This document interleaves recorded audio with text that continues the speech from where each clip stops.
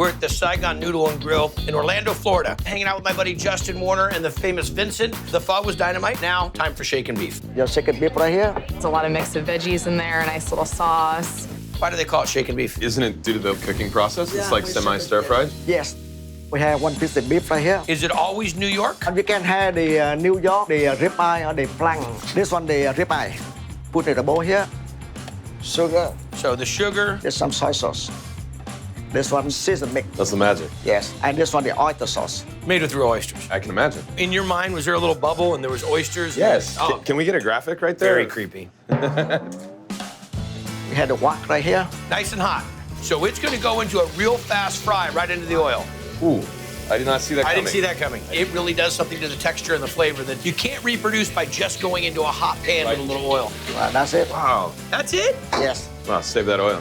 Oh, can you imagine the flavor that's in Right, that no oil? beef. Okay. Butter? Butter, yes. In Vietnam? Yes. A lot of Didn't French see- influence. I didn't see that coming. I didn't see it coming. Okay, put the beef back in here. Okay. Here we go. Here we go. Hey, hey, hey. Now we season. So garlic, little soy sauce, special seasoning. Yes, and oyster sauce. That's it. Let's go, baby. Green onion. Yellow onion. This one, couple minutes. It's hot and fast, baby. Here, the rice. Oh boy. Yep. Lettuce.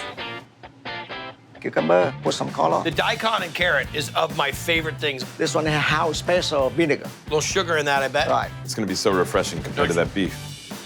It's like half a steak, too. Wow. Oof. Was that a Jackie Gleason? Oof. Yeah, I'm pumped to the moon. All right, here we go. You know, such a big flavor because the beef itself got that heavy soy, the oyster, the garlic, all that coming through. The refresh from the salad, just clearing up the palate. And when you jump back in, you get the bright, fresh green onion, you get a nice little bite out of the yellow onion. Then you get super tender steak from the soy. Everybody is like a perfectly cooked bite of steak. You call it shaken beef in Vietnamese also? We call the bò lúc lắc. Oh, that's what I Bò was going lúc to say. lắc. Yep. Bo, right, is beef. Beef, right. Ga is chicken, Yeah, correct? chicken. See? That's why I invited him. There you go. Delicious, chef. Lasagna table 42. We're fixing to make meat sauce. Okay, fixing to make it. We got some oil, fresh chopped garlic, Holy moly. coarse ground beef, ground pear tomatoes, Tomato paste? salt and pepper, basil. I usually cook it for 6 hours. This is our homemade Italian sausage. Okay. Homemade meatballs. Got it. Those are two of the ingredients that are ground into the lasagna mix. We've got the, Sausage and Italian meatballs. sausage, got it. Sopressata, prosciutto ham, what's the cheese? mozzarella. Then we've got ricotta, butter, parsley, salt and pepper, eggs, And let me guess. and mono. Now we make the lasagna. Now we make it.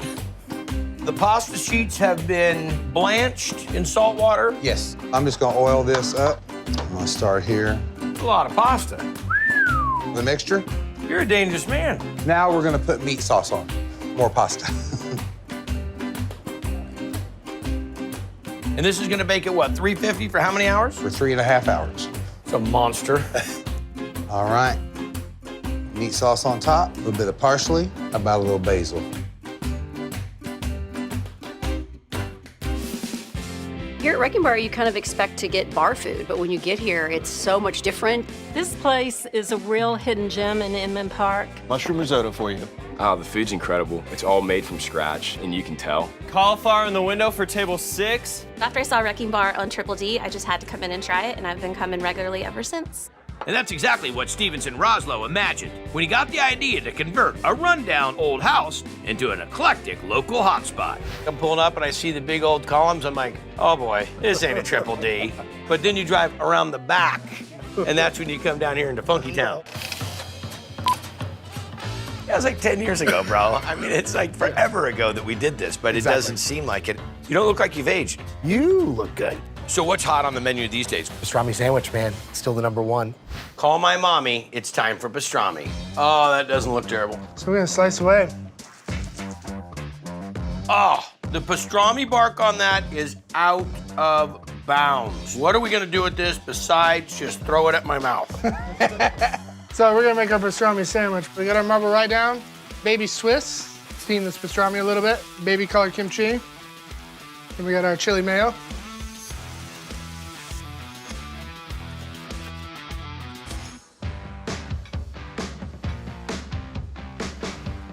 fantastic, man.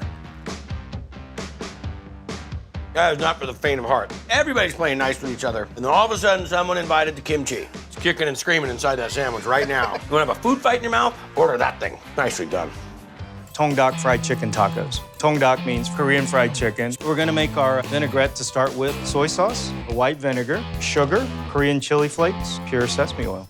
This is the salad that goes on the taco. And then we also add onions, cilantro. We're gonna make the marinade for the chicken tenders, buttermilk, salt, pepper mix. So let these marinate overnight, and then what are we gonna batter them in? All-purpose flour, rice flour, cornstarch, garlic powder, onion powder, salt, pepper mix. Here's our warm tortillas, Tongdak fried chicken, chipotle aioli, the soy sesame salad on top, jack cheese. When it comes to flavor, I mean, that's a jam band right there, dude.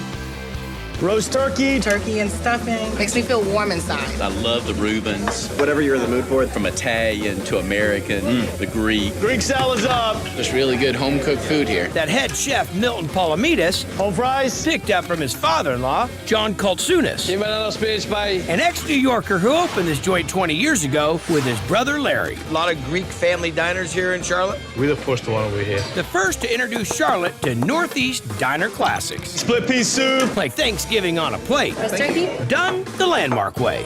What is the big stock pot for? Well, that's the funny thing here. We boil our turkeys. You boil the turkey? Boil the turkey. We don't roast it. Start off with some onions, celery, then carrots. It's sure gonna change your Thanksgiving, ain't it? Throw in a little bit of pepper, and now salt. Put in our water. He picked up that 5-gallon bucket of water like he was dumping over a cup of coffee, and now you're just gonna manhandle this over to the stove. This boils for about 2.5 hours. Get done, cool down a little bit. How do we make a gravy if there's no pan drippings? From the stock.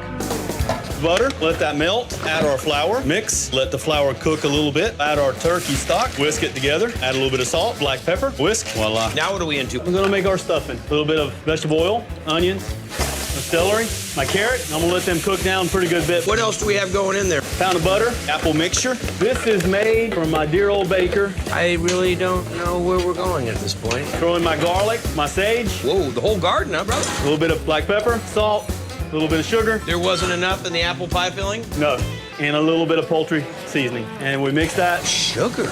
Let that cook down. Now we're gonna start with the breadcrumb mixture that I make with challah bread, which is made here. Throw this in my pot.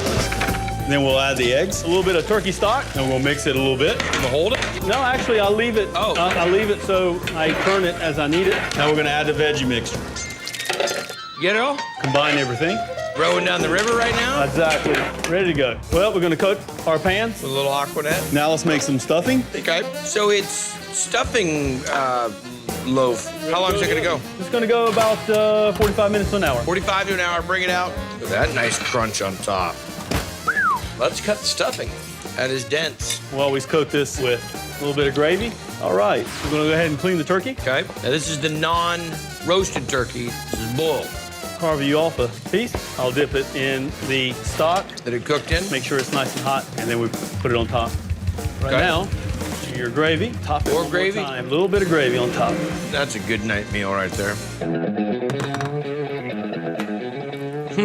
Well, that's big flavor, man. Tender turkey, big flavor in the gravy. How's the stuffing? I gotta tell you, man, it's good. I didn't think you were gonna pull it off with those apples. You know what I'm picking up is the cinnamon. That's Thanksgiving on a plate every day. All right, boys, here we go. Dripping grits up. A little bit of classic Southern with a new style twist. Got another dirty going to the window. It's things that you've probably had before, but you haven't had all those components together. And it's all put together by Josh Petty. He owns this down-home spot with his family, who helped out at the restaurant. Good morning. And with the inspiration. It's food that I learned from my grandmothers and my mom. You're born and raised here? Yes. Okay. So the whole premise was make North Carolina shine. Use the purveyors, the farmers.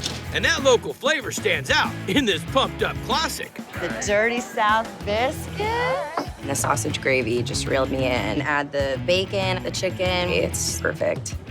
Tell me about biscuits in North Carolina. I mean, I think that's what you get judged by in life, isn't it? Is your biscuit. Like, can you make a good biscuit or not? We like to use really good buttermilk. Flour mixed with baking powder, some butter flakes. We try to put a little bit more shortening in ours and making them a little bit more tender. Because you're not necessarily the doctor. Right, I'm the chef. Powdered sugar and baking powder. Together again for the first time. Little iodized salt. Work that by hand until we get the dough to the proper consistency. Okay. Roll them out next. Don't overwork it, and if there's some cracks, that's okay.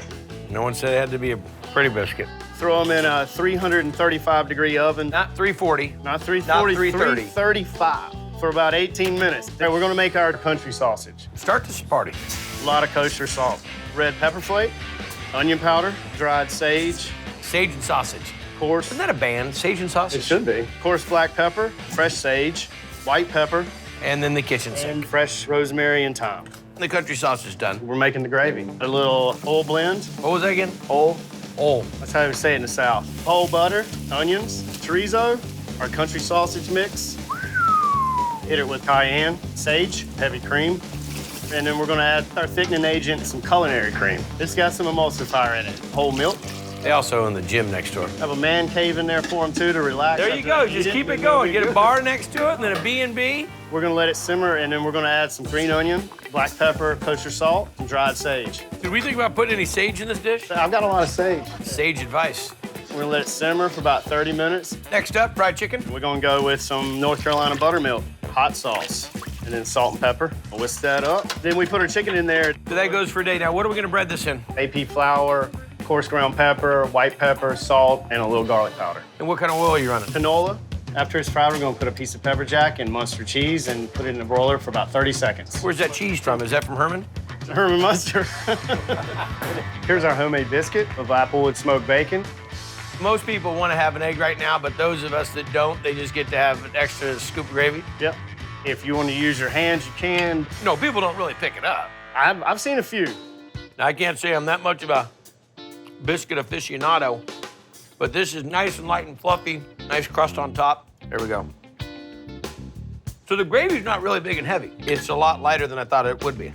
When you come to North Carolina and you think that you're gonna have a gravy, bacon, chicken, cheese, biscuit meal,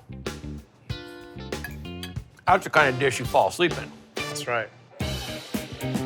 Dirty South, up to the window, let's get it. Just all the different things he puts in there, just so good. The Sloppy Joe. Coming out of Drunken Sloppy. What is this? This is the Drunken Sloppy. So it's No, I didn't say who am I. I said, what is this?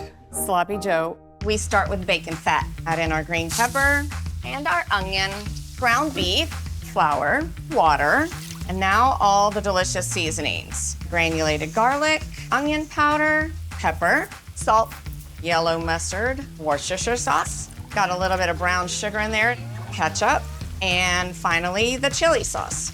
And we do per magic sauce, butter, onion, IPA, celery seed, pepper, nutmeg, granulated garlic, salt. Add our flour to make a roux. Add the milk, cream cheese, processed cheese, Parmesan cheese, mozzarella cheese, Swiss cheese, pimento cheese. It's really getting nice and thick. And finally, our beer cheese. Delicious. I love the Sloppy Joe sauce. I love the multiple textures from the ground beef to the bacon to the shredded beef. And the beer cheese is beer cheese.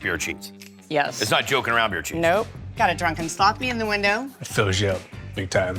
The fact that it was smothered in the beer cheese sauce, it was righteous. Let's send out this Cuban.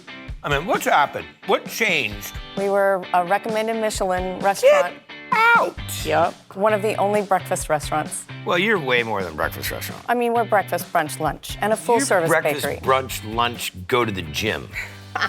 So it's fitting Chef Danny Mangiapito named the joint for the woman who first got him into cooking. My interest came from watching my grandmother cook. So while studying at culinary school helped him learn the science, his nona's at the heart of every dish. Like his take on her Italian classic. We've got the lasagna. Piled 8 layers high. Hit it, Danny. We've got the filling for the lasagna. So what we have here is some whole milk ricotta cheese. Okay. Add the cream to it, shallots, Okay. garlic, sage, dried oregano, dried basil, crushed red pepper, salt and pepper. Then we whip it. Whip it good. See? All right, so what we're gonna do first when we layer this all together, we're going to add some marinara sauce. Next, lasagna sheets. A nice fresh lasagna. Then we add some of the ricotta mixture. Add some spinach, put another layer down, and we put in the middle goes the butternut squash. Rustic, baby. Some more layers of lasagna going down. Then again, we put some more of the ricotta down. That's a lot of ricotta. A lot of ricotta. Then we put some more of the spinach. For the entire garden. Very nice. Yeah. Another layer. Okay. All right, we put that on, and then to finish it off, we top it with the marinara sauce. Awesome. I mean, I've made a lot of lasagna. I've never seen it look this rustic. We freewheel it here. Hit it with some Parmesan cheese here. We got some shredded mozzarella right here. Okay. This goes in the oven how long? 400 degrees for about an hour, hour and a half. Covered. Covered. So here's our cooked off lasagna. That's ready to portion. Oh, look at that. So we put it in the pan. Hit it with a little bit of marinara sauce. Okay. Hit it with some Reginito Parmigiano, some mozzarella, and then we put it in the oven for 10 minutes. All right, so this is the finished product. And what we do is we put down the Mornay sauce, has a little bit of Parmesan in it. Take a little bit of Swiss chard, it's been steamed. Then we take the lasagna. There we go. A little bit of marinara sauce like that. Wow. Hit it with some Parmesan cheese, a little bit of fresh basil. And then these are some fried julienne carrots, julienne zucchini, and julienne squash. Nothing wrong with that. And that's all she wrote. And that's all she wrote. That's lasagna nonna. And this is the kind of lasagna that your grandmother would make when you were a kid. This is sort of my version. I wanted to put a little spin on it. You know what I like is look at the amount of spinach this guy puts in this lasagna. Nice big thick noodles in there. You definitely don't hold back on the cheese. 3 different sauces in there. I mean, you put a lot of time and work into it. Yes, sir. And it tastes like it. Nice job, Chef. Thank you. You're gonna find some flavor combinations here that you won't find anywhere else in Savannah. You guys ready? It's bagels and pizza, and it's the perfect place. And this crowd-pleasing combo is brought to you by K Heritage, who's doubling up oven duty. Bagels in the morning. And then it's pizzas in the afternoon. That's right. I can't say that I've seen bagels cooked in the wood-fired oven before. The wood fire oven makes the dough a little bit more smoky. With the variety of flavors they have, you're never dissatisfied here. New Korean mama on sesame. The kimchi with the beef, the cheese, man, what a combination. What do we start with first? Bagels? Yeah. Water, honey, malt syrup, rye flour, Rye not. Salt. and yeast. High gluten lanceolate flour. You're gonna run that mixer for about 16 minutes. So we're gonna cut this. You ready to put it in the machine? Yeah. Put a little nose on this. So it'll start to feed. Here we go. It starts to form. Wow. Let it rest for about 7 minutes, and then we put it in the refrigerator overnight. What kind of bagel are we gonna make today? Sesame bagels. Got it. We want to make sure our boiler is rolling boil. Honey and malt syrup mixture. Yeah, the Iron Chef doesn't do enough that now she needs to be, oh, I'm gonna put it in. The honey and the malt is so important. Ready? Yeah, let's see. How long are you gonna boil it for? 30 to 45 seconds. When it's kind of cooked, it's So evidently, I don't really need to be involved in the show right now. I'll just kind of let Chef Stephanie take care of them. We'll check some emails and come here, get the oil change in my car. See you guys back in a bit. We'll scoop them out and put the sesame seeds on. We're gonna get a good crust on it in the oven for about 4 minutes, Okay. and then we're gonna flip it over. Got it. Let's make bulgogi meat. Let's do it. Garlic and some fresh ginger, sesame oil, soy sauce, cola, and a little bit of brown sugar. You just pulse it. On-do flank steak. That's it. We're gonna finish it off on the flat top. Got it. All right, let's make the kimchi. All right, let's do it. Water. So Napa cabbage, a bunch of salt. How long are we gonna let this set up? 5 to 6 hours. Drain it upside down. Or otherwise it'll get really soggy. Yes. Now we're into the kimchi base. Red bell pepper, salted shrimp, Fish sauce, garlic, ginger. and sugar. We're just gonna pulse it. It's a little coarse. Rice paste, The key to all of kimchi, gochugaru, cilantro. and the scallions. Get in between all Get the in layers. between. All right, so let this go for up to a week.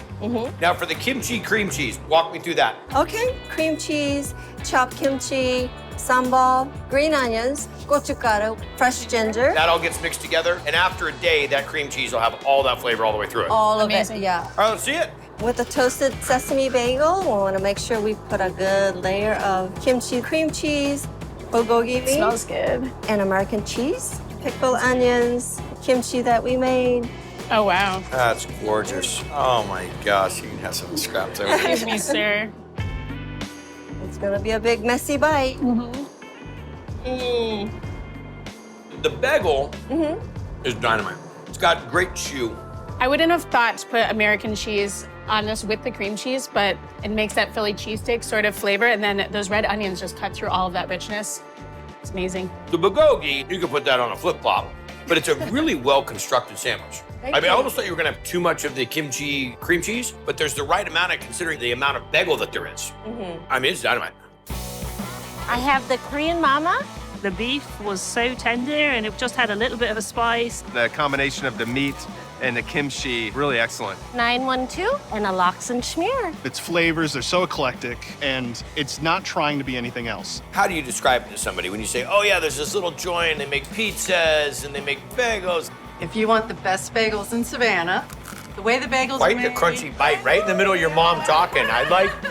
You can hear the crust on that pizza. Little omelet. The food at Buttermilk is wholesome, it's fresh. It's farm to table. It's a good feeling to know that the owner, the chef, is from Atlanta and gets all of her ingredients from local areas. And if you think the chef looks familiar, there's a reason for that. She won Chocolate, was it season 8, 9, 10, 11? You won all of them? Season 8.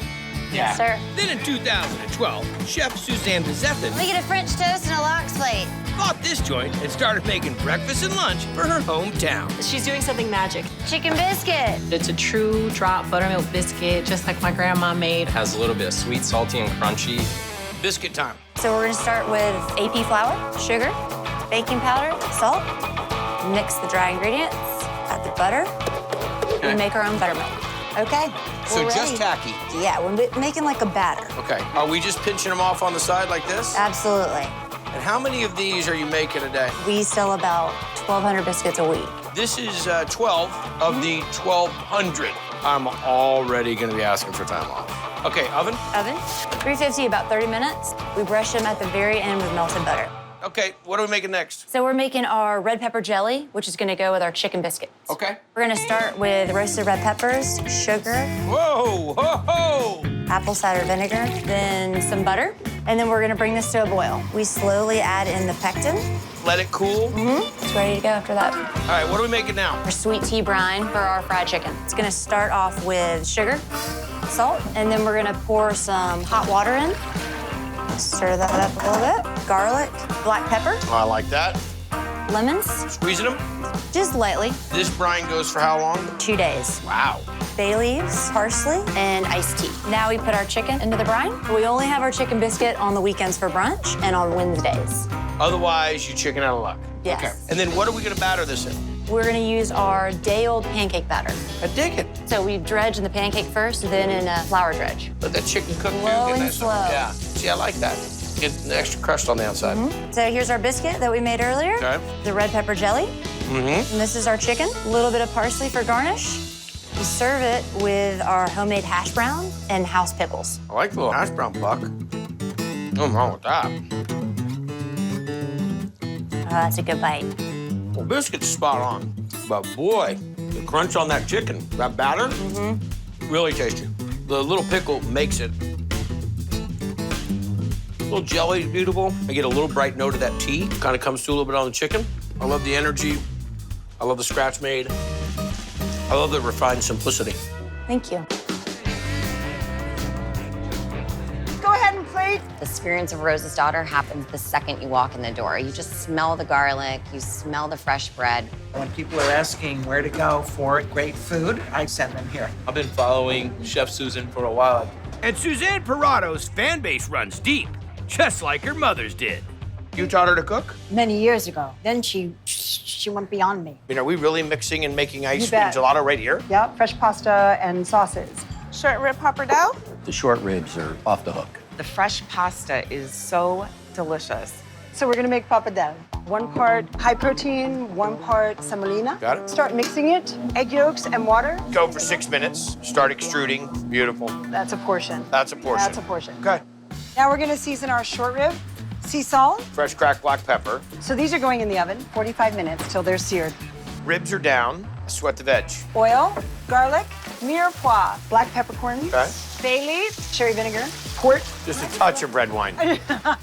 amber honey. Honey, is that a mom thing or a school thing? A little bit of mom, a little bit of school. House-made chicken stock, a little bit of tomato paste in there.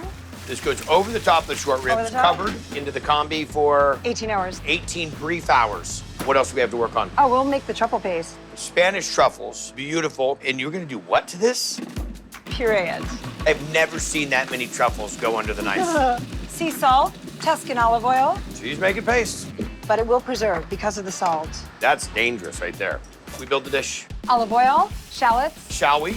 raw, short rib, chunky, fatty. You okay with that? Absolutely. Truffle paste, salt, pepper, Parmesan bechamel, What's in this Parmesan bechamel? shallots, brandy, and white pepper. Cream, thicken with a slurry. Add salt, Parmesan, Sounds great. fresh peas, fresh pasta. Cook it a little bit more in the sauce. Tighten the sauce up. A little bit of parsley. Here we go. Such a petite portion. Grana Padano and pea tendrils. Take a picture. That's one of the last meals you want to eat. Short ribs, delicious.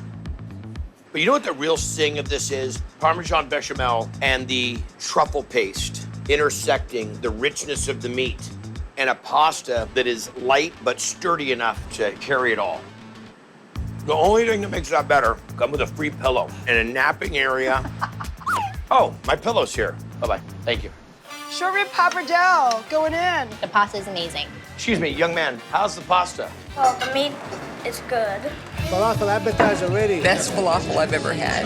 Chicken tikka masala, my favorite. We have a Wednesday night date night, and this is our Wednesday night thing. A lot of regulars. Chicken kebab spicy. I watched my grandmother cooking most of this stuff. Back in Syria, This is done. where Riyad Al Qassim, Lamb chop is ready. everyone calls him Chef Raqqa, grew up. I love to cook. And his recipes go back centuries. Like this top seller. Lamb korma is always excellent. It's a complex flavor. So, leg of lamb. I'm gonna clean it. Take all the fat off. Yeah, I'll leave a little bit. Gives it Moisture. the great flavor to the meat. This is gonna be cooked in spices only.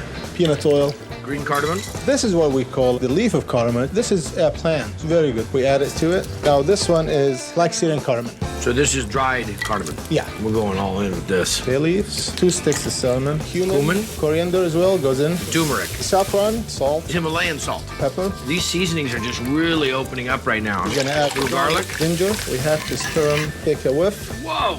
Now we're gonna add our lamb egg. Coating this whole thing. That's right. Throw a lid. This is gonna take about 30 minutes. Now we're gonna make a sauce that goes along with that. Again, toasting up all the spices. That's right. Peanut oil, fennel seed, Ajwan, Ajwan. Add 2. cinnamon sticks, coriander, cumin, Turmeric. Black Syrian cardamom. saffron, Wow, it's like a spice fest. ginger, pureed garlic, again our cardamom leaves. Himalayan salt. Green cardamom. Little bay leaf. That's it. We stir. When the spices are brown, This looks good. I'll be over here. we're gonna add our tomato puree to it. How long is this gonna cook? Approximately an hour. And you cannot take your eye off it. You burn it. You're done. We're gonna add sour cream, the homemade yogurt. Now we're gonna add the milk. We're gonna stir it very good. It's all mixed up. Cook on very low. 3.5 hours. Stir occasionally every 3-4 minutes. The sauce is done. The lamb is finished. Now, We're gonna make the lamb korma. Add 1 ladle of spice water. with the cumin and the lemon and the salt and the garlic. We're gonna take the korma sauce, bring it to a boil. Some of the lamb, 1 dry fig. Cover and Let it simmer just a little bit. it takes about 5 minutes. There, that's it. We'll come right here to plate. Dry cherry and Raisins. when you add the cilantro, you add it at the bottom. You submerge it with this, and as you eat, it comes up and hits the notes. I don't know to call him chef or maestro, Parsley. but that's how it goes. Are you kidding me? Fantastic. You are surrounded in flavor. Wow. You probably not have lamb this tender. This is like Mediterranean bolognese. I'm sorry, I gotta do it. One more bite.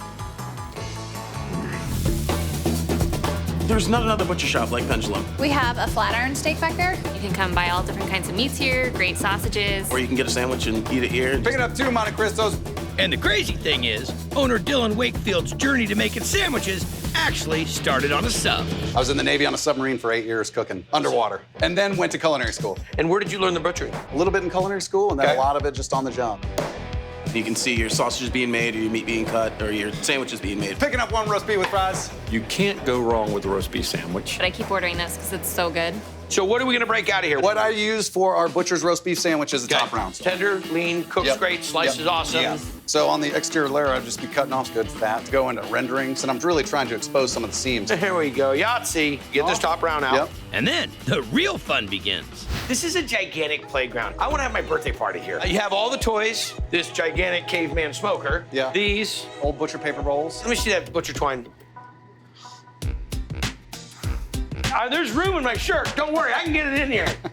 It's ridiculous. Oh. So part of using that whole animal, this is that fat we just ground up. Yep. We're gonna make this into oil. So anytime we're using the griddle, we wanna use a little bit of tallow. We throw some garlic and rosemary in there just for flavor, and then we render this down really slowly, and it's almost like a confit. That's awesome. Don't be shallow about the tallow. Yes. So here's the top round that you cut. The butcher's roast beef. Hence the butcher and the roast beef. So. Salt, pepper, garlic, red onions. Just a nice paste here. Now, do you tie it first, or do you? I do need to tie it. Somebody took my string. It's in my car. I was holding it over there so it didn't get dirty. Okay. Nobody told me we needed it. All right, so I'm gonna do a pretty quick tie. Thank Spot you. it right there. It keeps everything a little bit more contained and doesn't dry out. Doctor? All right, where's that bag? So now we get this rub of the garlic and the shallots, salt and the pepper. And then we sell by the pound or on a sandwich. You're not for real. In the oven, what temp? We keep that at 350. Let it rest. Get nice and cold so they actually slice really well. Look at that. So thin, it only has one side. This is for science. Yes. Nice. I really believe, especially on these tougher pieces of meat, the thinner you can slice it, the better. Like pit beef that you get up in Baltimore. Yeah. Shout out to Chaps. If you ever get a chance to go to Chaps Pit Beef, trust me, you'll love it. But this right here, bro, you're right in there. And this gets what? Caramelized onions, Swiss cheese on there, and that's gonna go in the oven. Tallow, focaccia, grilled off. Every day, you're making a batch of bread. Every day. Man, you could totally smell the rosemary and garlic. We're gonna smear it with spicy mayo. We're gonna take that roast beef that just came out of the oven.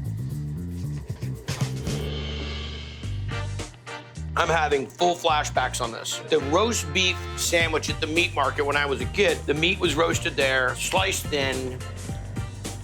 When you can really appreciate the craftsmanship, the time, the energy, the effort that were all utilized to make that sandwich, it's worth everything that you're getting. Don't touch this. All mine. Blake's recipe. It's just really juicy and it has the right amount of crisp on the top of it. The onions add the perfect note of tanginess. This place is great for a sandwich, and then you realize, wait a minute, I'm also in a market. There are so many things going on here. They even have classes on how to butcher. Superman, you do knife sharpening here also? Yes. I am done with you. Chicken souvlaki bowl on the line? I've been to a lot of Greek restaurants. This is not typical Greek food. Yes. It's like Greek comfort food. Which comes from Nicole Zarbalas, who after a successful run in real estate and rescuing restaurants, decided to open a place where work, home, and her Greek heritage all blend together.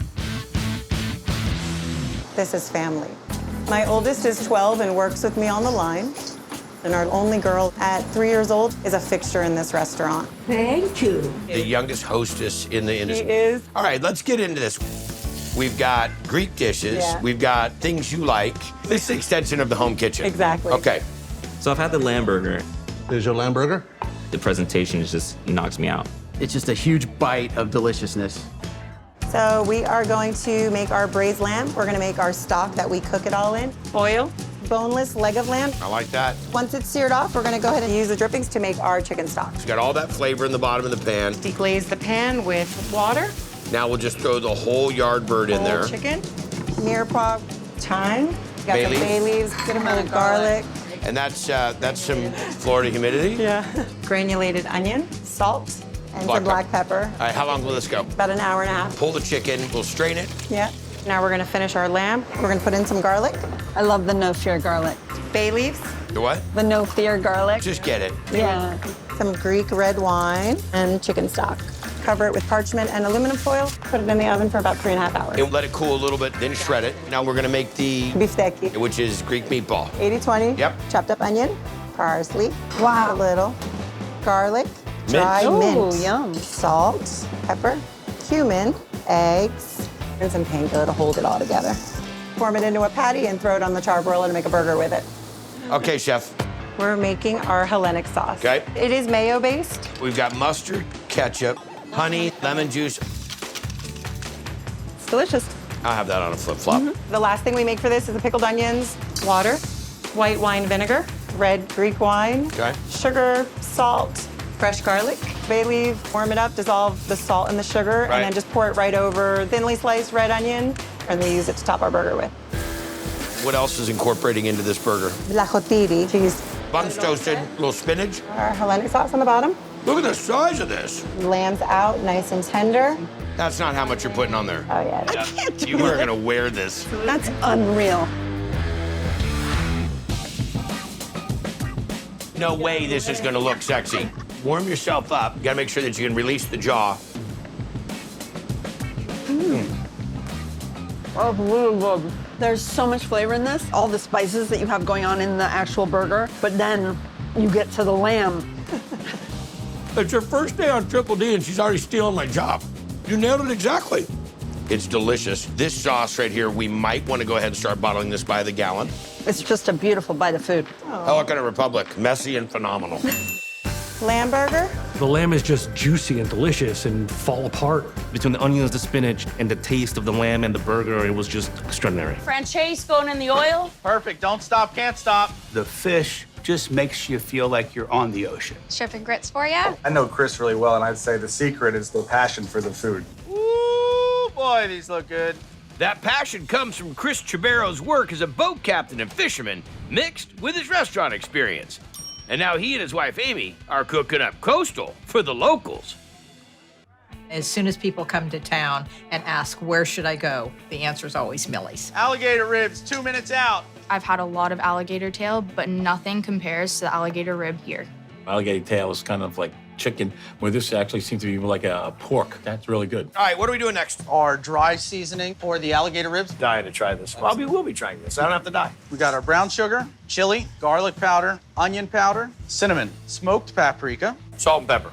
gator rib rack. More meat on it than I anticipated. Then you thought, right? Cut them straight down. So easy. Right. We're gonna let this dry rub sit for a while. For about an hour. Then they go on the smoker, 40 minutes. Meantime, we'll make some barbecue sauce. We start with some onions, spiced rum, garlic, ketchup, Brown sugar, apple cider vinegar. molasses. Oh, my favorite. It's not just for breakfast anymore. Paprika, Cayenne, salt, chili powder, and coriander. All right, how long does it take for this to cook down? 25 minutes or so. Got it. Ribs are off the smoker. That barbecue sauce that we just made, that is so darn delicious. Just gonna give them a little He's toss. his best hype man, I swear. Always. How long they can go on the grill? Just for about 5 to 10 minutes. All right, chef. Ribs are coming off the grill. It's interesting. I never thought of eating through the bone on a sandwich, but You gotta have the bread up there to soak up all the barbecue sauce, right? there you go. Freshly sliced jalapenos, a little green onion. I've had a lot of gator. Never had the ribs.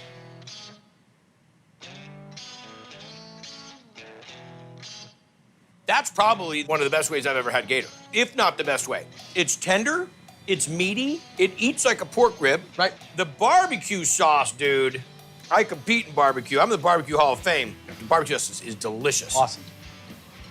Anybody ever says they don't like gator, send them to Millie's and have them come try that. Smoked alligator ribs. This is Rashad Jones, his wife Patrice. He was on a great show we did called Guy's Big Project. He won. I want you to tell me what you think of this. Pulls cleanly off the bone, has a nice clean finish. It doesn't taste gamey, it doesn't taste wild. The barbecue sauce, that's the key to the ribs. I'm wearing it. I loved it so much, so I'm taking it home with me. What do you think? It's pretty good. Pretty good? Okay. Really good. Really good. Amazing. Amazing! Incredible. Incredible! Home run, knocked it out of the park. Hey, man, let's try the Reuben. The quality of food that comes out of this one food truck is amazing. You would think you're at a New York deli. Pastrami on rye. He's taken some classics, turned them into some unique menu items. You got Reuben egg rolls. Ever since Triple D, it's just been getting more popular. That was bound to happen once rumors started flying about George Marquardt's passion for making meat the old school way. How'd you learn to make pastrami? I went back and looked up old recipes, old ways and techniques of doing it. Everything I'm doing here is the way they did it 100 years ago. He uses fresh ingredients every day. I have never been disappointed. Everybody quiet down. We did Triple D in a black truck in this parking lot. We hung out and we talked pastrami. Right. We're going to make a brine for an approachable sized piece of pastrami. Approachable. Yeah. Start with pink salt, allspice, coriander, whole cloves, whole black peppercorn, nutmeg, mustard seed, bay leaves, red pepper flake, ginger, cinnamon, a little bit of sugar, kosher salt, garlic cloves, Are we gonna let this simmer? We let it simmer and melt. Okay. We're gonna ice it. Ice it so we don't poach our meat. Exactly. Got it. How long will the flat sit in here? A week. Really? Let's see what we got. All right, beautiful brisket. Then it gets a dry rub of black pepper and coriander. Got it. What are we smoking it with? Hickory. What temp are we gonna run at? About 2 1/4. About 5-6 hours. Yeah. I'm such a pastrami junkie. My mouth just, you can hear the sirens going off. What are we serving it on? Rye bread with spicy mustard. That's a normal portion? Yeah. Give it a try. It's tender. You're not confusing it with a lot of other stuff. Every bite you get is just creamy, delicious. I mean, like, that level pastrami. Excellent job. Thank you. Excellent job. Pastrami sandwich? I was warned to expect a 300 to 500% increase after it aired. It was 950. That's awesome. His pastrami is the best in town. He can prepare it anyway, and it's fabulous. Take the ingredients of a Reuben to turn it into a taco or egg roll. Who would have thought that pastrami and sauerkraut is fabulous in an egg roll, but the way George does it, it's wonderful. What did you bring me? Reuben rolls. We take some egg roll wrappers, spicy mustard, Russian dressing. We'll put a piece of Swiss cheese in here, and then sauerkraut, pastrami. Dice it in little bits. Egg roll wrappers have to be sealed. I'll use the sauerkraut juice because it's got more flavor than water. So roll them up tight, and then we go to the fryer. About 7 minutes. Everything that's in a Reuben in a fried egg roll with real Russian dressing for dipping sauce. It's real Russian dressing? We start with the premium mayonnaise, and then we add the caviar. Seriously? That's what little red dots are. Add Worcestershire sauce, ketchup, generous portion of horseradish, onion powder, and then it's mixed. Egg roll's delicious. It's got great tang, great crunch. But the fact that you put the caviar in it to make it real Russian dressing. It's gotta be real. 2 Reuben rolls. Super crunchy, and having the pastrami inside, it's like a sandwich, but in an egg roll. Just makes it taste even better. Just a wonderful blend of flavors. All right, give me an update on how things are. Now, I heard the truck is parked full-time somewhere? Yeah, after being on the show, I started getting comments like, we can't find you. Where are you? I need to be in one place. Right. I put it in one spot, which is in downtown Orlando. I get people come off the plane, they come straight to me. They flock. Reuben egg rolls. There's a lot of food trucks you could choose from. This one is one of the best. There's always a line here. You're the Prince of Pastrami. No one's called me that before. I'd be the mayor of Flavortown having a summit meeting with the Prince of Pastrami. Do most people understand real pastrami? The people who come because they've seen the show. I get a lot of people like, I've had real pastrami in New York City. I've been to Katz's Deli. Like, here, have a taste. I said, oh, where have you been? I said, I've been right here. Lox in the bagel with cream cheese, onions, and capers. Everything that he does is pretty much from scratch. So that always makes a huge difference. Just like being on the street side of New York City. I do tell people I try to be the New York deli here in the Southeast U.S. Brisket sandwich with donkey sauce. The best brisket I've ever had. What is this monster? This is the braised beef brisket with donkey sauce on house-made rye. Years ago, you made the mistake of saying aloud how to make donkey sauce. I think, no, you know what? I took notes. I celebrate that you appreciate donkey sauce because it is the condiment of the people of Flavortown. I'm kick it up a little bit. Talk to me about it. We start with garlic. Confit, add salt, pepper, Worcestershire, a generous amount of onion powder. We're going to add mayonnaise, spicy brown mustard. So what do you think? The donkey sauce is donkey sauce plus, donkey sauce XL. This braised, are we braising it? It's braised in its own fat. Okay. Generously salt and pepper it. Cook at 400 degrees for 3.5 hours. It's perfectly seasoned and just letting the meat speak for itself. Absolutely. The rye is real rye. And you make this rye? I make my own bread. Okay. Bread in the truck. In the truck. We're gonna start with water, sour cream, yeast, salt, unbleached flour, caraway seeds, sugar, wheat gluten, rye flour, and we need. Then we'll let it rise and we'll bake it in the oven for about 400 degrees for 1 hour. You have definitely been anointed in the donkey sauce crew. I love it. Brisket sandwich with donkey sauce. The meat is tender.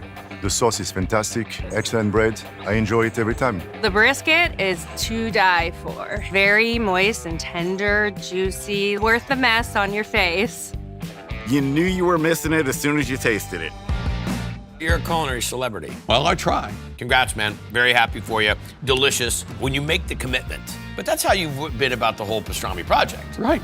I'd call the project a success. Fried shrimp. Always good, always fresh, right off the boat. As soon as you walk in, there's this whole display of fresh fish. Whatever's fresh, we got it. And it's all good. Because owner Dean Singleton Y'all did good today? is making sure. I appreciate it, Randy. Okay, so what do we got here? Fresh flounder. Okay, here.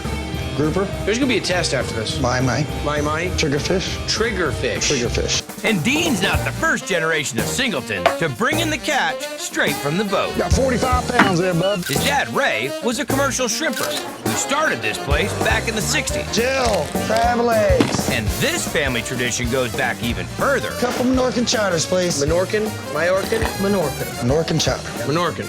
There's a little island off Spain called Menorca. That's where my heritage is from. Red chowder. Well, you can't get it everywhere. It's got a unique taste. It's loaded with clams. And where are these from? From Cedar Key, right around Tallahassee. Right around my... Okay. They're frozen. Frozen.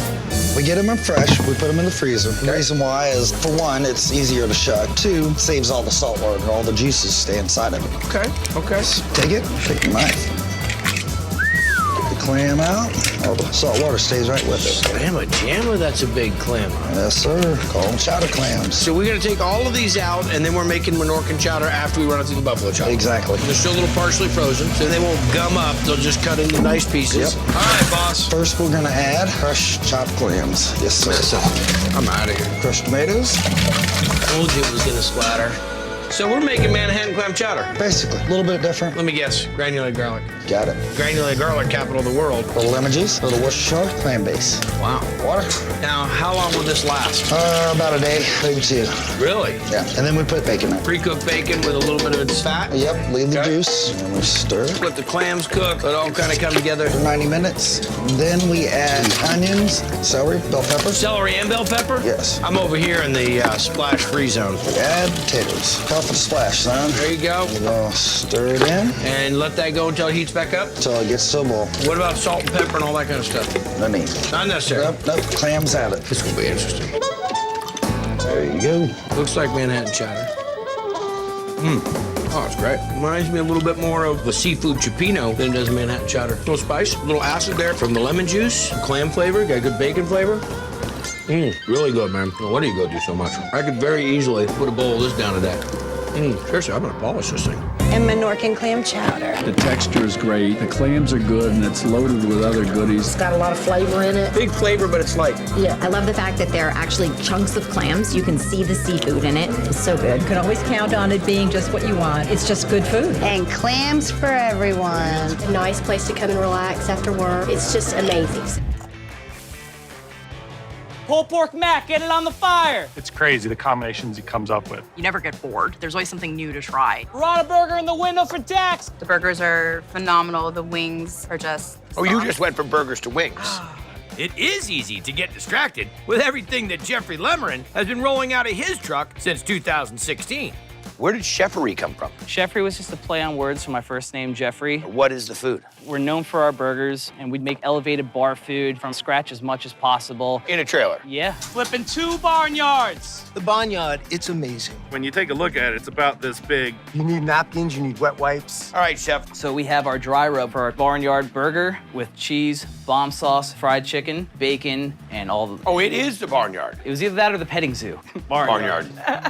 Mustard powder, onion powder, garlic powder, cumin, coriander, allspice, smoked paprika, chili powder, black pepper, instant coffee. Okay, I'll take that in a rub. Why does it look like cocoa powder? Because it is. We're shaking, baby. What's the next step? We have marinade for the chicken. Dry rub, salt, pickle juice, which we make in-house, hot sauce, buttermilk. And boneless, skinless chicken breast? Correct. How long is this gonna marinate for? Overnight. Next step. We're gonna make our barbecue sauce. We have our apple cider vinegar, Worcestershire, molasses, Dijon, brown sugar, salt, liquid smoke, dry rub, ketchup, chipotles, in adobo, and some garlic. Let's kick it. Hit it. Let's kick it. Delicious. Is this a base sauce for anything else? Yes, we're gonna make the bomb sauce with our barbecue sauce. Garlic. That's definitely bombish. Bacon grease, honey, Dijon, Thai chili, and here's our barbecue. And there it is, the bomb sauce. That's good. All right, so now we're gonna make our burgers. 2 pounds of ground Angus, 80-20, 1 egg. Win in Boca. Pepper, a little bit of salt. Let's get it on the grill. Next. Chicken that we have in our marinade we made. Dredge that with cornstarch and flour, half and half. Down on the fryer. For about 5 minutes. Anything else going on this monster? Cheddar cheese, fried chicken, the bomb sauce, more cheddar cheese, bacon. Whoa! And then we top it off with more bomb sauce. Voila. Holy barnyard. I haven't broke the hunch out in a while. Chef, it's flavor on flavor, and then there's some flavor. But Barnyard is a little PG because in the Flavor Town theaters, that is R-rated for ridiculous. Welcome to Taco Bus. What can I get you? The bus is fun. You feel like you're in this little corner of Mexico. 2 chicharron taco. Very authentic Mexican food. Tacos are awesome. 2 tacos coming up. Chicken burrito. I have a little bit of an addiction for it. Steak tostada. This is my favorite food. That's one of the biggest taco trucks I've ever seen. How big is that school bus? That's about 35 feet. But when Renee Valenzuela opened this joint in '91, First we got cargo vans and little trailers. We needed a bigger kitchen. Order up. So they got a bus. Carne asada burrito coming up. And since '99, Renee's using it to crank out the classics he grew up cooking in Mexico. Fish tacos. We want to do food that's very authentic, very deep in Mexico. From fried pork rinds with salsa verde. It's spicy. It's really good. To the Mayan standard, conchinita pibil. The meat is just tender and just goes down like water. And this regional specialty with pulled pork and ancho pepper sauce. Chilorio torta. Never seen it. I've been eating Mexican food all my life. To make chilorio, first we're gonna make carnitas. We got a Boston butt right here. We're gonna take the fat out. Okay, so we'll cut it into small pieces. Right, put a little bit of salt. And now we're gonna put it into the hot pork lard. Builds a little crust. Right. Put some Mexican bay leaves. Allspice. Interesting, I like that. And orange. There you go. Everybody in the pool. Simmering, says frying slowly. How many hours? About a couple hours. All right, so it's all cooled down now. We'll shred it. That's right. I like that spice with the allspice in there. We'll shred it, make the sauce, and then make the torta. That's right. Got it. Anchos. Love anchos. Oh, yeah. Oh. And pasillas. Pasillas. We got a hot griddle. We're gonna put them in there. It's gonna help awaken the flavors. And then we're gonna steep them in hot water? Right. Okay, so we keep the lid on it so it keeps the peppers submerged. Nice. So what are you doing with the seeds? We're just opening them up here? Right. You can't make the sauce with the seeds and then strain the seeds out. They become too bitter. That's right. We take all these, now we're gonna grind these up. Yes, for the chilorio sauce. I know this routine. Put the red peppers in the blender. I'm gonna put a little bit of the water. Okay. Mexican oregano, as you know, is different. One of my favorite. Comino. Vinegar. And then garlic cloves and salt. After we put it through the blender, we're gonna strain it. Then we're gonna put the sauce. We're gonna fry it. A little bit of the lard that we cooked the pork in. That's right. This is gnarly. That's what you gotta do right there. You gotta cook off a little bit of that bitterness. I'll put the carnitas already shredded. And we're just gonna sit there and cook this up, let it coat, Right. and then we're gonna make the torta. That's right. We can't make this sandwich fast enough. So this is homemade bread. Yeah. Refried beans at the bottom. So now we put the chilorio on top. Refried beans almost work like the mayonnaise. That's right. Okay, a little queso. A little queso on top. The jalapenos. Then tomatoes, white onions, marinated onions. Cabbage. Don't stingy with the cabbage. Okay. And cilantro. Here you go. Look at that. That's out of bounds, dude. All right. The freshness of the bread right off the bat. Then you get this hot, a little bit spicy, the meat. Then you get the crunch of the onion and the little snap from the jalapeno. This got to be one of the best tortas I've ever had. All right. I mean, one of the best, dude. We have an oyster bisque. Anyone that likes innovative menus knows about this place. It's typical Southern food, but then it's combined with really exotic flavors. Lamb for table 30. What Jim does back there, it is magic. And Chef Jim Smith has been casting his spells on the scratch-made menu since he opened the place in 2020. How do you describe the restaurant? Homemade food, but not too stuffy about it. I dig it. Raw oysters ready to go. Yeah, it is an oyster bar, but there are quite a few things more. You have the rabbit. Creole braised rabbit. Everything that he puts in it is just so delicious. All right, what are we cooking today? Creole braised rabbit. What are we starting off with? We're gonna make the blackening seasoning. We start with paprika, smoked paprika, cayenne pepper, white pepper, garlic powder, toasted fennel seed. We'll start off by salting these guys. And I like to go pretty heavily on the blackening seasoning. Rondo's hot, rabbit's ready to roll. Once it's seared, we then remove the rabbit. We braising this? Yes. We'll start off getting the Kaneka sausage in the pan. Kaneka sausage, which is one of my favorites. We got the onions, we got the green bell pepper and the celery. Blackening in here. Garlic goes in. Deglaze this pan with a little bit of beer. Add bay leaf and thyme in here. Hit it with a little Tabasco as well. We're gonna make a quick blonde roux first, and then we'll add the dark roux at the very end. Got it. And a little bit of AP flour, roasted tomatoes. The homemade chicken stock, the brown roux, nice peanutty flavor. Yes. Add the rabbit back in. How long is this gonna go? 35 minutes to an hour. Got it. Now we're gonna make the grits that goes with the braised rabbit. All right, let's get into this. Cold milk, grits, salt, Grits need salt. and a little bit of white pepper. How much butter are we gonna mount it with? Just a little bit here. That's a little bit? That's a lot of bit. All right, chef, let's get into this. The grits. It's like southern polenta. Yeah. We want to have front leg, hind leg. I think I'm gonna go hind leg. Sausage on there. You can bury me in that. Parsley. And go heavy on the spring onion. Pickled cabbage. Walk me through the pickled cabbage. Apple cider vinegar, sherry vinegar, water, sugar in the raw, star anise, fresh dill, bay leaves, black peppercorn, fennel seed. Bring all of that to a boil and pour it over a mixture of cabbage, spring onion, and jalapeno. The grits are spot on, creamy, delicious. They got great texture to them. The rabbit is braised enough that it's still juicy, not braised so much that it's leathery and shreddy. The balance of the braising liquid is perfect. But you know what really makes the whole dish sing is this pickled cabbage chow chow. Next level. Thank you. All right, I got 2 rabbit going to plate. The rabbit is so good, so tender. The grits, I love the texture mixing in with all the other things. The pickled cabbage is excellent. Definitely balances out the dish. It's delicious. Everything is so good. Just a great variety. He's very talented. He's executive chef for the past 2 governors. You were the chef of the state? The executive chef for the state of Alabama for 2 different governors. It's a cool job as representative of all things Alabama food. Overachiever. He finds the things that are near the restaurant, local farm to table or ocean to table. All right, flounder's coming up. You have the whole fried flounder, herbs and peanuts, and curry sauce.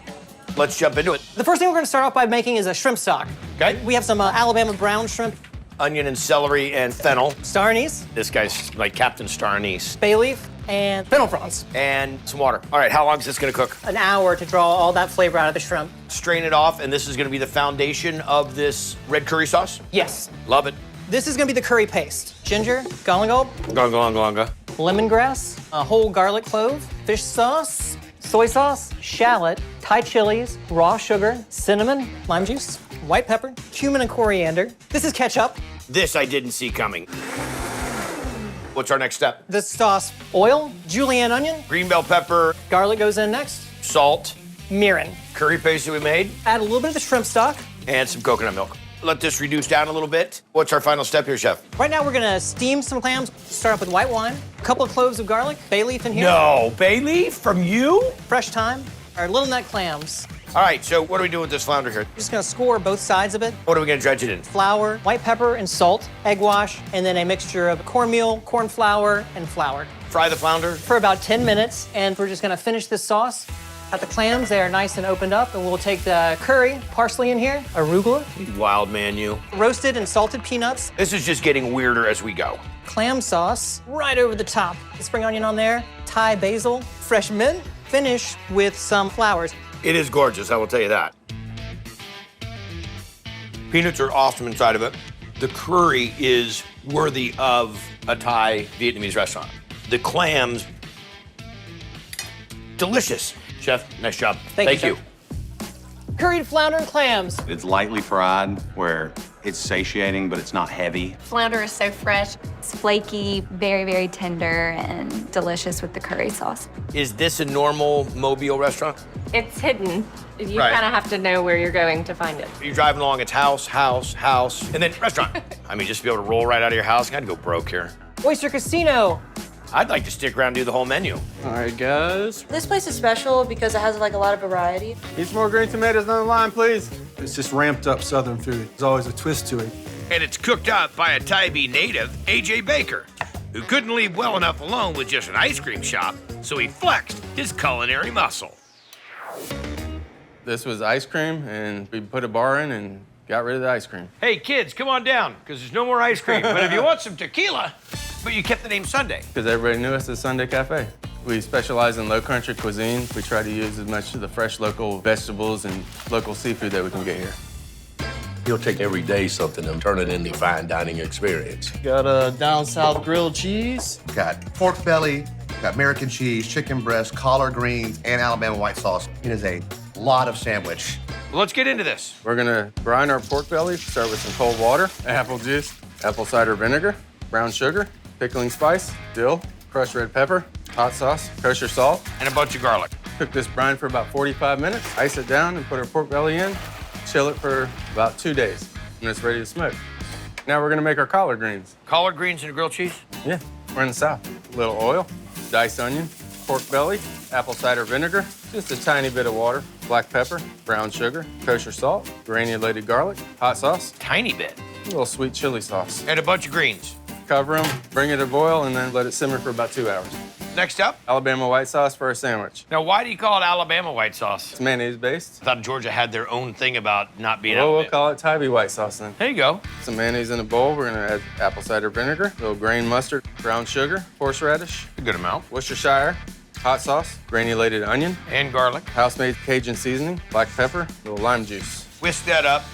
We're gonna just season our flour to dredge the chicken. Seasoning salt, a little black pepper, kosher salt, cayenne pepper, garlic powder. There we go. We're gonna take a double lobe chicken breast. We're gonna buttermilk it. And then back in the buttermilk flour. again? All this is just for one thing. This must be one great sandwich. Yes, it is. Yes, it is. We're gonna start by toasting our bread and add a little cheese, searing off our smoked pork belly. Just a tiny bit of pork belly, fried chicken, a little bit of these collard You're not greens. serious. Serious. The Alabama white sauce. We're gonna top it off. That's it. This is so not even close to being a grilled cheese. There's just a whisper of cheese. I know I'm gonna end up wearing some of this sandwich. The fried chicken is spot on. The pork belly is so tender and delicious.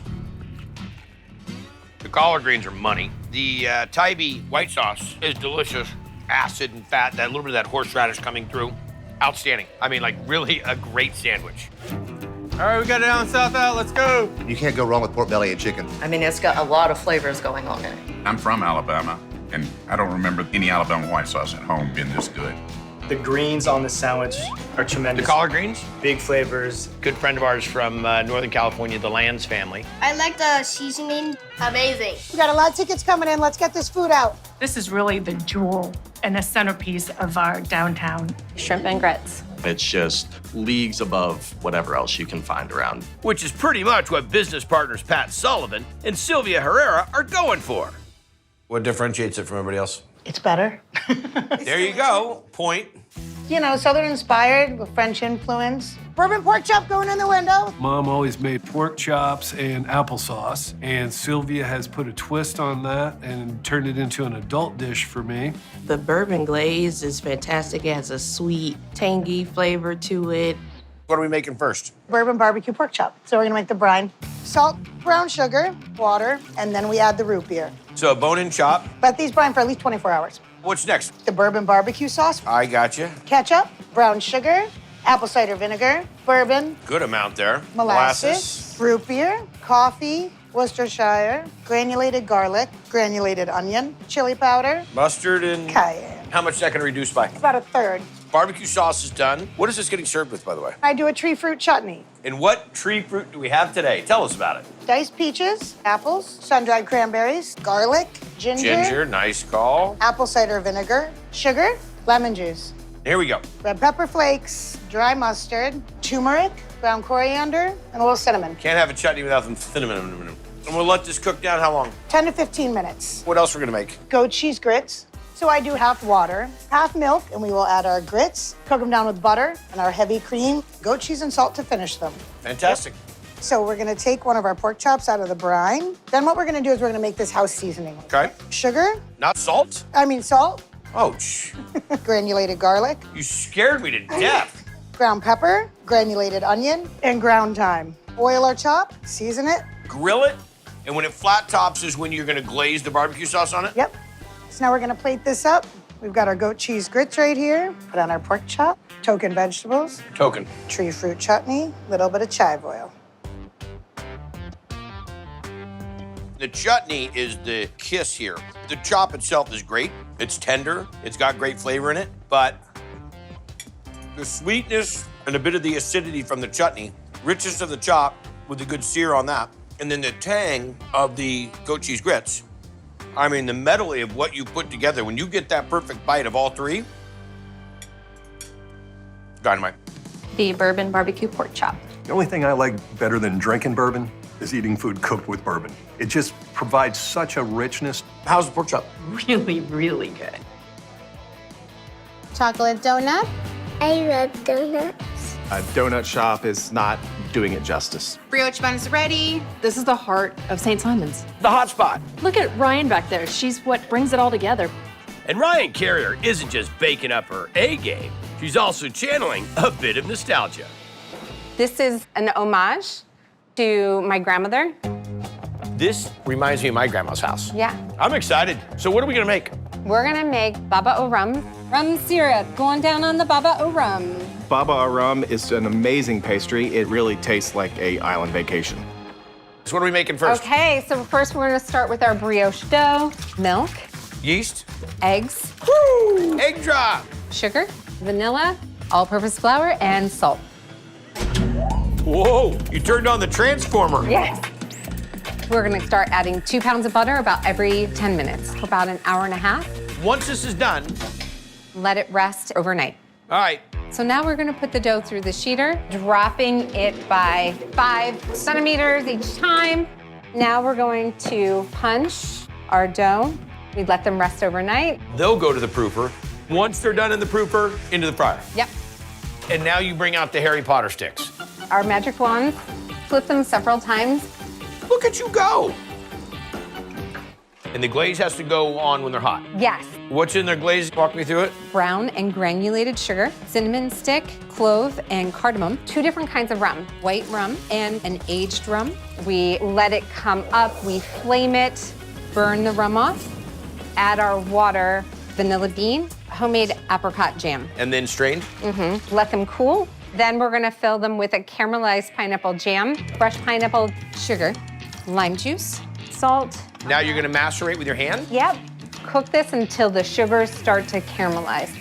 Blend it. You emulsify the butter into it? Yes. Okay. Exactly. We're making our dulce pastry cream. Cornstarch, sugar, grind down all of those dry ingredients.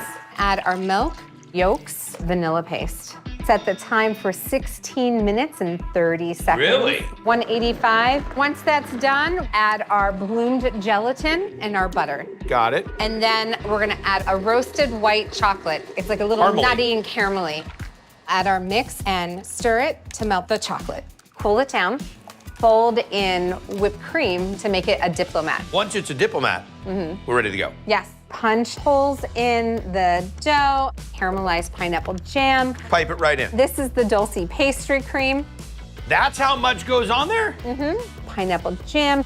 You kill me. So you can cut it in half, that's not bad? I can look at it? Oh, yeah. I hope you're having a great time watching me eat a donut. Ah, it's really good. The caramelization of the rum, spot on. The dulce is great, and I love this little carameled sugar chocolate that goes through it. But it's the pineapple that kind of ties everything together, gives you a little acidity. Thank you. Delicious. We have the Baba O Rum. It was decadent. Can you eat the whole thing? Not size-wise, but sugar-wise. Yeah, it's not too sweet. The pineapple jam you don't expect with the cream, and it's just delicious. There's a lot of flavor in it. I agree. And it doesn't matter if I didn't agree. You're too big to say I don't agree. You better agree. Maple bacon. Have you ever been to a place like this? No. It's so beautiful and cute, and then the food is so delicious. It's a social place. Like I'm here a lot. Are you the mayor of this town? No, not even close. Not even close. More pecan sticky buns. The sticky bun is fantastic. Like crossing a sticky bun with grandma's pecan pie. Can't come down to the South and not have a pecan sticky bun.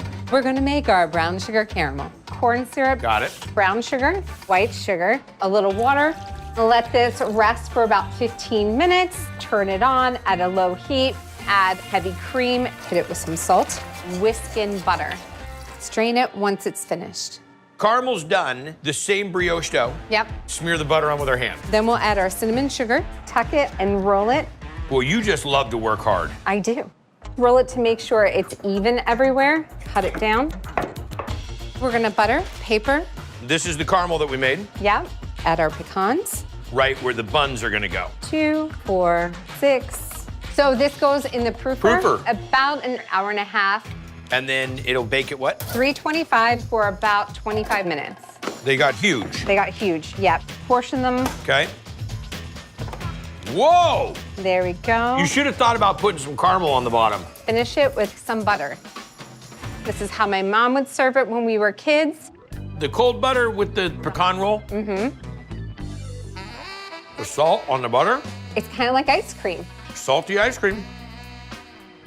I am gonna be so loaded up on sugar, I'm gonna push the car down the street here. That was great. Pecan sticky bun. It's sticky and not too sweet. I just really like it. Quiche for Sarah, ready? From the decor to the food, it's just great from start to finish. When people come here to be transported to your grandma's kitchen, they don't have the beginning of the understanding of the depth of the culinary journey that they're about to take. Yellowtail, up. Talk about Latin fusion, this is where it's at. Your Matla burger. Thank you. It's a great restaurant. One that Cuban-born chef Michelle Sanchez opened in 2012 after some truly dedicated service. I was in the Air Force for 4 years. Thank you for serving our country. Thank you very much.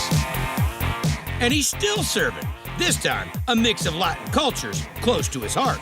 Sticky nacho carne asada. My wife is Mexican, and so a lot of our dishes are that Cuban heart with the little sidekick of Mexican flair. The chimi burrito, that is my favorite. It's kind of a mix between a Cuban and a Mexican burrito. We're gonna do our vaca frita for our chim. Vaca frita! Vaca frita. We're gonna start off with our chopped onions. So we got the green peppers, whole garlics, and then our bay leaf. This is USDA choice flank steak. Just gonna cook it down.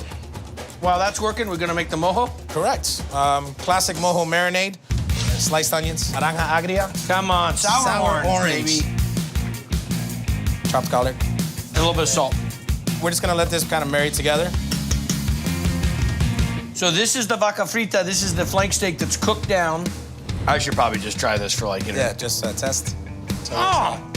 So what we do is shred it by hand. In the ropa vieja style. Exactly, and removing all the little connective tissue that you have. Whatever you're saying. Once it's all shredded, we'll go ahead and take our mojo, pour it over the top. All right, let's do this. Exact translation of vaca frita, fried cow. So you gotta get it nice and crispy. While that's going, we'll take the tortilla, throw it on the flat top, give it a nice little warm up. That's it? Voila. All right, so we got our 3-cheese blend. You wanna start on the base. Chuchi rice. Isn't that your mom's name? That's my mom's nickname, is Chuchi. Put the sweet plantains directly inside the burrito. Then we take the vaca, we roll, squeeze the ends, roll again, push in. Always make sure you push it in because it will blow up on you. And when it gets dropped for the flash fry. Whoa, whoa, whoa, whoa, whoa. You're gonna fry it? I'm gonna drop it. Cool. Oh, Jimmy football. There you go. We're gonna slice it open. You got all that goodness inside. Look at that. The avocado lime, the crema mexicana, sour cream. We use these as our fries. We call it our tangled love. Our fresh pico de gallo, the chimi burrito. And don't do the fork and knife thing. Do it the right way. Like that. You get the salty beef and this deep, rich beef flavor. And then you get that super seasoned rice. And then all of a sudden, that fried sweet plantain comes in. I mean, wow. That is a Thanksgiving in a burrito. Just Cuban style, with Mexican influence, with French fries on top. Chimi burrito. The meat is so tender and so full of flavor. The kicker, the maduros, the plantains, when you take a bite of that, it's like it explodes in your mouth. I want to introduce you to a neighbor of yours 200 yards away over at Scully's. And this is a Triple D legend, man. So I thought I would bring him over here to give you a little insight of what happens when you get into the Triple D world. Just get prepared for it and just get your stamina going because it's going to be wall to wall. You got anything else for me in the kitchen? Yeah, we're gonna go do some lobster right now. The lobster lollipops are delicious. The presentation is amazing. Your lobster lollipops? So this is a spiny lobster. This is the way we kind of take apart the lobster. Go. You have all this beautiful meat inside, nice sharp blade. You can kind of just slice through and put your weight down on it. Take your finger, kind of fix it right in there between the meat and the shell. You want to get nice big chunks. So then we take our chunks, put them in our seasoned flour. We take off the excess flour and we drop it into our tempura and into the oil. And we go ahead and take the tails, fry them, and plate them on the presentation, and deep fry the head also. Gives it a nice, big, bright red color. All right, so this is our lobster lollipops. It's 4 sticks, 2 pieces per stick. Dig it. We'll go ahead and put the tails on the bottom of the plate. Our beautiful head. 3 sauces, mango habanero, the aioli, and the garlic cilantro. Very, very hot and sweet, so I don't know if you want to start with that one and work your way up. Yeah, that's gonna hurt. It's like a good burn. Wow! Yeah. Hello, Governor. Cool. And you get that little sweet kiss on the tongue. Refreshing. And then it just burns out the rest of your mouth. And then our roasted tomato and garlic. You really get a different profile in each one. I mean, they're great. And it's super, super fresh. Chef, you rock the house, man. Thank you, man. Thank you so much. The lobster pops are delicious. And you dip it in the signature sauces, it's incredible. This is Dr. Maury, a buddy of mine, lives down here in Miami. Tell me what you think of Latin House. Great stuff. Fantastic. It's a hidden gem that everybody should experience. A big thank you to you. I'm glad to see that you guys get to meet each other. It's nice to be back on Sunset. Anybody moves in that I need to come check out, you let me know. Right on. Seafood risotto. They brought a little taste of Italy to the Keys. Chicken marsala in the window. Hands down, the best Italian food you're gonna find anywhere. Coming from the DiGiorgio family cookbook that Robert inherited from his restaurateur father, Pasquale. When did you come over from Italy? In 1962. I was 21. What year did you open your first restaurant in Miami? 1968. Robert followed in his dad's footsteps and opened this joint in 1992, doing his own take on the family classics. Truffle lobster mac and cheese. Truffle lobster mac and cheese is to die for. The pasta is fresh. It's made from scratch. Well, we have a pasta extruder here that my father bought and handed down to me. Beautiful machine. We're gonna make a version of cavatelli here. Okay. You have 2 different kinds of semolina. One's grainier, one's more powdery. Put them in the hopper of the pasta machine. Okay. Salt, pepper, garlic powder combination. Then we go with the eggs. We add water until we get the desired texture. Look at this. Can I just have one of these in my house? Oh, look at how gentle it is. Throw me some soft music behind this, please. Somewhere turning. Like little tears of angels. Gorgeous. We're gonna take our whole fresh Florida lobster. We're gonna let it cook for a few minutes. And we're gonna add our celery, carrots, and onions. A little garlic. Cracked black pepper. Our brandy. Brandy makes it dandy. Gotta add my water. Okay. Now, how long is this gonna sit here? About 2.5 hours. Awesome. Strain it. Let's get our frying pan hot. Some of our reduced stock. Ready to add our heavy cream. Let that reduce a bit. We're gonna add a little roux to thicken it up. Then we have a combination Asiago, Fontina, Parmesan, mozzarella, little smoked provolone in there. Living on the edge. Fold in our lobster. There we go. Our house-made cavatelli. There's a ton of cheese in there. House-made truffle breadcrumbs. Okay. And then we're gonna throw it in the salamander, toast off the breadcrumbs, Top of and it. then we're ready to serve. We're ready to go. Okay. Look at that.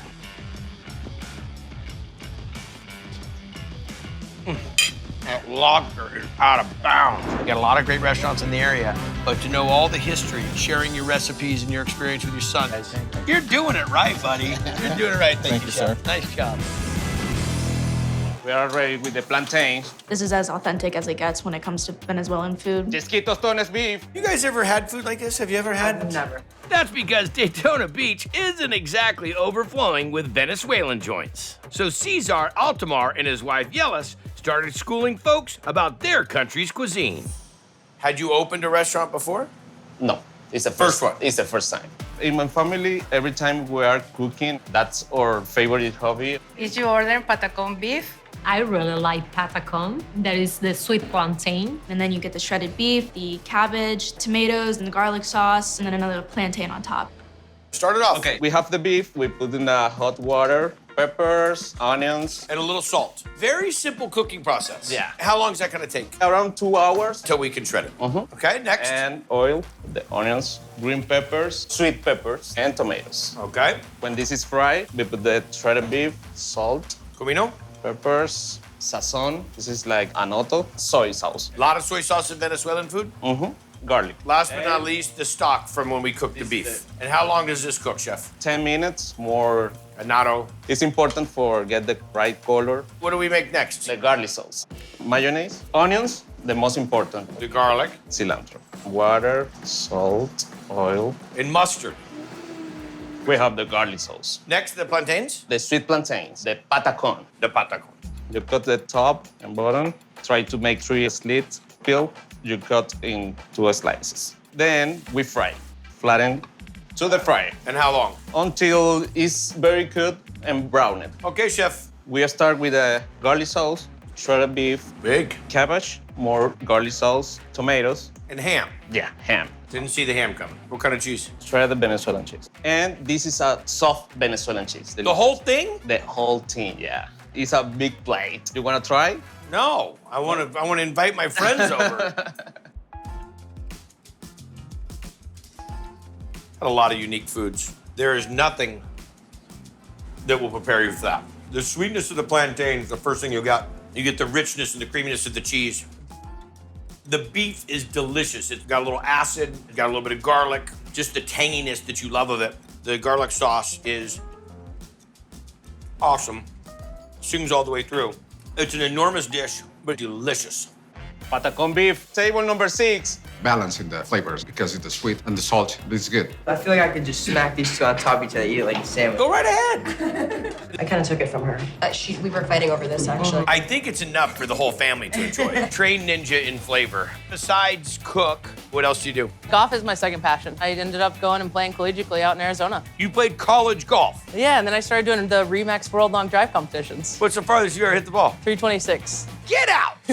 Beast of a sandwich. And she's also crushing it with the menu here. Titan sandwich is huge, from the burger itself to the chicken tender to the jalapeno popper. It's so good. It looks intimidating, but you know, I feel like we could tackle it. Just a simple sandwich. What's that called? The Titan. It's called the death of me. We are doing our buttermilk marinade for our chicken tenders. Eggs, hot sauce, salt, and our garlic. How long is it gonna stay in this marinade? Leave it overnight. Next up? Cornflake breading that we're gonna dredge chicken in. AP flour, cornflakes. Should we hit all these in the food processor prior? Yep. Garlic powder, onion powder, smoked paprika, black pepper. A little salt. Mix everything up. So chicken, dredge. And we are gonna head over to the fryer at 375 for 6-7 minutes. What else is on this Titan? Snappy sauce. Can you say it without smiling? No. This is snappy. This is snappy sauce. Okay, just hang on. This is our snappy. You're killing me. All right, here we go. I'm a professional at this. What's next? We were making our snappy sauce for our Titan sandwich. I had it and you lost it. We've just proven, folks, that there's no way to say snappy sauce and not laugh. Start off with our pepperdew peppers. Great peppers. Pulse these up a little bit. Next, we got our Worcestershire, cayenne, hot sauce. Then we actually reserve some of the pepperdew juice, mayo. And copious amounts of ketchup. Blend that up a little bit. It's delicious. Sweet, spice, fat. Think about Thousand Island with an attitude. I dig it. We are going to make our onion ring batter, and we use our pancake batter. Very cool. Flour, baking soda, baking powder, salt, sugar. Oh, thanks. Our light beer lager. Slice up the onions, go straight into the beer batter. Onion rings down. And mozzarella stick. And the jalapeno poppers are down. I gotta watch the fryer. You know, it's my job. Our burger patties, salt, pepper smash, snappy sauce, lettuce, tomato, our house-made bread and butter pickles. House-made. We're gonna go down with our American cheese, bacon going on top, a little bit of steam, double stacking our patties. Good fries, I'm telling you that much. Chicken tender, more snappy sauce, our onion ring. Top that off with a mozzarella stick, jalapeno popper, and a pepperoncini. Right? The chicken tender was perfectly cooked, nice and moist, great breading on the outside of it. From the hot burger and the melting cheese to the cold tomato, cold lettuce.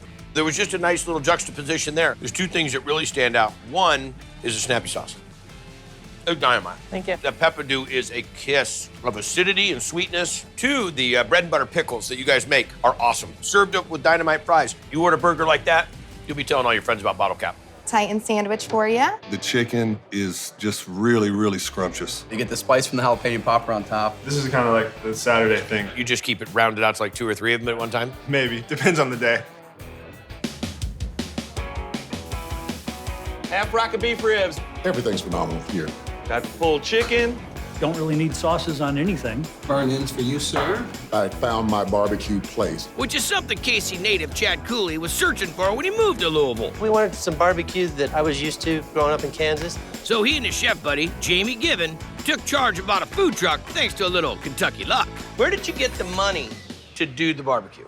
The horse, Mucho Macho Man. You were part owner in it? Yeah.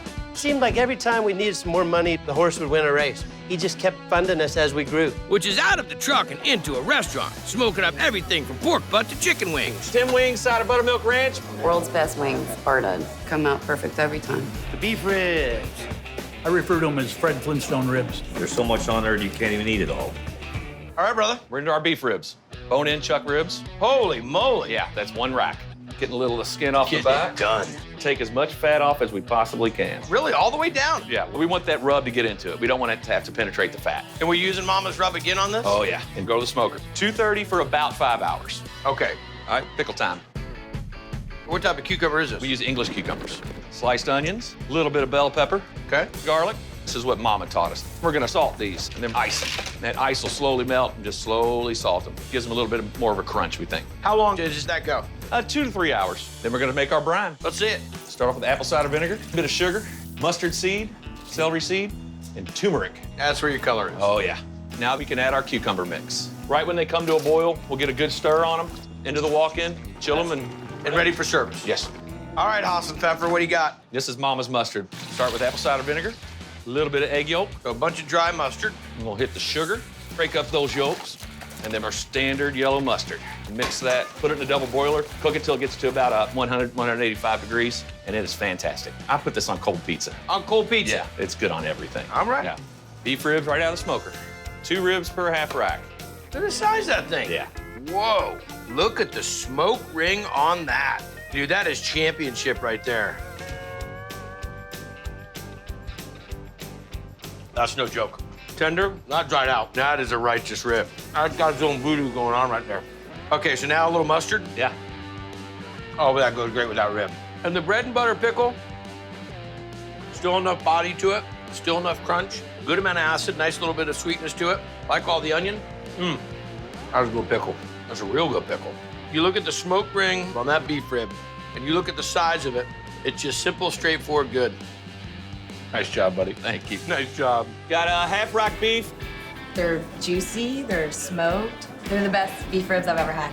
Homemade pickles are just phenomenal. The mustard's fantastic. Very difficult to beat. Mama's is my favorite restaurant in Louisville. We all love it, and we love them for it. I've had a lot of beef ribs. Those are rated at the top. Thank you. Thank you very much. Love it. Well done.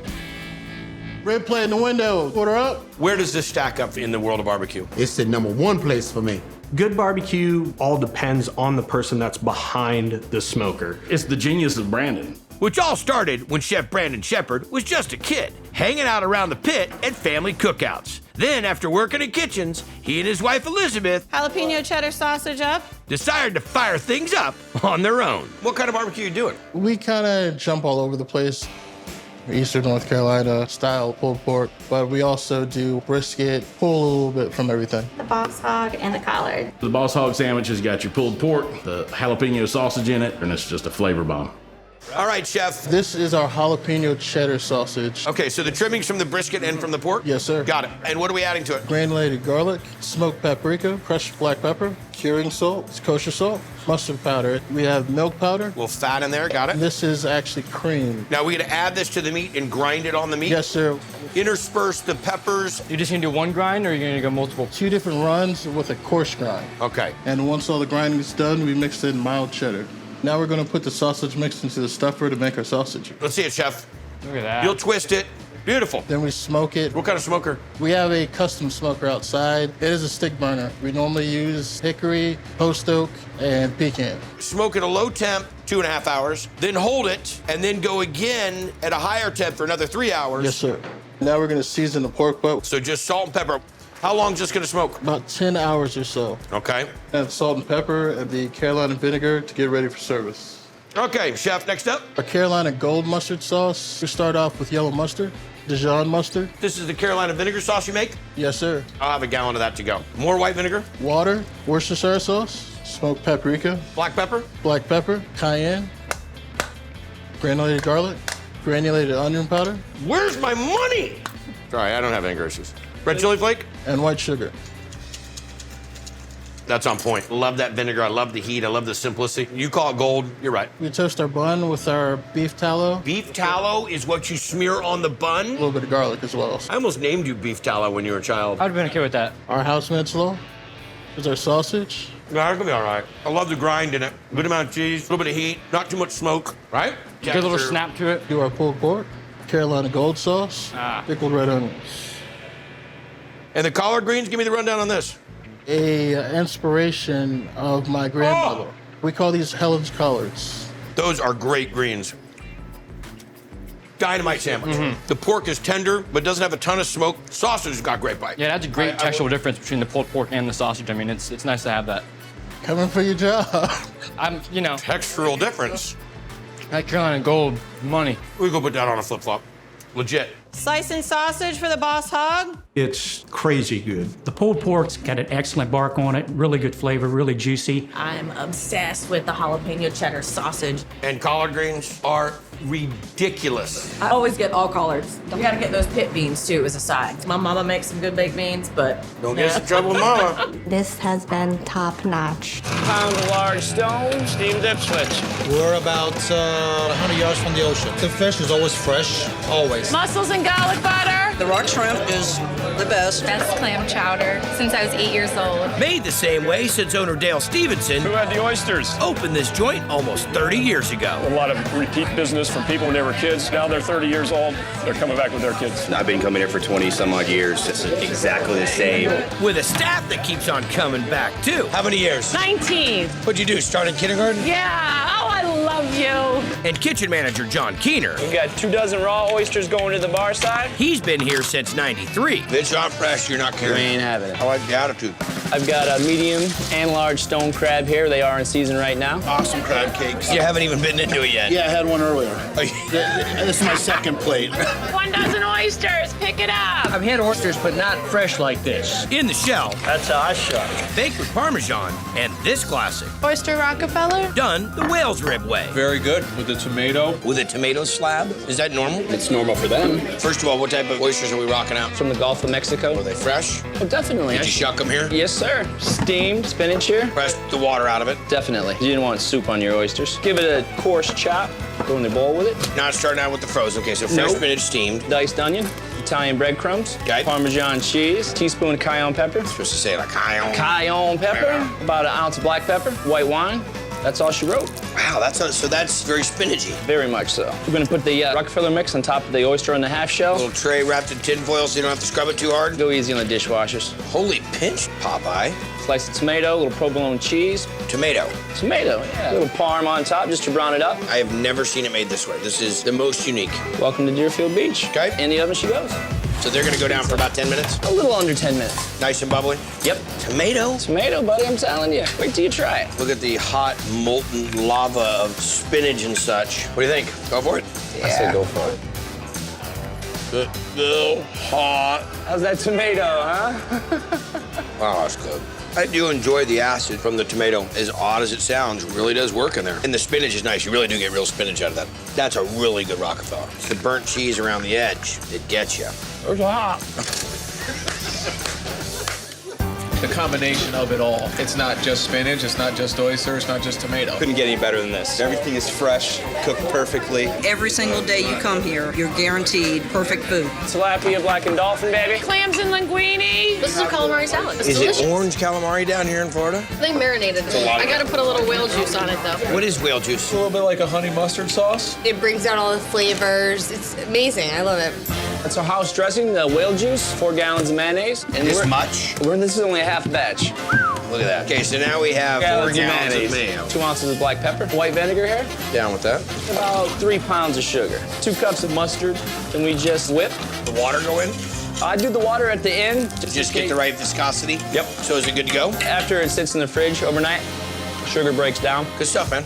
It's a must with the whale fries, but it goes with all their stuff. Especially the sandwiches. cheese combo. Swiss American provolone, fantastic. The whale, cold cuts, capicola, extra whale juice on the side. Delicious. What else should I try when I come here? Get a fried dolphin Key West. This is my favorite. Coleslaw, Thousand Island dressing on a fried piece of dolphin. It is fantastic. But we're not talking about flippers. We're talking about the fish. The fish. And what else do you call dolphin? Because I don't think everybody... Mahi. They call it a Dorado out west, I believe. So fresh it'll slap you? Oh, you betcha. We're going to remove the fat there on the belly meat. Do my best to cut 7-ounce portions. You're shy on that one. Sure. Yeah. That right there, 7 flat. 7 even? Wow, that's pretty good, brother. That's on the money. We are taking that vacations. Okay, so you butterfly it, and how can I get my dolphin Key West sandwich? Black and grilled or fried. I hear the beer batter is the money.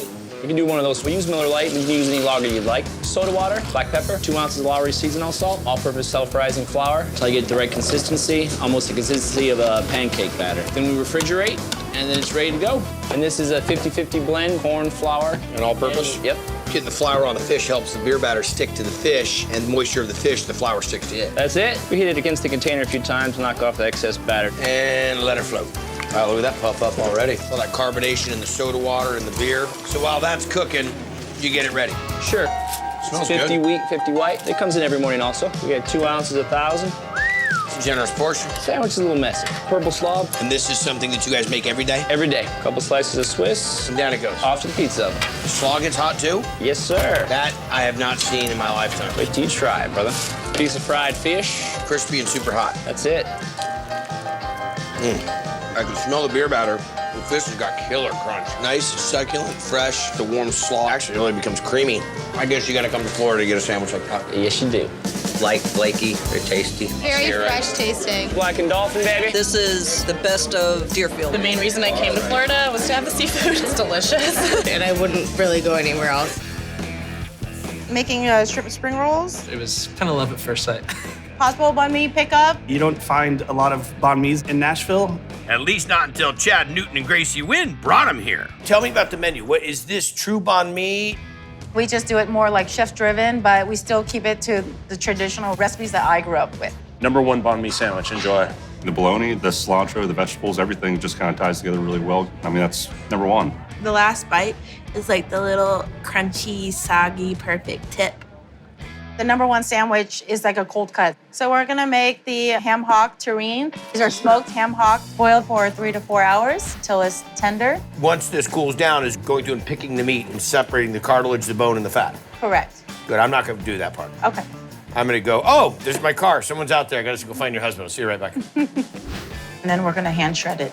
Did you get it all? I did. This is amazing. The timing of going to get the tires rotated and the oil changed. This is the broth that's been strained after the hocks were done? Correct. And then I'm gonna add the gelatin. Once it melts, I'm just gonna pour some of this over. Press this in. Into the walk-in. Once it starts to cool down, it should really seize up. Correct. Then we'll have it ready to slice. Yeah. All right, so we're gonna make pate. Don't say pate. What are they? Start with a little bit of pork fat, ground pork, chicken liver. Chicken livers I can get down with. I cannot do the beef liver. No offense. Add some onions and the garlic, salt, black pepper, 5 spice powder, sugar, and fish sauce. And these are all recipes your mom taught you? My grandmother. Really? Yeah. This is ready. It goes in the food processor. Then we're gonna add the rest of the pork fat. I can smell that 5 spice from here. All right, so take this smooth. Let it cool. It's spreadable. Correct. We need to make the butter mayo. The mayo is not your traditional mayo. It's Right. actually supposed to resemble like a whipped butter. No butter in it. There's no butter. No butter. There's no butter. It's just egg yolks, shallots, sea salt, and just whip it up with a little shallot oil to be nice and thick and spreadable. And talk about baguettes. This baguette that is known in banh mi, which is not as heavy as a French baguette. How do we achieve that? It's actually a 3-day process. Okay. I make a peluche, just a little bit of yeast compared to the amount of flour that goes overnight. Creating this fermentation, getting you the air pockets and the bubbles. Then the next day, we make the dough, water. The polish, yeast, flour, and sea salt. Speed 1 for 3 minutes, speed 2 for 9 minutes, speed 3 for 3 minutes. And we put it back in the fridge for 24 hours. It gets portioned out, and then let that proof for 2 hours. Press it down a little bit, smack it, She really gets excited with that. and then roll it up, and then that goes here. It's gonna go in the proofer for 3 hours. Correct. We put it in the oven at 475 for 20 minutes. So we're gonna build the banh mi. Listen to that bread. Nice and warm. Oh, That's banana. Actually, it's bread. Oh my goodness. The butter mayo down. Not shy with that. Oh, and then the pate, cucumbers, the bologna, the ham hock, pickled daikon and carrots that we make in-house, cilantro, jalapenos, black pepper, and then our seasoning sauce cut in half.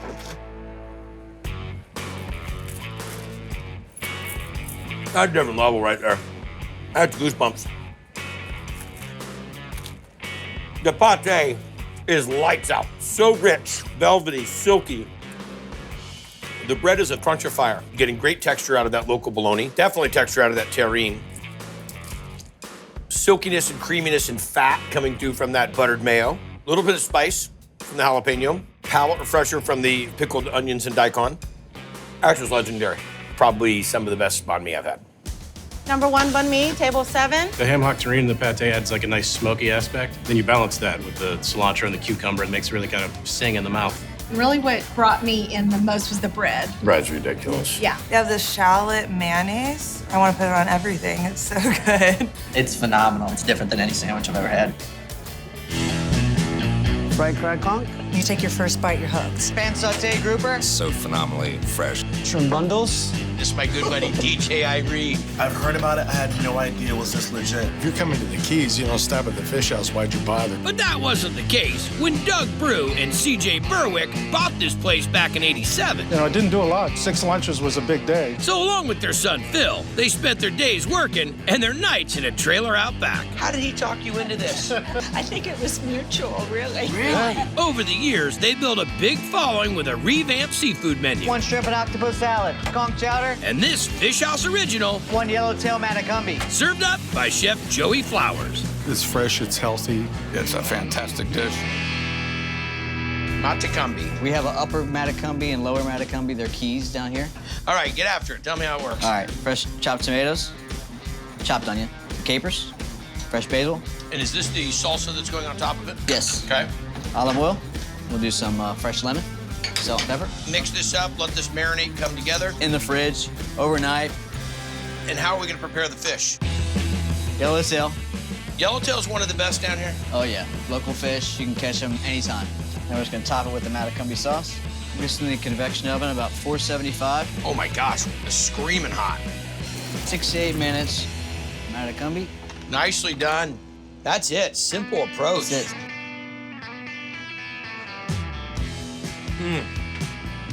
Delicate, tender, taste the fish, little brininess of that caper, little kick of the onion and the shallot.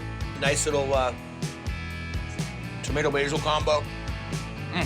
That's the exact Florida Keys experience I wanted to have. Really dynamite.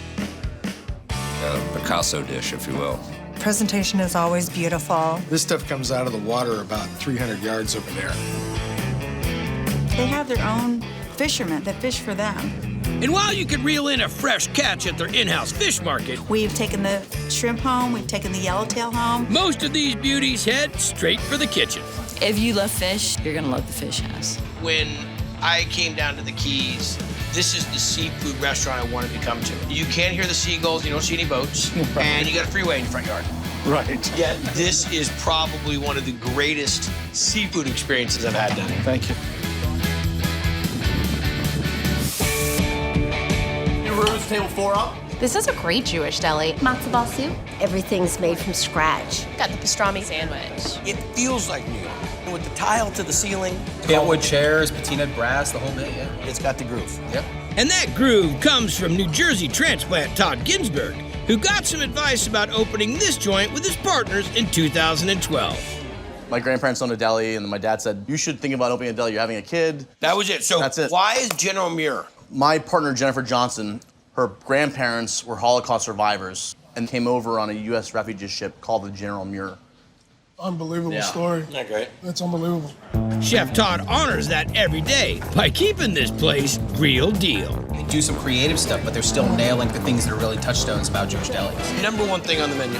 Love the hash. No cash to the window. So tasty, it's so tender, it's amazing. Chef, what are we into? Pastrami. Oh, I am embodied by pastrami. Love pastrami. How are we doing it, Chef? All right, we're making the brine, water, salt, sugar, Okay. definitely pink salt, garlic, cloves, peppercorns, coriander seed, crushed red chili flakes, bay leaf.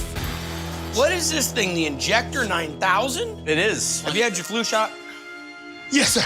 Lucky. Thank you for your concern. I'm here. We're gonna put that in there like that. Taking half of the brisket here. Let me see you work your wicked needle. So like this. There we go. Now I'm gonna pour the rest over it. Yep. And it's gonna go 10 days. Yeah. After the 10 days, bring it out, and then we're gonna hit it with a dry rub. Yep. In coriander and peppercorns. And go to the smoker. Smokes for about 8 hours. Slow as we can go. No one slow to the dough. And then we steam it for about 6 hours. That looks good to me.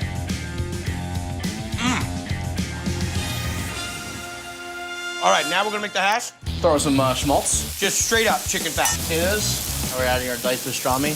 Salt in the potatoes. A little fresh pepper. Nice golden brown. Peppers. Caramelized onions. A little cabbage. Now we're gonna mix it up. That's happy hash right there, dude. A couple eggs in there. Some parsley. All right. Our smoked hash. Dude, the pastrami, it's the extra bark on the outside, that smoke. The added piece of the cabbage is totally key. Caramelized onion's really nice. Love the red bell pepper. You need that color in there. Nice and tender. It's unbelievable. What's your favorite thing on the menu? This. The Maven. Maven up. Maven in Yiddish does mean expert. It is an expertly made platter. And it just is so good. The trout salad is a takeoff on the white fish that we'd normally get in New York. I love that. I think everybody's gonna be really happy coming here. You guys have not only brought an original taste, but you brought the original attitude about how you're doing it. Outstanding, chef. Killing it. Putting George on the map. We're loading my trunk right now with corned beef pastrami and bagels, also some of the smoked fish, and yes, G, you can drive home. Boom, baby. 1 minute on chicken for chicken rice bowl. I haven't seen anything like good fortune. You know, it's been good to my stomach. Cocoa curry for bar 11. The fresh ingredients, the handmade noodles. Memphis meets Southeast Asia. If you know the city, we do mix this together really well. Yes, you do. That is a very Memphis style and attitude. And a stance that Sarah Stye and Arturo Layton were anxious to take on.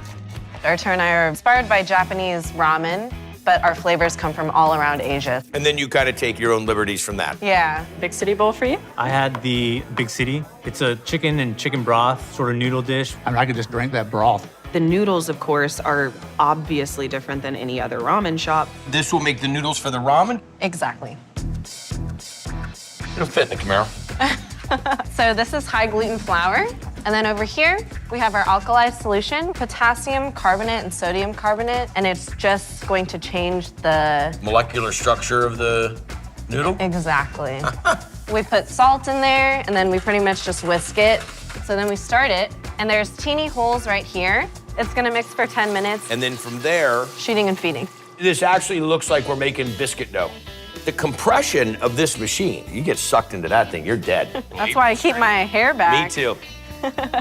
We feed slowly, and it starts to come out the end. I see it. Then we feed it onto our roller here. Wow, that's like leather, Put one here, right? another one there, join them together, and keep feeding about 2 more times. Then it's cutting it. And then you catch, It cuts it for you, dusts it for you. rest them overnight, and then we cook them. I assume we're into broth. These are chicken backs, water, and it boils hard for about 15 minutes. Got it. We'll skim it super well. We'll lower the temp. It'll stay at 160 degrees for about 5 hours. That's it. That's it. So we are cooking chicken thigh. Everything is pretty simple until we reach the Flavor Town step. That's now a reference in culinary terms when you reach the Flavor Town step. Sugar, salt, and let the chicken thighs rest there overnight. Par bake at a really low temperature, cool it for service, and then when we're ready, we'll deep fry it. We're just gonna put a crisp on it. What are we making now, chef? Shoyu tare. Shoyu is how you say soy sauce in Japanese. Then we go in with sake and mirin, dried shiitake mushrooms. Shiitake mushrooms, got it. Niboshi, dried anchovies. Okay. And this is kombu. It's a type of dried kelp. After it's been infused for a month, we heat it. And what's gonna happen from here? We're gonna add everything to the pot, cook for 10 to 15 minutes, then we're taking our kombu out. Bonita flake is going in with the brown sugar and salt. Simmer that for about 20 minutes, and then strain everything off. We got a lot going on. The duck fat. Infuse the ginger. This is our marinated menma, bamboo shoots. That's what I thought. How did we do that? Slice the menma and marinate it overnight with sesame, soy, sake, and mirin. Now that our noodles have been rested overnight, we're gonna cook them for 2 minutes and build our bowl. Start with 1 ounce of shoyu tare, I'd eat that all day. the duck fat, hondashi, and salt. Then Got it. we're gonna go in with our chicken broth. Noodles are ready. Awesome. We go in with chicken, our boiled corn, the menma in there, thinly sliced scallions, nice hard-boiled egg. I like how you put the egg right towards me, saving the egg for you. Gosh, this is good. The real ones, slurp. I did it right then. Yeah, you did pretty good. All right, I'm not Yeah. bad. The chicken is crispy on the outside, tender on the inside, almost like it was sous vide. The broth is delicious. I've never had the fresh-made bamboo. That's amazing. Lights out. Noodles going in broth for the big city. When you bite into those noodles, just biting almost into a cloud. It warms your heart, it warms your spirit up. That's a highlight reel right there. Do you need a spotter here? Someone with a drop cloth or something? Got a chicken rice bowl. I know I've been in this kitchen before. After I have some dumplings, then we'll really get to the root of the issue. Spicy pork with kimchi. Memphis is a city with a big food presence, but it's mostly dominated by good Southern cooking, lots of barbecue. So it's always really interesting to see something outside of the norm. There's always a line down the street. They come rolling in right behind the great success of South Beale, which is right next door now. Yep, mystery solved. I was in this exact location back in 2012 shooting a different Triple D joint. This was South of Beale. It said it right here. Yes, that's and right. now it says it right there. That's right. You bought the building, moved, they rebranded the entire place. Yeah, so we actually complement each other really, really well. Crawfish for bar 5. Crawfish dumplings are the best. Just breaking that thing open and then dipping it in that great sauce. Oh, it's wonderful. What do you got for me? We're gonna start with some cream cheese. Maybe we're making a shrimp rangoon or something. It is actually inspired by the Rangoon. Ha-ha. Whip up our cream cheese just till it's a little bit more malleable. Fish sauce, lime juice, lime zest, Thai basil, salt, and we're gonna mix this up. All right, we've got this. We're gonna add in our crawfish. Mix it just till everything is folded in together. So this is the dumpling wrappers that we've made. Tapioca starch in between the layers. Keeps them from sticking. Then we have our circle cutter here, shape our dumpling. So we put a little water just to help seal it on the side. Fold in half. We do a little pleat on the end. And what gets served with this? Sweet chili sauce on the side. Of course you make that. Yes. Of course she does. Water, rice wine vinegar, lime juice, Brown sugar, white sugar, Korean chili flake, little salt. soy sauce, sambal. Bring that up to a boil, whisk it well, finish it with a cornstarch slurry. You said it's a togarashi seasoning that we're going to make? Yes. Red Sichuan peppercorn, black sesame seed, white sesame, mustard seed, and toast that off and let it cool. Put it in the grinder.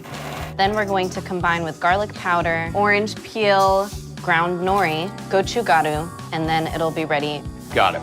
We've got our crawfish dumplings that we've fried up. Toss it in our togarashi spice blend, and there we go. There you go. Oh, I like the little lime zest in there. The togarashi seasoning on the outside is awesome. You can really taste the crawfish in there. And everything right down to the sweet chili sauce as dynamite. Well done. Sweet chili sauce. It's got a kick to it, and that's what I like about it. It's got a lot of cream cheese as well. It's just a good bite. Dropping wings. I want everybody to check this place out. It's always good to be here. I love the creativity, and you're doing great food, and I can't wait to see where you guys go with this.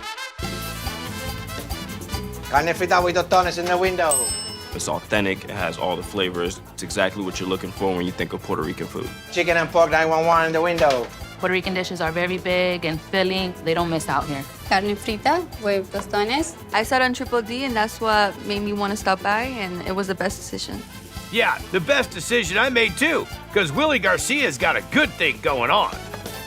What kind of restaurant was this before you? It used to be a pizzeria. It was a pizzeria and now it's a pincheria. It's a pizzeria. And what does pinchos mean? Pincho means skewer, meaning a stick. On a stick? Yes, sir. Here we go.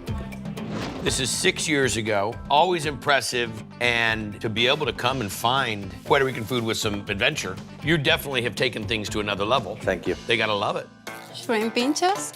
Puerto Rican culture is known for its spices, its flavors. So when you come to Willie's Pinchos, it's genuine Puerto Rican style food. What are we gonna make? We're making the mofongo with the pork fry. So you get the plantains in. We put them in hot water. Makes them easier to peel? Yes, and then we... Nobody told me that. That's what you're learning here today. Look at this. Look, that's it. So we cut it on chunks, and then we fry them. Now we're gonna make the house mojito. We take the garlic. And we're gonna use this to season the pork. Exactly. The salt, pepper, and garlic. Mash it down like that together. Vegetable oil. So this is pork butt that's boneless. And then we do it overnight. And then we're gonna fry it off? Yeah. All right, let's put it together, man. We take 2 head of garlic, adobo, and then we mash it down. Right. Mojito again. Then we get the plantains. I can already smell it. Just give the onions a little kiss. Then you go from the like ice cream. Look at that. Then we get the pork. And then you get your cilantro sauce and you get your mayo ketchup sauce. Oh, that's good mofongo, buddy. I've never seen it with a cilantro ajo either. So just different people have different ways? Yeah, we don't play with the rules. Delicious. Yeah.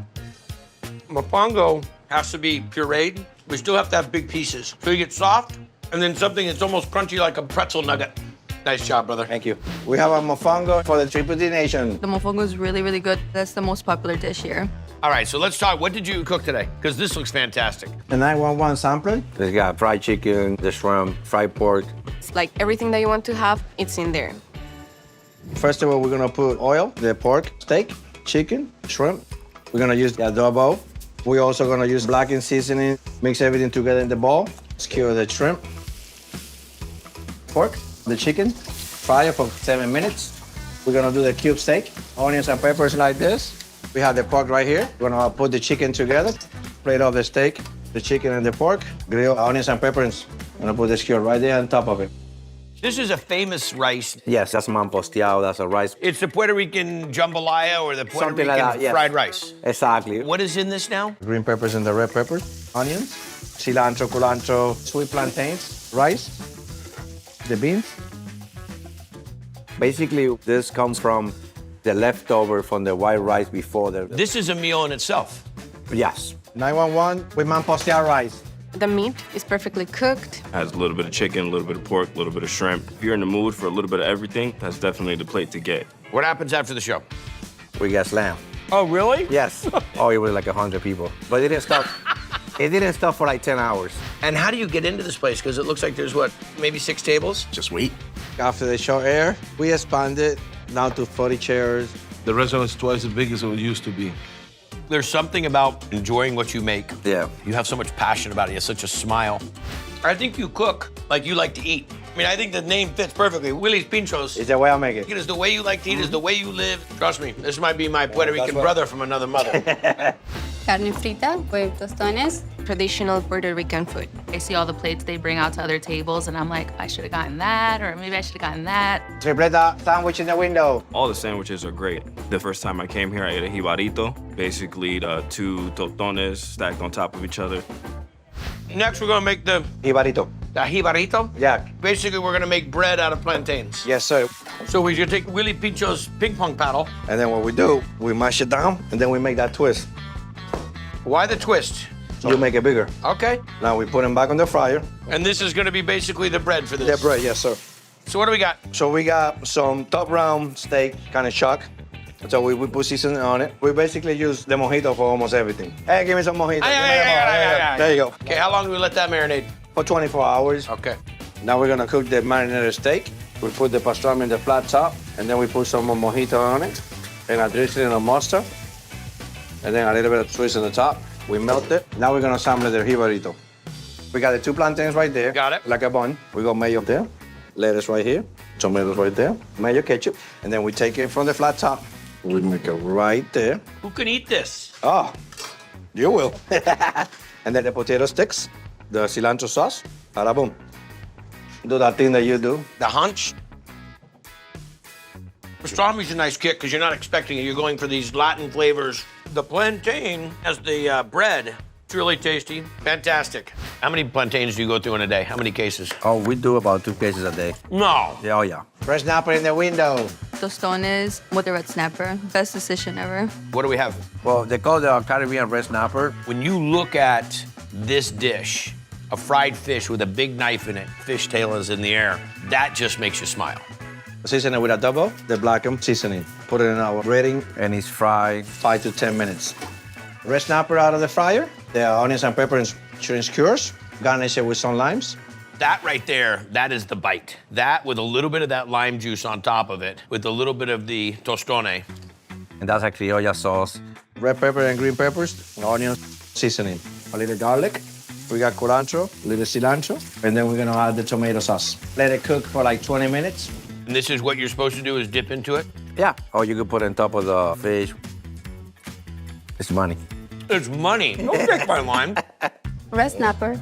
It's crispy from the outside and the inside is super soft. It blew my mind. It was flaky, crispy, and cooked perfect. The red Creole sauce is like the perfect touch. Chef, give me some onions and pepper, please. It's really a landmark now. You want to leave here wiping your mouth and wiping your hands, saying, man, I'm satisfied, you come into Willie's Pinchos. You're still doing it with a smile and you're still making great food for people. Yep. And you have all these fans from all over the world that are coming to see you. We've been busy since. It's like never stop. My friend, congratulations. Thank you. All right, go to the patio. We have gochujang chicken. Big fan of the place. Can't come here enough. Traditional with some chicken, baby. Delicious Asian soul food. 4 more porks, 3 more hot chickens. It's awesome, and I love it because of Kenji, mostly.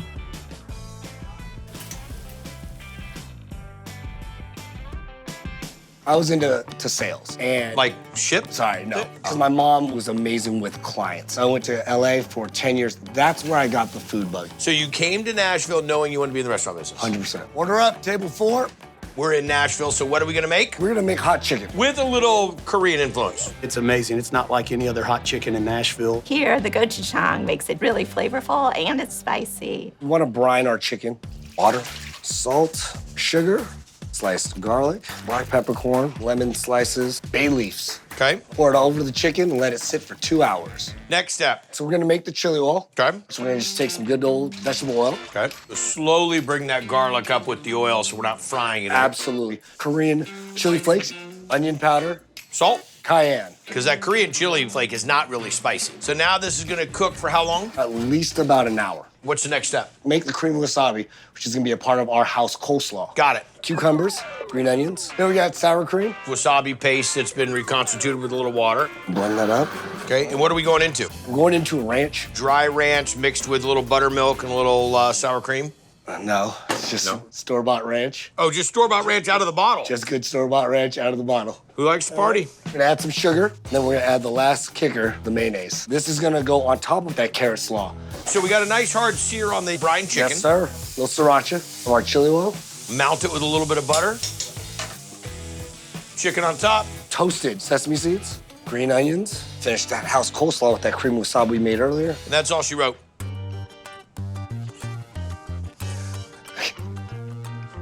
Now that right there, delicious.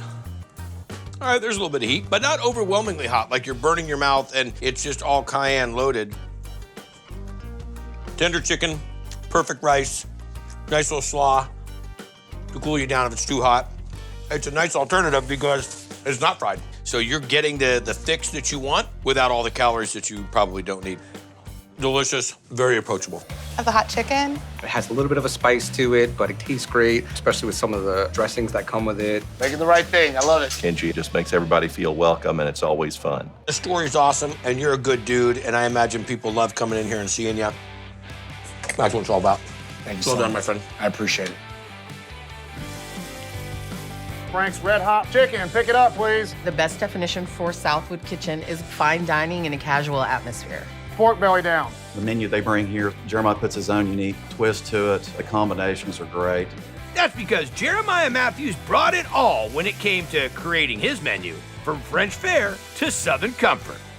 Is it Southern French food? Is it Southern with a chefed-up twist? French-inspired, global Southern cuisine, if you will. Hear that all the time. Spin the globe. And Yeah, spin it and pick a spot. If you want to cook it and you like it, you'll put it on the menu? There you go. Okay, good talk. French dip. It's hard to make a French dip that stands out, but this one, it absolutely does. What are we making today? Wagyu, French dip. I'm a French dip guy, so bring it. Starting off with The rub for the Wagyu. salt, Fresh ground black pepper, granulated garlic, granulated onion, onion. oregano, a little bit of thyme. So the dry rub onto this, We're gonna sear them on the flat top. Got it. We're gonna finish them in a 250-degree oven for about an hour. low and slow to medium rare. Come out, let it cool, slice it. Okay, chef, next up. Mushroom onion confit. We're gonna start with a little clarified butter, mushrooms, onions. That's your French influence coming through. It is. A little bit of fresh chopped garlic. Just gonna let this caramelize down. This typically goes for about an hour to hour and a half. All right, next up, au jus. Start with our trimmings from the eye of round mushrooms, carrots, onions. And some water. Are you gonna use any pan drippings off the roast? We sure do. But yeah, this guy will roll a couple hours, strain him, Got a nice, dark, flavorful au jus. What are we serving this with? French baguette. May we? Toast them off, the wagyu, a little bit of onion and mushroom confit, provolone cheese, melt it, put it together. That looks more hoagie roll than baguette-ish. It's French hoagie. French hoagie. Then it goes the au jus. Horseradish aioli, mayo, horseradish, and Worcestershire. You get exactly how much you want on there. Right, that's exactly. Stretch. You know, I'm not a mushroom guy, but they blend really nice. You're a fun guy. I appreciate that. That's dynamite on a lot of different levels. The meat's cooked perfectly. Love the mushrooms inside of it, and the right amount of the saltiness from the provolone. Not trying to do too many things to it. Short, simple, to the point. Speaking of which, that's fantastic. That's a high-level French dip. I appreciate it. Bring it over, 2 French dips. The biggest difference for the French dip here is the cut of the meat. The tenderness of the Wagyu is really good. The meat with the mushrooms, the onions, the cheese just kind of all fits together perfectly. The au jus is so savory. The roasted salmon? Jeremiah locally sources the fish, the vegetables, and everything just is next level. Heirloom carrots. So he's making the menu seasonally. Absolutely. He's making the menu with really no concept of one type of cuisine. Right. Bone marrow burger? A lot of the things you see on the menu are like, man, that's interesting or even strange or weird. But when it comes together, it's just mouthwatering and blows you away. Pork shank. I got the pork shank, and it is absolutely fabulous. You literally touch it with your fork, and everything just falls apart. Now we're into pork shank. Carbureted pork shank. How are we gonna cure them? Simple salt and pepper. All sides good and coated. These go back in the cooler for 24 hours, and then we'll sear them on the flat top. All right, on the flat top. Yeah, flat top Okay. gets a workout here. Yes, it does. Now we're gonna go for the braise. What's in the braising liquid? Onions, carrots, whole garlic. Ginger. Yep. I like that. Soy sauce, red wine, thyme, and rosemary. Water. Yep. And foil wrap this, and how long we going down? We're gonna go 250, about 3.5 to 4 hours. We pull them out of the oven, chills in his own juices overnight. Okay. Toss them in Wonder flour. Why Wonder versus just AP? It gets extra crispy. Okay, because it's got the cornstarch. And then it goes in deep fryer, 6 minutes. Is there a sauce that's gonna go on this? Love sauce. No, I do. I love sauce. Start with rendered down bacon, little yellow onion, chicken feet. Anytime there's a chicken foot involved, I am excited. Little ham hock, sherry wine, water, and the braising liquid from the shanks. This guy's gonna roll for like 2 days. Really? Love it. All right, chef, let's talk about this. Our take on a gremolata. All right. Pork rinds, fry them off fresh, process them in the food processor. Lime zest, lemon zest, Lots of it. parsley. Just a touch of oil, just enough to make it all stick together. What are we serving this with? Robuchon potatoes, some heirloom carrots. Robuchon potatoes? Yeah, fancy French mashed potatoes. Oh, oh, oh. Yukon Gold potatoes. After the steamer, they go into the mill. Lots of butter, milk, lots of horseradish. Heirloom carrots and peas. Little shank Look at right that. Ooh, the love sauce. This is ridiculous.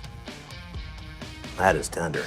Capital T tender. You take a pork shank and elevate it with the potatoes, with the love sauce, bring in the chicken feet and get all that collagen. I mean, it's so rich and silky and not fatty, but unctuous. It's got all your travel and experiences all wrapped into that dish. Delicious. Karabuta pork shank? Very savory, very rich flavor. This horseradish mashed potatoes is like a perfect complement. The sauce is light and it married well with all the other flavors. It's outstanding. Picking up scallops. Really chefed up. The food can be served anywhere, white tablecloth or not. I agree. Order up, runner, please. This is kind of like sitting down with some explorer friend and looking at their photo albums of adventures. That's what the menu tastes like. Big Lee's smoked chicken and mac and cheese. Ocala is a better place because of Big Lee's barbecue. I need more Big Lee's burnt ends. Big Lee's is big flavor. Brisket is looking spot on. A great natural flavor that you can't find anywhere else. Would you call this Carolina barbecue, Kansas City barbecue, Texas barbecue? I call it Big Lee's barbecue. And there's definitely a story behind that name. Big Lee's was inspired by Leon Archie, which is Rashad's uncle. He inspired me. What were you doing when you decided to get into the world of barbecue? Working with at-risk kids to help them make better choices in life. I don't believe there's bad kids. I believe there's good kids that come up in bad situations. So you gotta give them a different situation.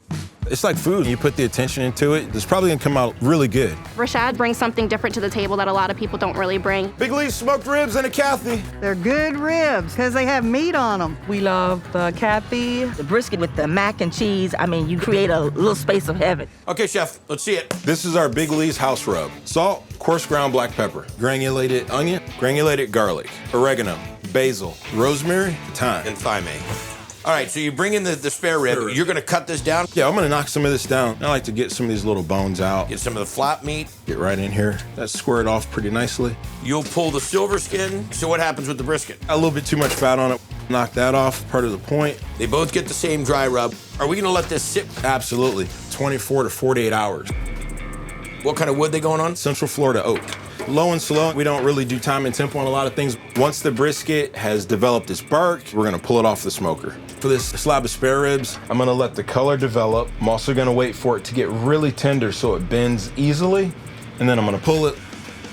What are we into? Flame tang barbecue sauce. Butter, kosher salt, ground black pepper, cayenne, cumin, kind of let the aromatics from those wake up a little bit. Rice wine vinegar, apple cider vinegar, some bourbon, a bit of hot sauce. Worcestershire? Not too much. Granulated garlic, granulated onion, light brown sugar, yellow mustard. And then a boatload of ketchup. How long is this gonna cook down? So the brown sugar dissolves. A little bit of sweetness, the ACV's the right amount. I mean, that's my kind of barbecue sauce. Now we're gonna start on the Kathy, brisket stuffed mac and cheese. We're gonna get to our cheese sauce with a little bit of butter. Let the butter brown just a little bit. Kosher salt, tiny bit of sugar. Processed cheese. That gives that nice silky creaminess. Extra sharp cheddar. Ow! That's how sharp that was. And milk. Let this cook down. All right, so now we're gonna stuff the mac and cheese with chopped sauce brisket. Gorgeous. Do you have current registration on this rig? Yes, sir. All right. Cop pulled up just now. I almost had it. Oh, the fat just melts. Wow. I'm gonna sauce this. Dump these cooked noodles in here. Let them get nice and saucy. Go down with a layer of shredded Gouda. Now brisket. Cover that up with a little more Gouda. And then the rest of the mac and cheese goes on top of that. And then more sharp cheddar. That's all she wrote. This is going on the smoker, 30 minutes max. I'm gonna slice you up some ribs. Look at that. There you have it. Love the barbecue sauce in the meat. The sharp cheddar on top, dynamite. I mean, mac and cheese with a dollop of smoked brisket on top of it would not be the same. There's something about infusing the flavor of that brisket into the mac and cheese. There's more smoke ring than there is meat. Juicy is an understatement. Dynamite bark, seasoned all the way through from that dry brine. That barbecue sauce, there's definitely good heat in it, definitely good vinegar in it. Every single thing here has its own uniqueness about it. That's what takes this to the next level. Oh man, these ribs are looking great. I love the ribs. The flavors are marinated through the meat. They're really juicy, and I love the smokiness in it. What do you think of those ribs? They're delicious. And no sauce on them. Naked. You are what? No. Have you ever had stuffed mac and cheese? No, amazing. Have you tried the sauce yet? Yes, nice flavor. It elevates the meat. It's really good. There you go. Thank you, Rochelle. Enjoy. It can't get any better. Thank you. If you can drop me 2 grilled fish. Pytown's just different. It has that unique flavor to it. Tofu rice and bean bowl. The guy's got a Pytown Taco shirt on. You think he might like the place? Do you work here? No, I don't work here. You just have the shirt. Gotta be a big fan all the time. And that fan base began with Jason Crockrell's catering company, which has been a Nashville staple since 2006. Y'all doing all right? But it wasn't until 2020 that he took on tacos. COVID hit. You know, our business went down. And so we got all these people we love and care about. We got to keep them working. So we opened it up, started selling some tacos. Here's your al pastor tacos. I love this sort of food. I love nachos and tacos and bowls with rice and beans. Hot chicken nachos up. This is like the Grand Ole Opry of queso and Nashville hot chicken all combined. It's amazing. What's up next? We're gonna make the queso for the hot chicken nachos. You get a little vegetable oil, butter, onion in, garlic, kosher salt, cumin, Flour, cook off that roux. green chilies, chicken stock, half and half. You'll start dropping the cheese in little by little. Melt it in there, the goodness. Going over the Right. top. Nachos. That was going over the top? Yeah. Yeah, that's the the culinary sign language, Right. going over the top. What's our next step? hot chicken spice. Guajillo chili, some arbol. Well, you're not missing the hot part here. No, we use the Pekin chili, cayenne, onion powder, garlic powder, kosher salt, and some sugar. And we're gonna bloom this in that hot oil? Brings out all that flavor out of Yeah. those spices. And how are we dredging that chicken? Chicken breader. Chicken breader. Chicken breader. Don't y'all know chicken breader? Everybody knows chicken breader. Come on now. Come on. flour, cayenne pepper, black pepper, kosher salt, a little bit more of that guajillo chili, garlic powder, onion powder, milk powder is a binding agent in there for the chicken. We'll add water to it to make a wet batter. So we'll go wet, dry. Dye or Dyes, always dyes. like the way this guy rolls? Yeah, chicken we just fried up. That spice that we bloomed earlier. Full hot Nashville hot chicken style. Tortilla chips, queso. Okay, so you're gonna put that on? Queso. I hear you, brother. Throw that hot chicken right over the top. Tortilla cheese, chopped cilantro. That's all she wrote. No? Hey. You look good. No, you get a little hanger there. A little hanger. Okay. I don't think you could ever say a little hanger and ever have it sound good. Those are good chips. Great texture, amazing crunch. The cotija's perfect, good cheese sauce. I can't sell it in my mouth fast enough, by the way. When you tell people in Nashville that they're getting Nashville hot chicken nachos, you gotta deliver it. Legit, my friend. We got some hot chicken nachos. How legit is the hot chicken? I mean, it's the best you can get right there as far as the spices and everything. Best queso in town. Brisket, corn on the cob, spicy red slaw. The best barbecue in the South. Pulled pork. This is authentic as you're gonna get. Everybody loves their barbecue. Because when it comes to smoking meat, owner Robert Duke doesn't mess around. You're the cleanest pit master I know. Well, I cleaned up for you. This is my Sunday best. And the smell coming from his 3 smoke pits is like a come-and-get-it bell for the locals. Generally, I think you can smell it about a mile away. Just makes your taste buds want to drop by and eat it. Whether it's a full rack of ribs, smoky beef brisket, or one of Robert's down-home family traditions. Pulled pork. There's no other pulled pork around that even compares to it. This is the entire shoulder together. Okay. Not gonna mess around, bone in. We're gonna make our marinades. Gallon mouth sauce. 2 gallons of vinegar. Now what are we gonna do? We're gonna mop it and just, like I said, generously. Let's do a little rub. Do a little crazy pepper here. Crazy pepper. Let's love on it just a little bit. A little bit of salt, not much. And that's it. You don't want Getting it salt. ready for the smoke. What are we gonna smoke it with? Shag bark hickory. Shag bark hickory. We get a lot of smoke out of it. That's important. Give me overalls, I'm staying. Ready to go. Let's go. Look at this monster. 225. 225, that's it. For 18 hours. Anything more than that's a sin. We're gonna cook fat side up, and it's just gonna keep on basting itself as it turns. I got you. Hit it.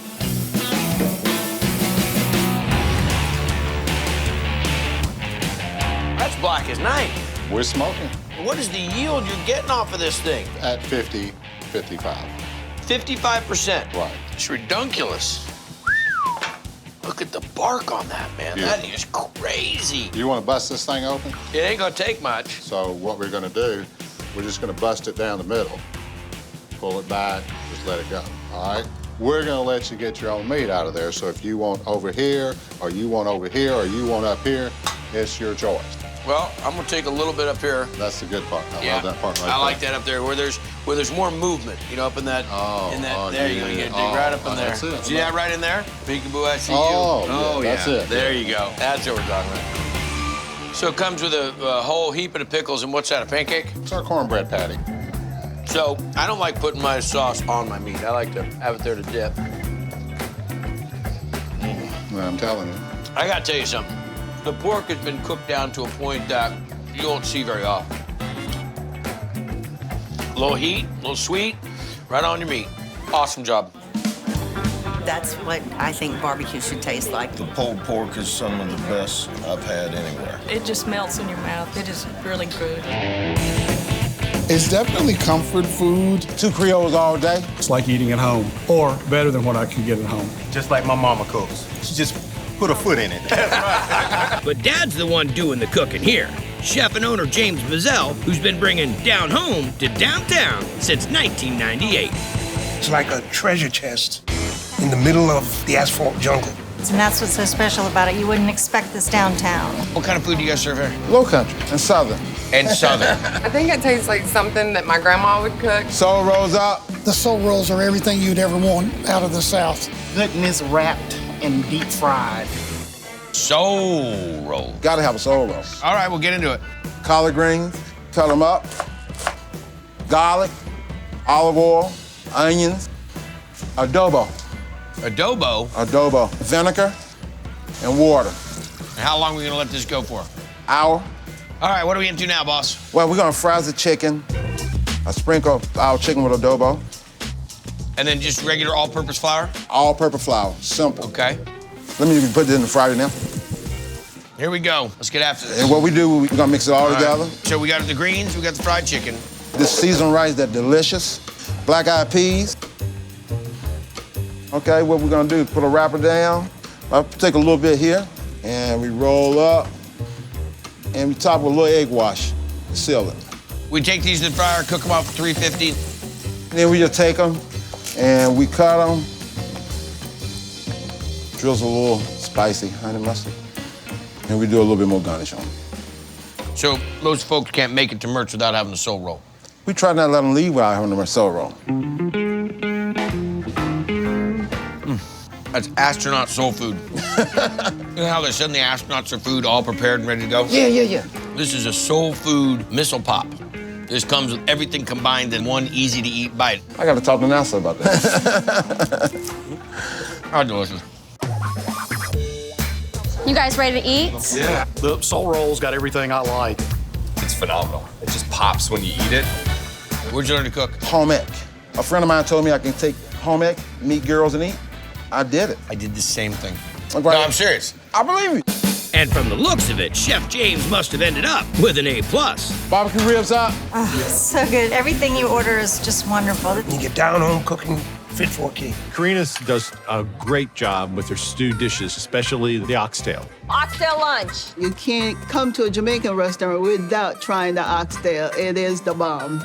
This isn't from an ox, it's from a cow. It's the best part. What are we gonna do with it? We start our marinade. Scotch bonnet peppers. Got it. And yellow onions. And then this is a little bit of adobo, thyme, garlic, and a little bit of Worcestershire. And how long is this gonna marinate? For about 24 hours. Vegetable oil goes in our pan here. We're gonna stir it off. What are we gonna braise it in? Plain water. Water is gonna make the foundation of this oxtail. Yes. Huh. How long is this gonna go for? About 2 hours. Here we go. It's been doing its thing. We're nice and tender. Okay. A little bit more onions and peppers go in, scallions, and a little bit more Scotch bonnet. I'm not gonna go all the way. I'll go all the way. All It's right. you and me. And some stewed tomatoes.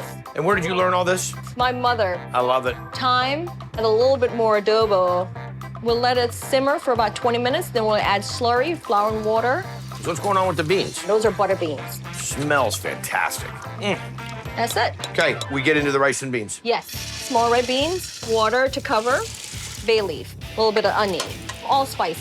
This is sort of the big component of jerk. Thyme and garlic. We're just gonna keep adding stuff. Oh yeah, and you know what else we need to do? Towel. Kitchen towel needs to go in. And we're gonna also build the rice. Coconut milk goes in. This is what's gonna give us nice, creamy richness. A little bit more thyme, flavor. Boy, this thyme is taking up a lot of time. Thyme. And some scallion. Just big old massive pieces like that. Yes. These are Scotch bonnets. We'll just break it open. Okay, good. Stuff that in there. Rice. Is there any measurement going on? Oh, why? This is just pour, dump, add. You kind of feel. Oh yeah, that's how I always do it. So this is gonna cook down. And then we go to plate. And here comes your tail. So nice little gravy, beans. Now, is it proper to pick it up and eat it with your hands? Best way to do it. This is the dish right now that should be torturing you. It is so delicious. You get the tenderness, but the chew of the oxtail. It's luscious, it's tangy, it's meaty, just soaking up all that gravy, all that sauce.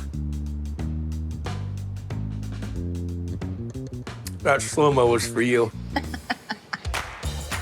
Got oxtail with rice and peas. The flavor and the tenderness, right on the money. Suck the meat off the bone. Is that good? Fantastic. I can't give it a better word. The killer is the rice and peas on there. I want more of that all day. Tremendous. Whole red snapper, escovitch, pick up. Are you from Jamaica? Born and bred. Is this a good representation of Jamaican food? Absolutely. In Jamaica, we like the hot, the curry that we have, the jerk. Those are like bold flavors. We are bold people. All right, got Cubans coming up in the window. I need hands. The reputation of Roosters is really fresh food, vibrant flavors, good atmosphere. Got a payload plate with mahi up. You can find food from Caribbean, from Mexican, also from South America. This place is amazing. And Frankie Little's culinary how-to started with his grandma. You're grandmother was from Central America. Well, she was American, but she grew up in Central America. Okay. Is she one of the people that was influential in your Yes. cooking? Yeah, big garden. There was always fresh vegetables, fresh meat. And in my youth, I went around Central America and just kind of loved this type of food. And so I wanted to bring that to Mobile. Before Frankie Little, there was really nothing like this. He kind of stepped things up a notch. What's your favorite thing on the menu? This. Surf and turf? 100%. Surf and turf burrito. It's filled with barbacoa and Gulf shrimp. It's topped with this amazing queso. What are we into first? We're making our brown house seasoning. And what is this going for? What is the actual dish? Our surf and turf burrito, granulated garlic, Mexican oregano, cumin, kosher salt, ground black pepper. We're gonna be putting this on our barbacoa brisket. So that's a mess of brisket. Trimmed and cut. Okay. Our house brown seasoning that we just made, dark chili powder, kosher salt, ground black pepper, onions, fresh garlic, fresh jalapeno, red wine vinegar. We got our tomatoes. We're gonna mix that up. A couple bay leaves in it. This will get covered and cooked off how long? 10 hours at 230. We shred it and just leave it in the jus. What are we into now? Chorizo. All right, let's go into it. Granulated garlic, ancho powder, smoked paprika. We got cumin, cayenne. Chili powder? Yep, crushed red pepper, Mexican oregano, cinnamon, coriander, ground clove, kosher salt, ground black pepper. This will go in with ground pork. And vinegar and oil, yep. Makes you want to back rub, doesn't it? It does. Okay, 400 degrees, how long? 30 minutes. All right, let's get into the shrimp. So this Okay, is, cool, man. This is our red house seasoning. Red house seasoning. Cumin, our paprika, Mexican oregano, granulated garlic, smoked paprika, dark chili powder, ground black pepper, and salt. Gulf shrimp, we're just gonna toss that a little bit in there. All right. Making our surf and turf burrito, we're starting with a toasted tortilla. Tortilla, with fresh guacamole, Spanish rice, homemade pico de gallo, chipotle cream, Gulf shrimp. Okay, Fred, one shot. Hold on. Here we go. In 1, 2, 3. Fred! Pick it up. Let's try it again. 5-second rule. 5-second rule. What's the deal? Our barbacoa brisket, we roll that up, get a sear on both sides. And yet there's more. And then we're gonna top it. Queso sauce, chorizo, queso fresco, pico de gallo, cilantro. Thank you, my friend. Oh, I'm going to delineate right here. All right, that Stay makes on sense. your side of the line. you got it, buddy.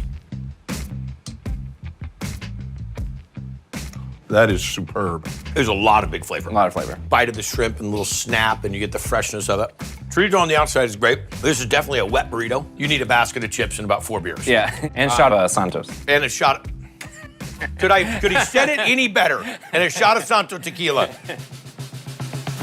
Got the surf and turf burrito right here. What's not to like? Lots of flavor, lots of goodness. I got carnitas tacos coming up in the window. Why Rooster of all names? Grew up on a farm, so I had roosters run around the backyard. And also, I wanted a name that was easy for people to remember. Hey, let's go to Roosters and get a taco. Oh, there's way more than tacos. Everything is fantastic and fresh. Hanging out with Fred from Cowboy Mouth, Mobile, Alabama. Guess what we're making next? Torta de carnitas coming up. The torta de carnitas are great. The sauce that you get to dip it in is out of this world. Torta carnitas. Torta carnitas, it's delicious. The pork is slow roasted, pulled, and then seared on the flat top. This was the first dish I had when I walked in. It's the only dish I've ever ordered since. No. Every single bite is fantastic. Okay, let's get into it. This is the beginning of making our torta de carnitas sandwich. Got it. So we're starting with a bone-in pork shoulder. We're gonna season it with our brown house seasoning that we made earlier. Same one. Sliced onions, garlic, anchos, guajillo pepper, orange juice and lime juice, top with bay leaves. So let this slow roast covered how long? 230 for 10 hours. Okay. And then fry it on the grill. You'll put the crisp to it on the grill. Yeah. What are we into now? We're making our black bean spread. Brown house seasoning. Salt and pepper? Salt, black pepper, hot sauce, white vinegar, diced onion. Nice. Boom. That's gonna go on the bread. Next up. Our ranchero sauce. Got it. We're gonna put some vegetable oil, some onions, garlic, jalapenos, guajillo peppers, anchos. Everybody makes this spicy tomato sauce that goes with it their own way. Chorizo seasoning. Let that cook. 10 minutes later, we're putting our chicken stock, tomato. All right, let this cook down and then hit this with a blender. The key to this is he's got the pickled onions. We're doing that next. Oh, I thought he was gonna say fondue. Sliced red onion, kosher salt, and once again, our sour orange combo. Lime and orange, white vinegar, orange zest. All right, we're good to go, buddy. I hope you're hungry. Who's excited? Fred's excited. Start with that black bean spread on both sides of the bread. Some fresh cilantro. Carnitas pork. We put queso fresco and melt it on the grill. Pickled onions, cut right down the middle. And that's how you serve it? That's how we serve it. All right, yeah, you're gonna need to lean over the plate. Can I live here? I'm trying to keep my hand away from Fred's plate because I'm scared that I could lose a watch and a finger. I think of carnitas being fried. Yes. However, the technique that you do of throwing on the flat top, you put really nice texture to it. You're doing all the right things. Making the sauce, giving us the pickled onions, really giving us some depth of flavor in the carnitas. The presentation is spot on. I mean, that's the thing I love about it so much. It's great. Torta carnitas in the window. This dunk sandwich into this hot tomato sauce is the bomb, right? Absolutely, hands down. Melts in your mouth. The chicken enchiladas right here. Definitely one of the best spots, yeah. It's perfect. I love the attitude, your authenticity. You are who you are. Thanks for having us, brother. Oh, man. Ribs for Nancy. Meat Boss is the gold standard for barbecue in Mobile. So my dad started it, and then when he passed, she took over for him. Okay, what are we into, sister? Our Boss Burger. We're gonna make the rub first. Salt. Granulated garlic, black pepper, and granulated onion? Yes, sir. Fantastic. We're going to grind our brisket with a hand crank. How many burgers do you sell a day? 50. Now we got the chuck, the 80-20. We're gonna add Worcestershire, liquid smoke, and burger seasoning. We're gonna mix it up, and then we're gonna form up the burgers. We're gonna press it.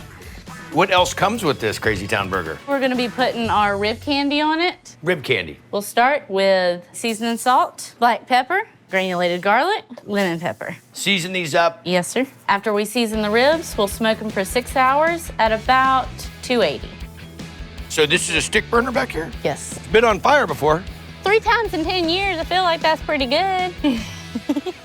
Look at the size of this. Where's the firebox? On the other side. Can I show you that? Please.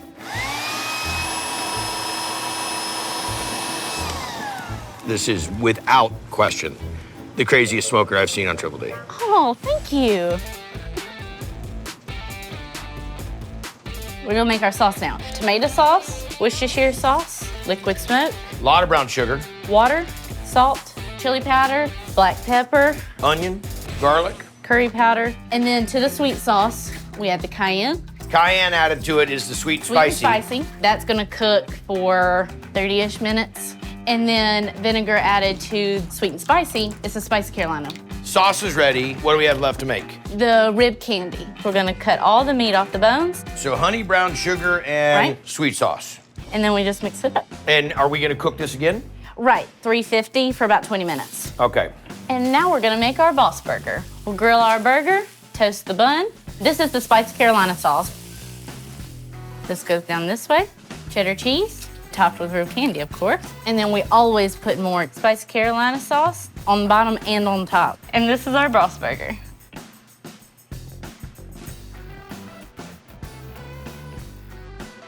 The burger is really good. The sauce is great. I'm getting good smoke off the ribs.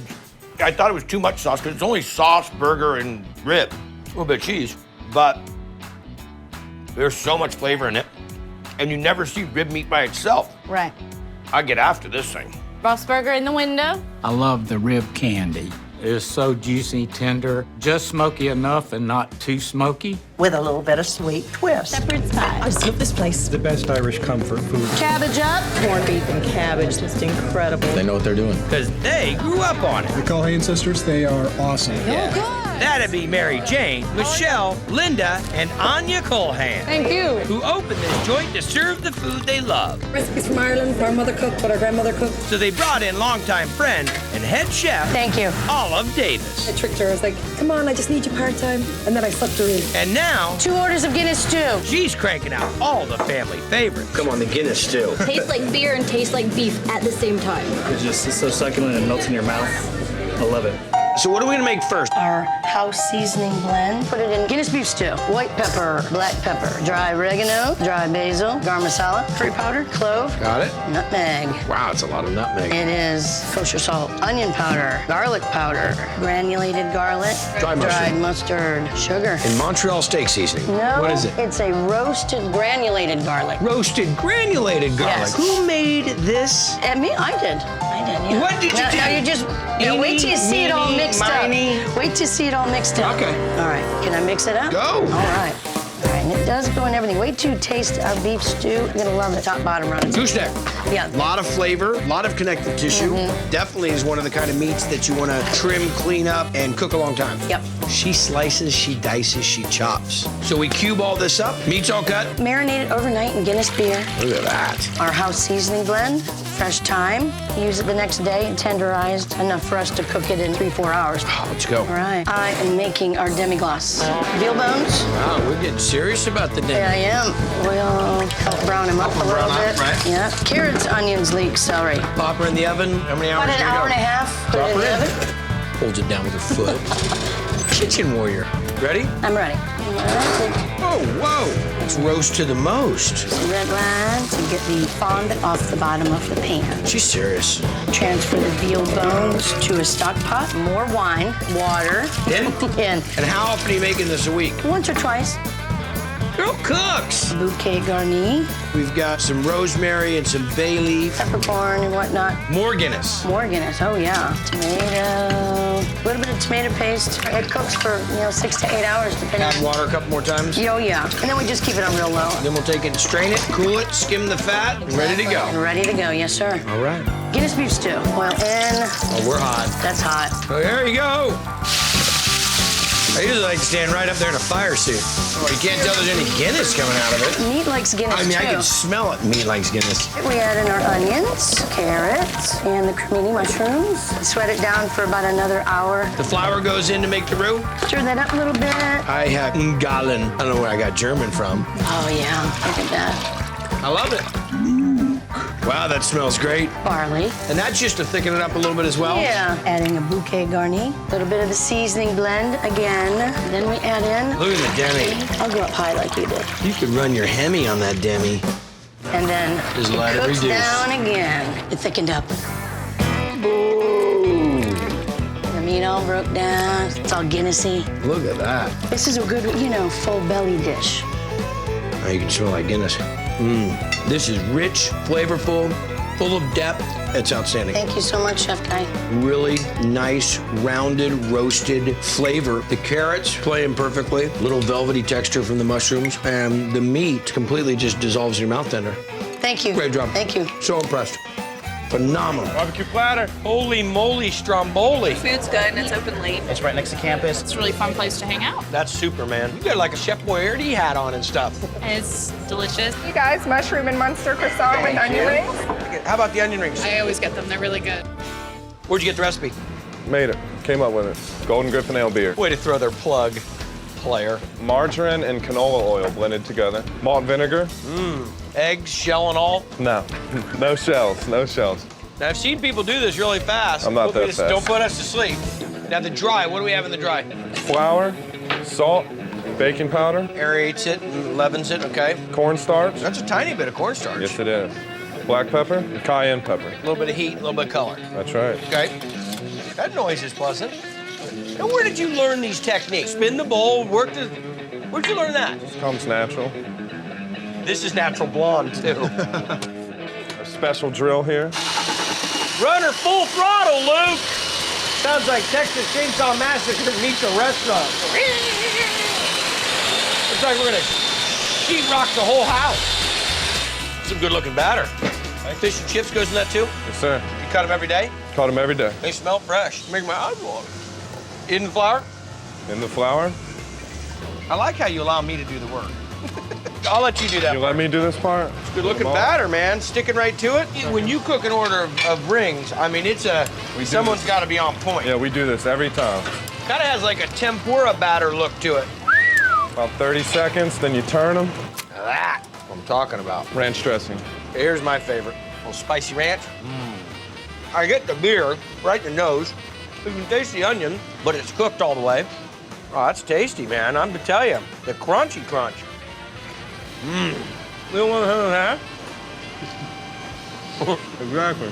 And it's all exactly what folks around here have come to expect. Food here's awesome. Any craving I have, I'm like, the village will have it. Calzone with pepperoni. At the place that's been the hangout in the neighborhood for a half a century. Twice a week. Twice a week? This is somewhat home. Water and hole. So it's like, hey, where do you want to go for lunch? Let's go to the village. You know, it's just, that's it. Everybody comes here. Order in. You can't go wrong when it's done right, and they're doing it right. Biscuits and duck gravy. Food's just out of this world. Southern style. A lot of the dishes remind me of my childhood. And that's the vibe Louisville natives Tyler Trotter and Lori Beck were going for when they opened this joint in an old house. Grill House was a home, so we wanted the food to reflect sort of the things that we grew up eating that we love. So they brought in trained chef and Kentucky native Andy Myers to amp up and narrow down the dishes. It's like a brunch menu served 7 days a week. Ready to roll on 2 fried bologna sandwiches. There's something about a fried bologna sandwich if you're from this region, and Grill House does it so well. So a fried bologna sandwich is a brunch item here in Louisville? It is, yeah. What are you nodding over there? I think it's all the time. Okay, good. The first thing that we do is we make a spice kit. I've heard it called a lot of things, but a spice kit works for me. Grated nutmeg, dextrose, black pepper, coriander, garlic powder, some salt, curing salt, paprika, and then we've got some non-fat dry milk powder. Milk solids, okay. You know what that's for? Emulsifying. Brings it together, ties it up. We add a little bit of ice water. This is all beef? Yes. So we're gonna take these two, blend them together, and start grinding. Sheet tray it, partially freeze it, cut it. This, ready to roll? You can get these at the carnival right here, right? Yep. Grind again. I'm like resisting the urge to just reach out and touch all over it. Don't do it, don't do it. Gonna load this guy up. So the casing, we'll just soak it for a second just to make it a little pliable. bit more pliable. Real easy to do that when we're standing here and Damaris is singing. Well, hello, Dolly. It's so nice to have you back where you belong. He's trying to work. After we case it, we smoke it. And what are you smoking it with? Cherry. Fantastic, so some nice, great color. We vacuum seal it and we cook it in an immersion circulator to get the temperature up to 155. Dig it. How are you gonna make that egg, chef? Sunny side There up. you go, that's definitely not me. That's gonna be all this girl. Our house bologna. Maybe we should just try a little piece for science. See how it sounded official? Yeah, why not? There you go. I'm gonna fry this on the flat top in a little bit of butter. Oh, good. I could just dip that in mustard and eat it. And you know it's even gonna have more flavor once it heats up. We have a brioche bun. And what kind of cheese is that? A New York white cheddar. Is it always 2 or is it just because Damaris and I are both here? It's always 2.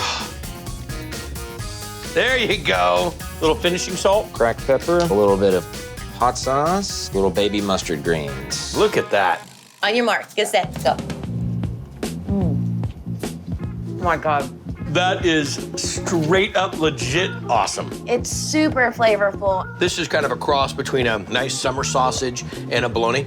The balance is really great. And the texture's the best part about it. This is dynamite. I like the egg. It makes it kind of saucy and messy. I don't like any sandwich that's not gonna run down my arms. So, especially in the morning, you know.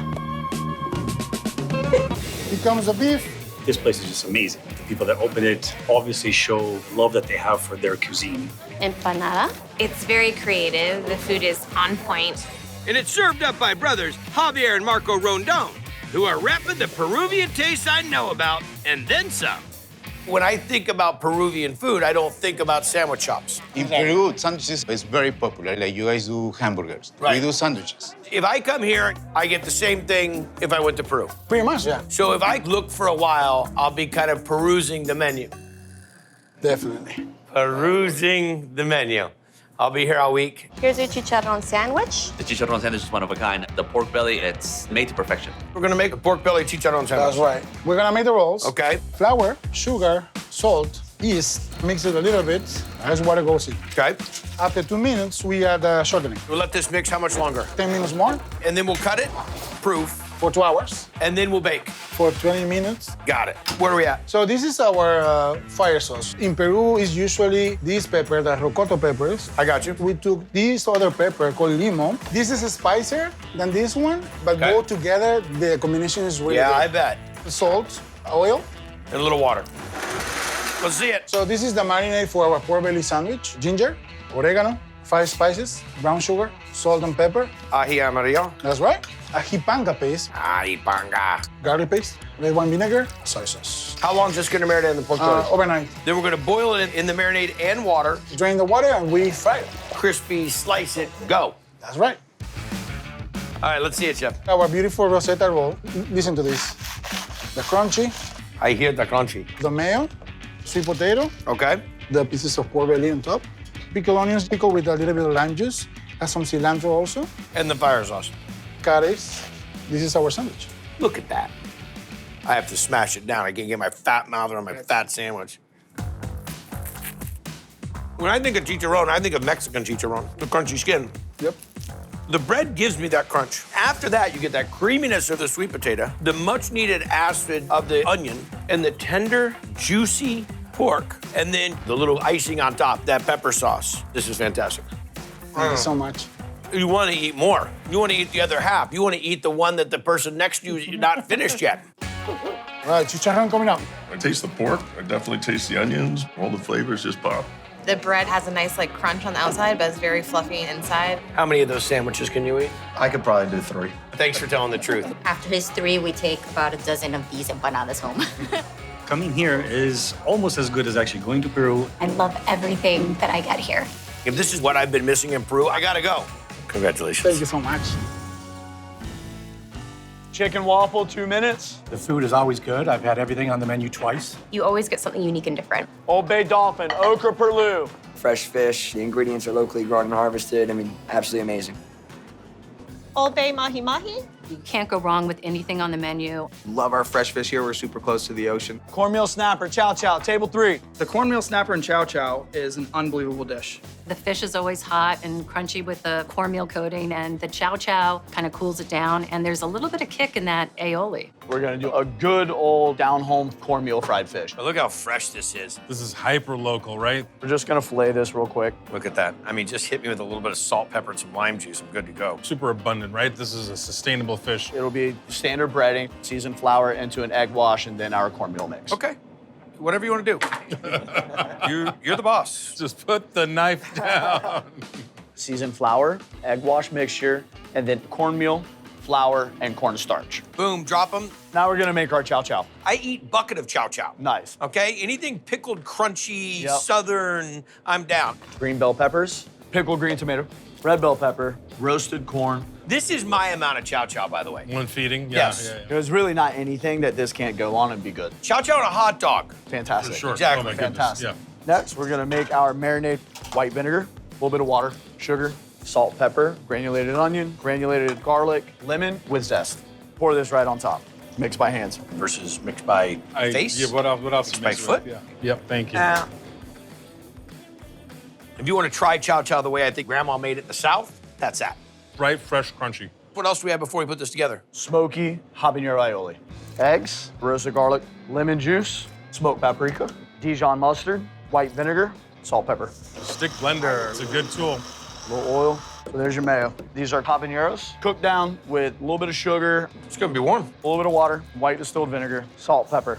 Then we just blend this right back up. Just take a little bit of this, blend it right in. My mouth just went into full-on salivation. So now we're gonna plate our dish. We're gonna start with the chow chow, aioli. Snapper's gonna rest right in it. Chopped parsley. Go ahead, Chef. The real beauty of the fry on this, you get everything you want with that extra crunchification from the cornstarch. Let me get in there. He's going for the big piece. Going for the big piece. I tell you, he's gonna go for the big piece. What's really nice about cornmeal is it adds a lot of flavor. Ow, it's my toe. Don't worry, I got 9 more. Oh, it's really good all together. Better than good. Fantastic. I'm just trying to get that perfect bite. That's it. It's easier if I get it good. Go for it. I figured it out. Chow chow chaser. I like to party. And cornmeal snapper. Fish that's delicate like snapper, you have to really have a delicate fry. The cornmeal on it is just crunchy enough. You get that little kick of heat, and then the chow chow is perfect. It's called a turducken.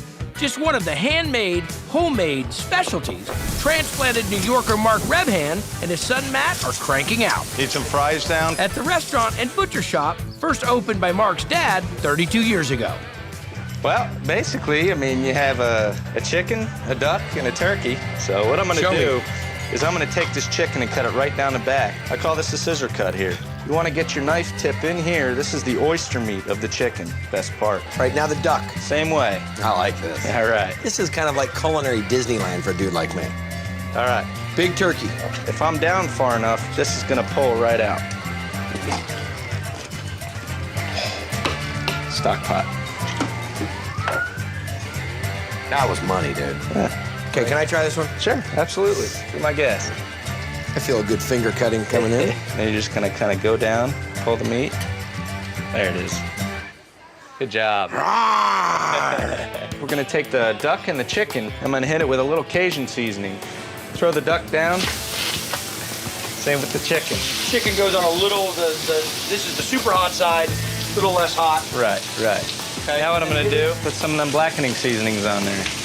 Virgin olive oil here. Get it into the seams, the pockets where you took the thigh bones out. A little blackening on this guy. I'm gonna take some of this cornbread stuffing here.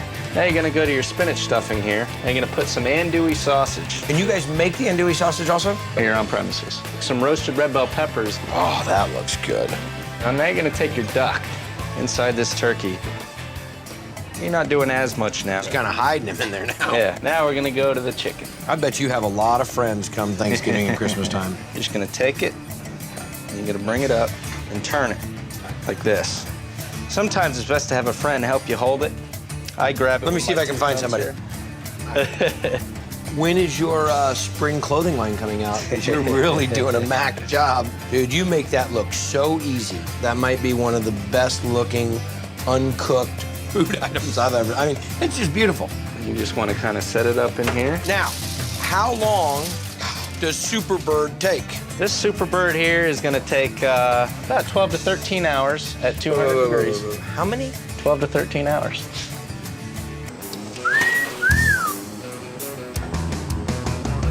Hot. 1, 2, 3. All right. I feel better.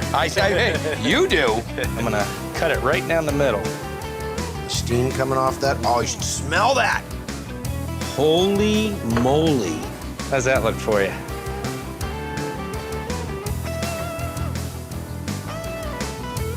Oh, man. It's a good combination.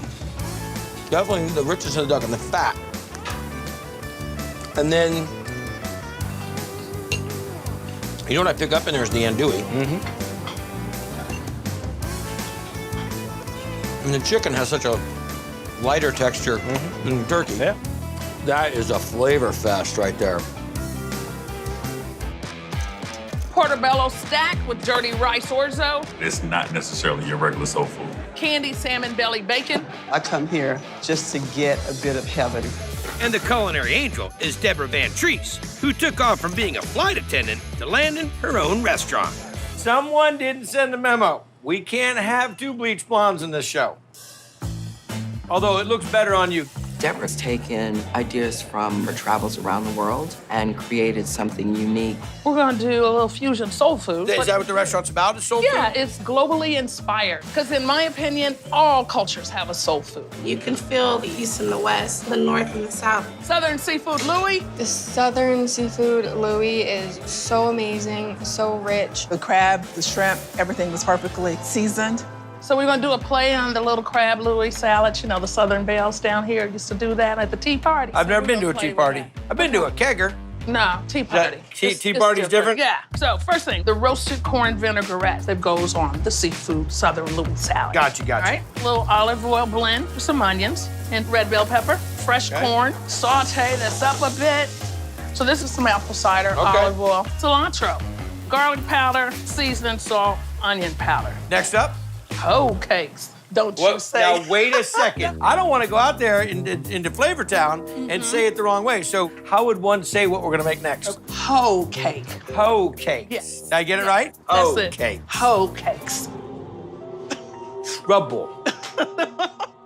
We've got self-rising cornmeal, baking soda, eggs, buttermilk, avocados. I see a lot of things in hoe cakes. I've never seen the avocado combo. It is soul food fused with I got California. it. I got it. So even the California people are They got included. soul. We, They got soul. We do. Red pepper, onion, jalapenos, oil, cilantro. And that's all she wrote. What do we got next? Next, we're gonna poach the seafood. Little oil. Shrimp her down. Shrimp her down a little Shrimp her bit now. down. Lobster down. Water. Old Bay. A little bit of crab A boil. little bit of crab boil. Oil. Lump crab. So just That's a little poach being delicate. Yep, and then we let them cool, and then we'll be ready for the salad. You know that I don't often on Triple D do salads. A little arugula. But this has got attitude. A bit of attitude. Corn relish. And then the hoe cake is what puts it over the top. There you go. Shrimp, add our lobster, our lump crab, mango vinaigrette. We're gonna top that with some microgreens. Too pretty to eat. It is kind of cute, isn't it? I don't typically like cold seafood because by the time it cooks and gets held, it's lost its flavor. You, on the other hand, you wild woman, you better blonde, that is delicious. Thank you. It's refined, it's balanced. You perfectly cook the seafood. Avocado hoe cake is a perfect complement. There's not many salads that I would order again. I would order that every time. That is too legit to quit. Take that. Seafood Louis salad. Seafood Louis is great. The shrimp is excellent. I feel like I'm having dinner with my salad. You got lobster, you got shrimp, you got crab. This guy needs no introduction. He is a triple D OG. My brother Gus from Marietta Diner. These, what do you whole cakes? Whole cakes, amazing. He lives in Atlanta. What is a whole cake? Whole cake, a whole cake, I'm not sure. Either way, it's delicious. Honey Jack wing. I was a flight attendant with Deborah.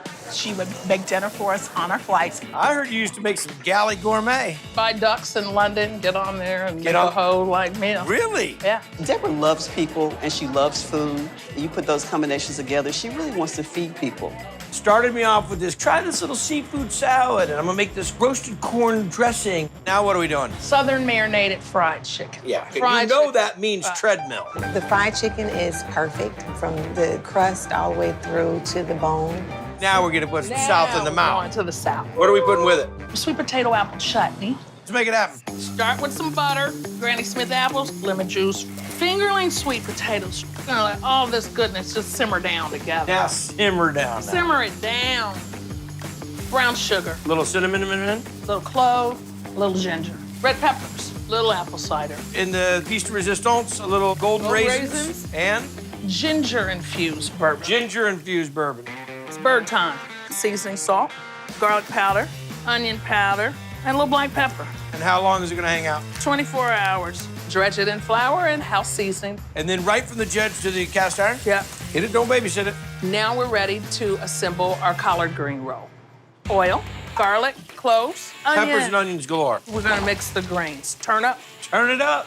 mustard, collard, water, jalapenos. And then we've got celery salt, red pepper flakes, little paprika. Let that baby just simmer for about 2-3 hours. All right, sister, let me see it. All right, blanched collard greens. We'll try to get the big ones. Got a cooked green. Fold it up and get it done. Then these are gonna sit there and steam a little bit. These are gonna sit there. Get a little more tender. Yep. Now we're ready to plate the southern marinated fried chicken. First, we got some mac and cheese, the collard green roll, sweet potato apple chutney, got our breast, thigh on the side, and the leg on the other side. And then guess what? Come on now. Collard green jus, the pot liquor. There you go. The chutney is dynamite. Love that little golden raisin texture at the end. Congratulations for wrecking collard greens for the rest of my life. That's mean. It's nasty. That's what it is. Yeah. I want to order 100 of these.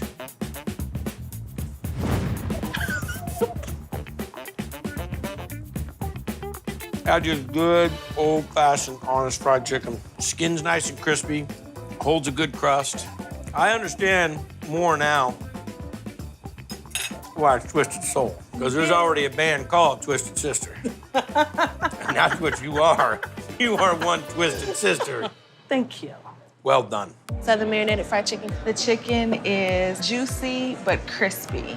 The collard green roll has a little bite to it. It's a different twist, but it's wonderful. Bacon, lettuce, green tomato sandwich. If you want a good home-cooked meal, go to Twisted Soul. She's the best. Well done, my sister. Porchetta sandwich for you? For me, it's the texture with all the crackly bits. Love the gremolata. It's perfect, honestly. One porchetta, one hot dog, one butcher burger. We're the local farm that brings them this amazing pork that they season up. We provide the eggs. Hey, buddy, what's going on? He just does an awesome job with our beef. Hot dog coming up next. The New York dog here is freshly made. Everything complements it. Best hot dog I ever had. What are we getting into? House-made hot dog. So I'm gonna take out the chuck roll right now. We'll start to cut this into usable strips. Yep. So let's make the seasoning for the hot dogs. Coriander, granulated onion, granulated garlic, nutmeg. A lot of nutmeg. White pepper, salt, and curing salt. Okay. Season the meat. This is the coarse grind. Change out the dye and run it 2 more times. Yep. I add the ice in the 3rd grind to make sure it stays as cold as possible. So it's always ice. It's not ice, maybe. Anybody? This thing on? Hello. Then we'll come to the food processor where we whip it. Until it's nice and sticky. I mean, it's pate. So we're gonna case. Give it a little spin. Once we get it cased. Uncovered in the fridge for at least an hour. And it'll smoke for how long? Hour and a half at 185. What kind of wood? Apple. And now we're making the mustard. We take our dry mustard seeds and we blanch them twice. Twice? Blanch them twice. And what's it rinsing off? The outer coating, which can sometimes be slightly bitter. That's what I've been doing wrong. Blanched mustard seeds, apple cider vinegar, water, paprika, turmeric. There's your color. Salt and sugar. Blend it on high. Yes. That's delicious. You're also gonna make the sauerkraut, aren't you? We're also gonna make the You sauerkraut. go for a cheater. We're going to salt and bruise the cabbage. I let this sit for as long as a day. Squeeze out all the water, add caraway seed. Don't get carried away with that. Crushed bay leaf, black pepper into our fermenting jar. How long is this gonna go? 10 days, but can go as long as 2 months. And the bubbler up top there. It creates an airlock, which makes an anaerobic environment so that you can properly ferment. Steam our hot dog. Warm up the kraut. If you're just tuning in, short of catching the steer, this guy scratch made the hot dog. Wow. The only thing I don't like about this, chef, is nothing. I'll pretty much just sum it up with that. Just look at how juicy that hot dog is. That's outrageous. Like goosebumps. The sauerkraut, I want to eat by the gallon. The mustard, I want to be entombed with it. Whew. Welcome to Flavor Town, baby. 2 hot dogs. Not your average hot dog. It's smoky, it's snappy. Homemade mustard is awesome. There's my good buddy Ed. We're in a little beach town. Is this normal? Not even close. And I will travel all the way up here to get something like this. Rigatoni up. Great place to hang out if you're ever in the West Palm area. I ate half a sandwich and a hot dog, dude. I'm gonna die. A really great death. Watch out for this guy. He's a Flavor Town assassin coming after your waistline. We have 2 mats on the grill. It's not trying to be fancy, it's just good and what's right. Short rib melts. Translation, gangster grilled cheeses and standout soups. A simple menu that Chef Crystal DeLuna Bogan and her musician husband Joseph have stuck to since they opened the truck in 2010. I got a pimento mat going out with the soup. We got some Tennessee cheddar. It's a monster. It's a 40-pound block. We're gonna cut this up, shred it up for the pimento mac and cheese base. So you're gonna cut the cheese? I'm gonna cut this cheese with this knife. So no processed cheese in this crew? No, sir.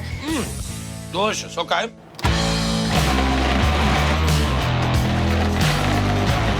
So cheese is done. We're gonna make some mayo.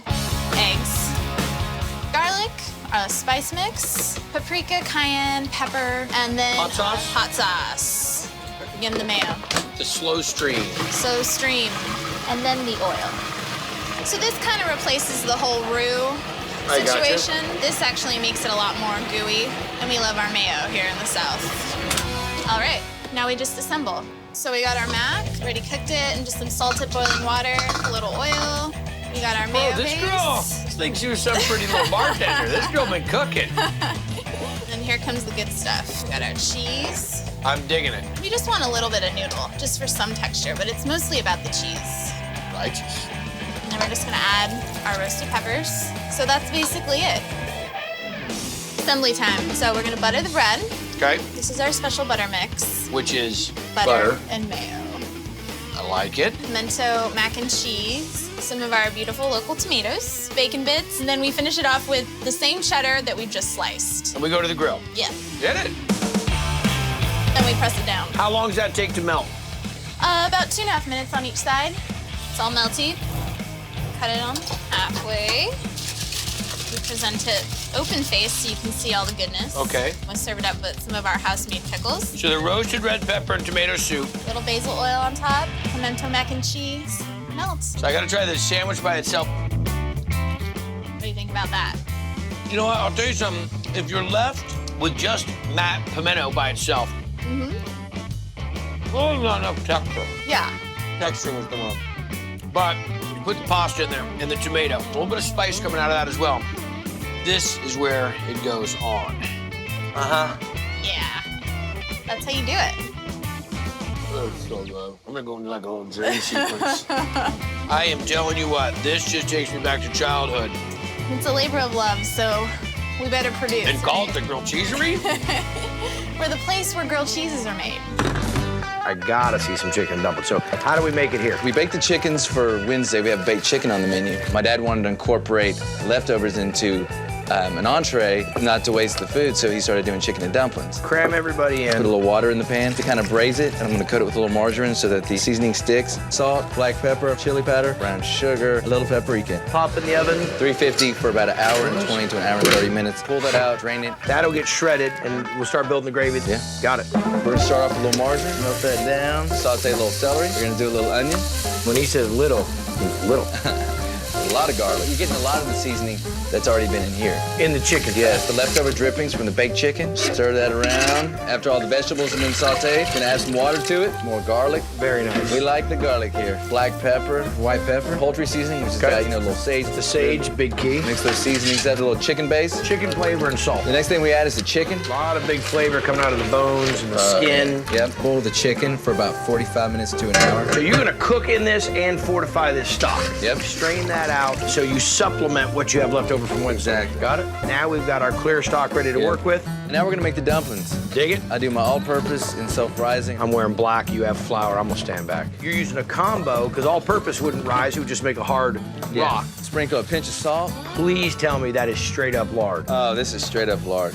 Yes. This is where you're gonna get that real unctuous flavor. We're basically making biscuits. We're gonna cut that lard into that flour and tighten it up with some ice water. Yeah. We got the right consistency here. Now we'll flour the board, roll it out, make the dumplings. You got it. You got a rolling pin, son? Yes, sir. Yes, sir.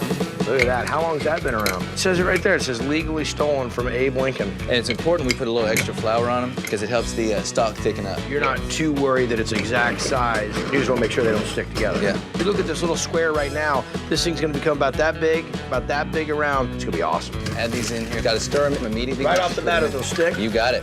Look how they start to puff up. I want to eat that. Cook for about 15 to 20 minutes. Then when there's about 10 minutes left, we're gonna add the chicken. So the chicken heats back up. Just take the whole pan, dump it in there. Why not? Good to go. That's how we do it. Oh, man. Oh. It's thickened up real good. Look at that. That's a good looking dumpling right there. That's about as old school as you're gonna find them. All right. Some of that roasted chicken in there. I'm just stoned so I can shovel it all in. It's a nice day out. These are good spoons. Creaminess, tender chunks of chicken. I almost finished the whole bowl in that time. Good stuff. The chicken smashed potato. We're gonna make the brine, water, brown sugar, kosher salt, orange concentrate. Orange concentrate, okay, I like it. Lemon juice, ginger. Got it. A sea salt blend. Red chili flake, little granulated garlic, yada, yada, yada. Yep, rosemary, fresh thyme, fresh sage. Simmer for 15, 20 minutes. And how long is this gonna brine? Overnight. What's our next step? Making a buffalo sauce. Regular old buffalo sauce isn't good enough? Nope. Hot sauce, the Reaper sauce. It's also another style of wing sauce. White pepper, chili, cumin, ginger, mustard, cayenne, turmeric. There you go with that concentrated orange juice again. And the butter. We have our buttermilk and the buffalo sauce that we just made. So this goes in brines for another day? Yep. Next up. Caramelized onion cream sauce, clarified butter, salad oil, onions, sea salt blend, white pepper, garlic. And deglazed little white wine? Cream, a little bit of cream cheese, and let that reduce. And we've got to make the chicken flour. Got it. AP flour, basil, oregano, cumin, thyme, ginger. Guess what? Garlic. White pepper. White pepper. Oh! How did I miss that? He teed it up. Rubbed sage. Chili powder. Mustard, cumin, coriander, parsley, paprika. Are we missing salt there? Or? Thank you. So now the chicken comes out of that to high gluten flour, into an egg wash, into this, and then we go to the fryer. And all we do is just take a regular baked potato, smash it, throw it in there when the chicken's cooking. That's it. Top them with the green beans, or chicken, onion cream sauce, scallions on top. Bon appetit. And that chicken is layered with flavor. And it soaks up that brine, so it's super juicy. And the caramelized onion anti-speedo gravy is the piece de resistance. I mean, that's what ties this whole thing together. This is a stick to your ribs kind of a meal, and it's really done with real culinary process. Well done. I like it. Come get it.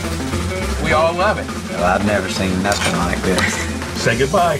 What you want to eat today? When Sunny Knight brought his California-born wife, Sherry, home to West Virginia, I'm a Cali girl. the self-proclaimed hillbilly Here's your grub. and his West Coast bride Well, I brought Beverly to the Hillbillies. decided to open the ultimate West Virginia hot dog stand. 2 school buses stacked up next to a shed. And every yard sale item in the world out there. It's beautiful. Hillbillies actually making fun of themselves. And making some serious dogs, loaded with every combination of just about everything. Snuffy in the heat. Pizza dog. Egg dog. I'm making a taco dog right now. You gonna come eat it? How's your dog? Oh, it's great. Even deep fried, There you go, sir. and up to a full pound. I got a home wrecker. Big, good hot dog. 15 inches long, 1 pound all beef weenie. Throw it in the deep fryer.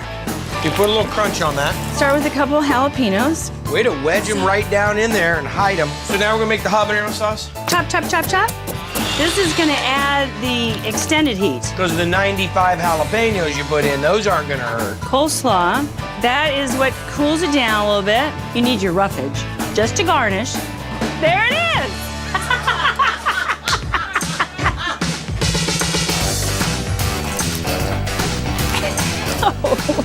Isn't that wonderful? Yeah! Oh my God, that's hot. It's spicy, but it's good. Eat it in 12 minutes, you get a free t-shirt. Homewrecker shirt. I think that'd take me about a week. You've eaten the home wrecker? Absolutely.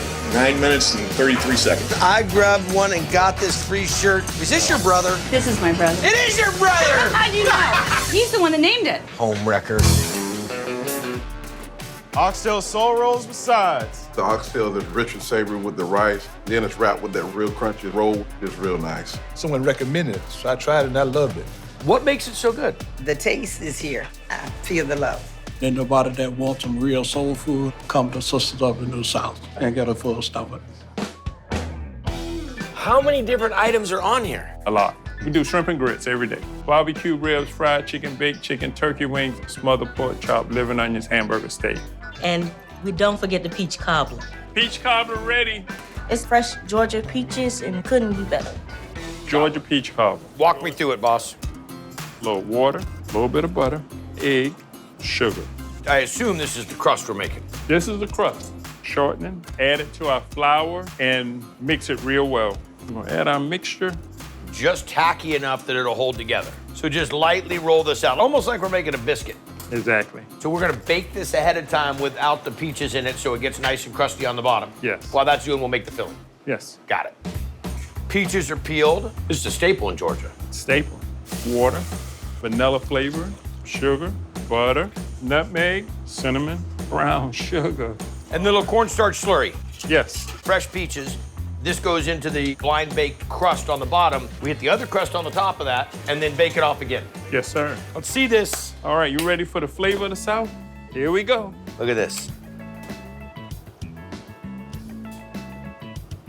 That is about one of the most honest desserts I've had in the last 10 years on Triple B. The simple biscuit crust. It's a little bit of sugar. It's a little bit of vanilla. You're highlighting the peach. Outstanding. Thank you, sir. Peach cobbler. The peach cobbler, delicious. Love the crust in it and those Georgia peaches. Can't beat it. You gonna sleep right after? I was just gonna say, can you get out of here without falling asleep at the table? Go to sleep right after. Fried shrimp and tilapia. I'm telling you, you guys do not know what blessing you have here. Yeah, we did. You do? Oh, yes. You come to Sisters, you come to the right place. You're one of a kind. The only problem I have is it's only a half-hour show, and it's gonna take me that long to work through the line of food. Don't worry. I can come back? You can come back anytime. Yeah, let's see, I can come back next week. See you tomorrow. But I'll probably see you tomorrow. Walking in, beef knish. There's nothing I've ever tasted or been to that's like Burley's. The Pearlstein for you. This is nothing like your regular delicatessen or diner. That's because Rochelle and Kevin Roberts are mixing his master cooking with the food her bubby used to make. I'm Jewish, Okay. and there was nowhere to get this food. Where'd you get all the recipes? Family recipes that have been tweaked, collaborations between the two of us. They have a lot of items on their menus you're not going to find in other places. For instance, the potato and duck pierogies. Potato and duck pierogies. You ever had pierogies before? These pierogies are better than any other pierogies that you can find. Creamy, hearty, moist. All of a sudden, he's taking over the show. He's starting to give the whole description and everything. I just asked him if he'd had pierogies before. How are we starting this thing off? We're gonna make some pierogi dough. Okay. Eggs, sour cream. It's the way I always make my pierogi dough. Water and salt. AP flour. How long are we gonna let this mix up? For a few minutes, and then we wrap it up and let it rest in the refrigerator. All right, so now we're gonna make the cure for the duck legs. Okay. White sugar, brown sugar, sumac, and some kosher salt. So breakfast and lunch? Breakfast, lunch, and dinner. And you're taking all the time to make confit duck legs? Why not? Does she let you go home? I mean, do you just stay here? She likes it when I'm home, actually, yes. You didn't have to say it in a sultry voice like that. Crushed juniper berry, raw garlic, fresh thyme, the duck legs on top of this, and then we'll reverse the order. And we're gonna do it again? Yep, the garlic, and then the juniper. How many days are on your calendar? Just the 7. How many hours? 60. 60 hours a day? That's what I figured you were working. Refrigerated overnight, and then we'll cook them in the schmaltz. The almighty schmaltz. 2 to 3 hours. What are we on to now? Now we're gonna make a roast tomato ketchup, which is gonna go into the sauce for the final dish. Going to the sauce. Roma tomatoes, chopped garlic, dried oregano, some dried basil. Salt and pepper. And roast these off what temp? 350-degree oven for about an hour. Put it in a container with tomato paste and puree it until smooth. Okay, chef. Now we're gonna make the filling for the pierogies. Boiled potatoes, green onions, some of the duck leg confit, mixed peppercorn blend, kosher salt. Mash it around. We're gonna add a little bit of that reserved duck fat. So this whole process is by hand. And then we haven't even got into the rolling out of the dough. That is correct. Oh my goodness. And you don't have a sheeter? I do not have a sheeter. I'm gonna get you one for your birthday. When's your birthday? My birthday was Monday. Oh, I missed it, sorry. Maybe at least a bigger rolling pin, huh? That come with an easy bake oven? We'll cut our dough, brush it with a little slurry of cornstarch and water. Slurry up. Pierogi filling. How are we cooking these from here? They go into the boiling pot of water. All of this activity going for one item on the menu? That is correct. You're a busy man. So we're gonna start with duck fat, pierogies, shiitake button mushrooms. The ketchup that we made? I like to char the ketchup. Oh, me too, always. Cooked mirepoix. Duck stock, cover and let it reduce. What do we do now? Wait. Okay, good talk. All right. Voila. And we top it off with a little chive sour cream. I don't know that the word pierogi describes this. It's like calling my Camaro a car. That's a vintage hot rod. Yeah. Great duck. The duck jus reduction with the pierogi soaks up. The vegetables, the mushrooms, a little kiss of that roasted tomato sauce. This is like I've been going to all the movies in black and white. And then today I went to IMAX. Dynamite. Thank you. Out of the 100 or so barbecue places that are around here, this is my top barbecue place. But it takes more than just Melissa to serve up these great flavors. Even her daughter Lauren is stepping up to the plate. She's 13 years old. Yes, and she is my head hostess. This is a mom being a little modest now. She is the 5-time Mississippi State hamburger champion. She competed in her first competition when she was 6. Seriously, with what recipe? With her own recipe. That evolved into one of this joint's top sellers. Crunch burger. I've never had anything like it before. So what makes it crunch? Pork rinds. I know pork rinds, chicharrones we have in California. This is what it's coming from? There's smoked dehydrated pork fat that we're gonna fry it. No. Not so much crunch. Not yet. Let's fry them. Let's go. Fries up. So this is it. A little barbecue rub on there. And then these will actually go on the burger? They actually go on top of the burger. Better hurry up and make them. All right. One burger or 2 burgers? Well, you get 2 burger patties. I'll roll out of here. Smash them out. Nice technique. A little hamburger seasoning. This is minced onion, garlic, seasoned salt, a little black pepper. This is our spicy barbecue sauce. Okay. Put a little bit of that on the burger patty. Same basis of how you start your other barbecue sauce? It is exactly the same, followed by some cheddar cheese. Now we have to do secret stuff. All right, burger's ready. Juke sauce. Who? Juke sauce comes from down in Mississippi, juke joints. Cheesy goodness. And And last but not least, pork rinds. That's a crunch burger. I like it. Smash. That chicharron in there. The juke sauce is great too. Burgers cook perfectly. Nice melt on the cheese. You got all the produce you need in there, but it's when you get that extra little crunch out of that chicharron. Dynamite burger.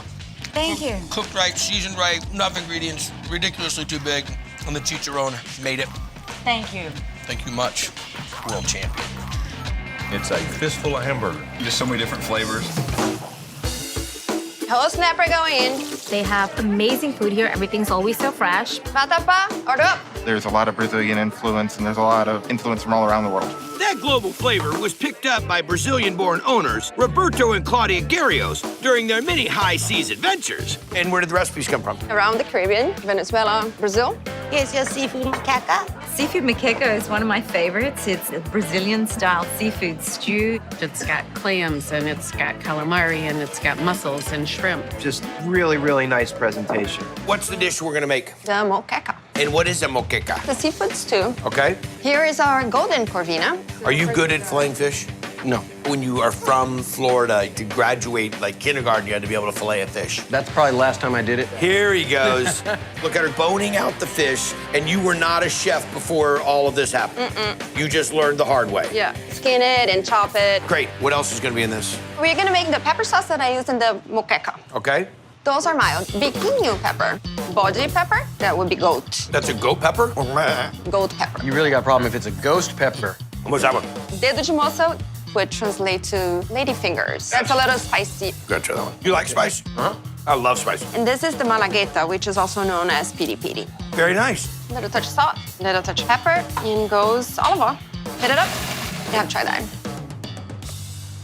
Ooh, that's real good. Now we're getting into building the base of the sauce. Correct. This is blended oil, garlic, little onion, bay leaf, salt, pepper, our house-made pepper sauce. That's as much as you put in? That's like 2 tablespoons. About. You made all that for that little? Oh, we've used it a lot in other dishes, too. Oh. Okay. Bell peppers, Bell peppers great. go in. You guys cook at home a lot? It's a challenge when you start to do the veg cooking because you got so many different flavors and spices you can throw around. It's all about how you prepare it. Pureed tomatoes? Yes. And this will cook down for how much longer, Chef? About half an hour. Got it. All right, Chef, let's get into this. The moqueca sauce you just made, corvina, shrimp, clams, salt, pepper. This is dende oil from a palm tree. Okay. And it's traditionally used in this dish. And coconut milk. Then we go over the pan. I feel terrible, too. We've got to make Rob one. You gonna make it one for me? I guess we could share. He'll get one bite and one bite only. Then we add calamari and mussels. As soon as they pop, we're ready to rock. Ready to go. Look at that. There's a lot of seafood in this. Smells delish. Let's see what we got here, brother. Not dynamite. Everything is cooked right, not overcooked. I love the kick. That is really good. Tastes a little Creole almost. It's spicy, it's tangy. The kicker to the whole thing is the coconut milk. That's what gives it that luxurious, that creamy, that silkiness. It's fantastic. Now, this is where the friendship's gonna kind of get into a different realm. Pull it back over here. No, let's just bring it right back over here. Wait a minute. Seafood moqueca. I love the good variety of seafoods in it. It's beautiful, it's colorful, and it makes you want to eat it. The texture of the calamari is exceptional. Nice and tender. Yes. Tres Hombres. Tres Hombres has Fontino habanero sausage as well as pulled pork, and it has brisket. It is a big one. We're gonna make the Tres Hombres sandwich. We're gonna build our dry rub for our pulled pork. Let's see it. Of course, ground black pepper, kosher salt, a little paprika, chili powder, brown sugar, granulated garlic, and granulated onion. We're gonna take our Boston butt, apply a yellow mustard and pickle brine, slather. Okay. Rub the butt pretty heavily with our dry rub. They'll smoke for about 12 hours. Okay, on to the brisket. And again, we're gonna start with black pepper, kosher salt, paprika, a little cayenne, my homies, granulated garlic, granulated onion, cumin, Mexican oregano. Oh, that's what I was gonna say. The mustard and pickle brine slather. Dry rub. And then this is gonna go for how long? About 16 to 18 hours. We're gonna make our signature house thick sauce. What are we missing? A ballet slipper and an engine block. We're gonna toast 3 types of chilies, and we're gonna be caramelizing some onions. So while that's going, we're gonna start the tea. Oil. Good, let's get every pot, every ingredient. Garlic. Water, toasted peppers. Let them steep. 20 minutes. Take all this and pour it into a blender, puree it. Got it. We're gonna start the next step with the caramelized onions. Okay. Add molasses to that. Cook that down. We're gonna add the tea that we made, ketchup, Apple cider vinegar, brown sugar, cumin chili flake, whole grain mustard, kitchen sink, eye of newt, wing of bat, pickling brine, soy, lemon juice, cayenne. salt. Cook it for an hour to an hour and a half. We're done. We're gonna put the tres hombres together. Habanero fontina, pulled pork, thick sauce, beef brisket, a little more thick sauce, pickled red onions. Okay. Oh, how cute. We'll put the little hat on it. Just for you. I'm not gonna be a sharp-dressed man after this. This is a monster. Delicious brisket. Love the sausage. Pulled pork's nice and tender. It's legit. It's real deal. It's great flavor. Well done, chef. Thank you. Tres hombres. You have to really press it down to fit it in your mouth. The brisket is very tender. It's really delicious. Folk Southern fry in the window. This place is the definition of Southern hospitality. Fried green tomatoes for table 6. Menu's great from top to bottom. And cooked up by Atlanta native Jason Hill. Lobster roll in the window, let's pick it up. Who, with co-owner Randy Parks, turned a 100-year-old former grocery store into this funky, folksy joint in 2013. What's the food? Keep it simple, but we dress it up. Make it artful. Sort of like a funky upscale. Funky upscale. Meatball burger, let's pick it up. Great meatball flavor. You can barely get your mouth around it, but it's really good. All right, what are we into? Our marinara for our meatball burger. Marinara? Marinara. Go make some marinara. We're gonna dump in our diced onions, diced red bell peppers, and our chopped garlic. And we use a healthy bit of garlic. Okay. Our red chili flakes. Then we sweated down our onions. We're gonna put our paprika in, salt, a little bit of sugar. This is my time. Okay. Margarine, parsley, fresh concassate tomatoes. Oh, say what? Just a little bit of water. How long is this gonna cook? About 10 minutes. So you hit the immersion blender into it, then drop the basil in, and then hit it just a little bit and break the basil up. Yep. Now we're into the meatball burger. Meatball burger. Okay. So we make croutons and then we grind it up. That's a good tasty crouton. And then diced onions. You're not gonna brown those off or anything? Going in raw? Nope, raw. Fresh garlic.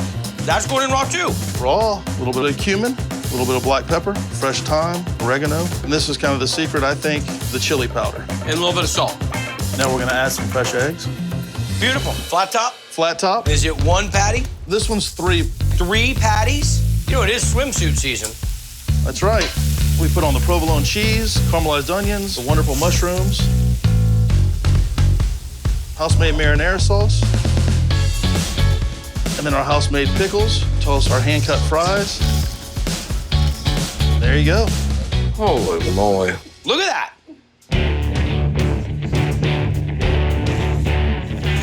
Love the sauteed mushrooms. Nice little kiss of the marinara. That right there screaming Italian family Sunday dinner.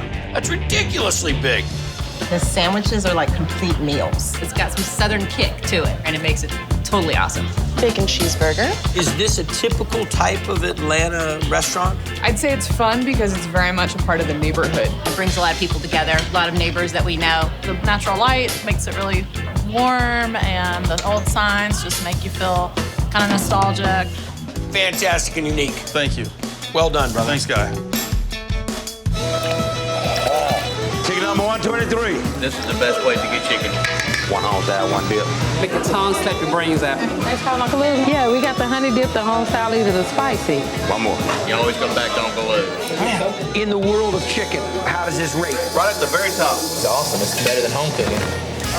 It's Uncle Lou's home cooking. I've kind of been cooking just about all my life. Alrighty, 8 peas. A few years ago, You doing all right? Lewis Martin opened his own joint, What we got going now? doing chicken the way his great-grandmother did. Can you get all this out by yourself? And folks just went nuts. I drove 30 miles to come eat.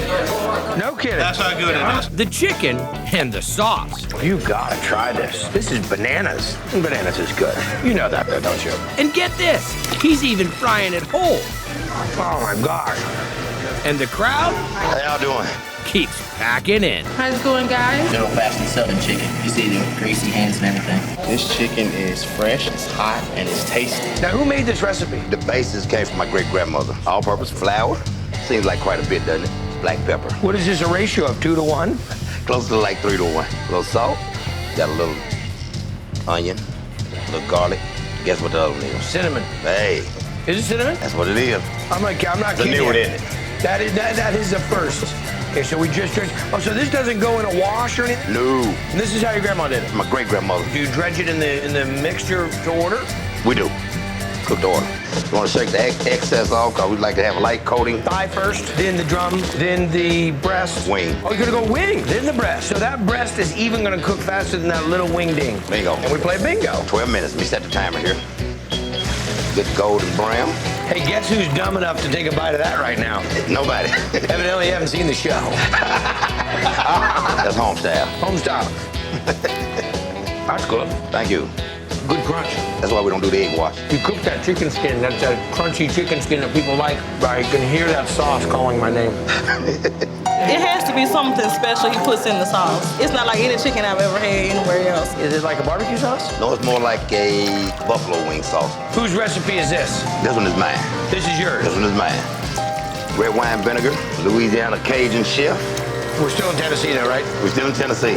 Now what do we add? Those spices gonna go in big. Garlic, chili powder, or wow, chili powder. Wow, salt. I love paprika. That paprika. It's got to be onion, celery salt. That's the sugar. Lemon pepper. Smoke. Hickory smoke. All righty. This is called corruption. It's called the corruption? Corruption. Once you've tasted it, you've been corrupted. Really? Bingo. Bingo. In? In. As soon as it comes to a boil, I try to get the corruption in as soon as possible because we don't want the vinegar to evaporate. Now when's the honey going? Right now. We turn off the heat? And then we double honey. Honey dip sauce. Yeah. Complete.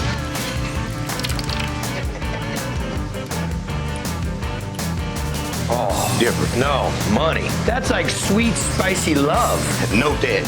Name change. No longer honey dip sauce. Sweet spicy love. It's gonna go in our sauce? Do we ladle over We call it honey dip, not honey ladled. That's it.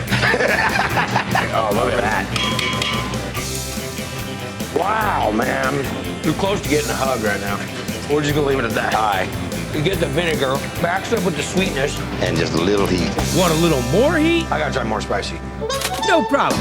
Uncle Lou's got that too. We have a less spicy and a more spicy. You just have spicy? Spicy is the less spicy. You gotta start with a spicy. Right, and then we made a more spicy, which made the original spicy less spicy. Did I just buy that street? How do we make it more spicy? 200 heat cayenne pepper. That's what I'm talking about. Just hot enough to make you thirsty. Won't make your hair stand on end. Just let you...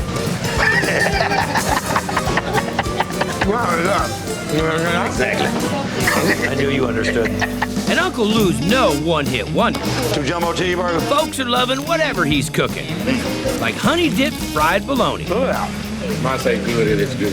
And a dipped smoked sausage sandwich. Just soaks in the bread and it's great. And jumbo cheeseburger? It's just a cheeseburger to have. He makes a real good monster burger here. But even with all that, Stuff gets better every time I eat here. the name is still Uncle Lou's Fried Chicken. And he's taking it to the max. Whole fried chicken? That's our signature item. I can stand with that. Must make a mess on paper. So we're gonna inject the bird. Cajun Creole butter. Like something you buy. So you move it around a little bit. There you go. But you don't go through the skin because then it can have a chance to leak. Now you have to be a little bit choosy about the marinade you do because it's got a bunch of sugar in it to burn your oil. Exactly. Legs and thighs first.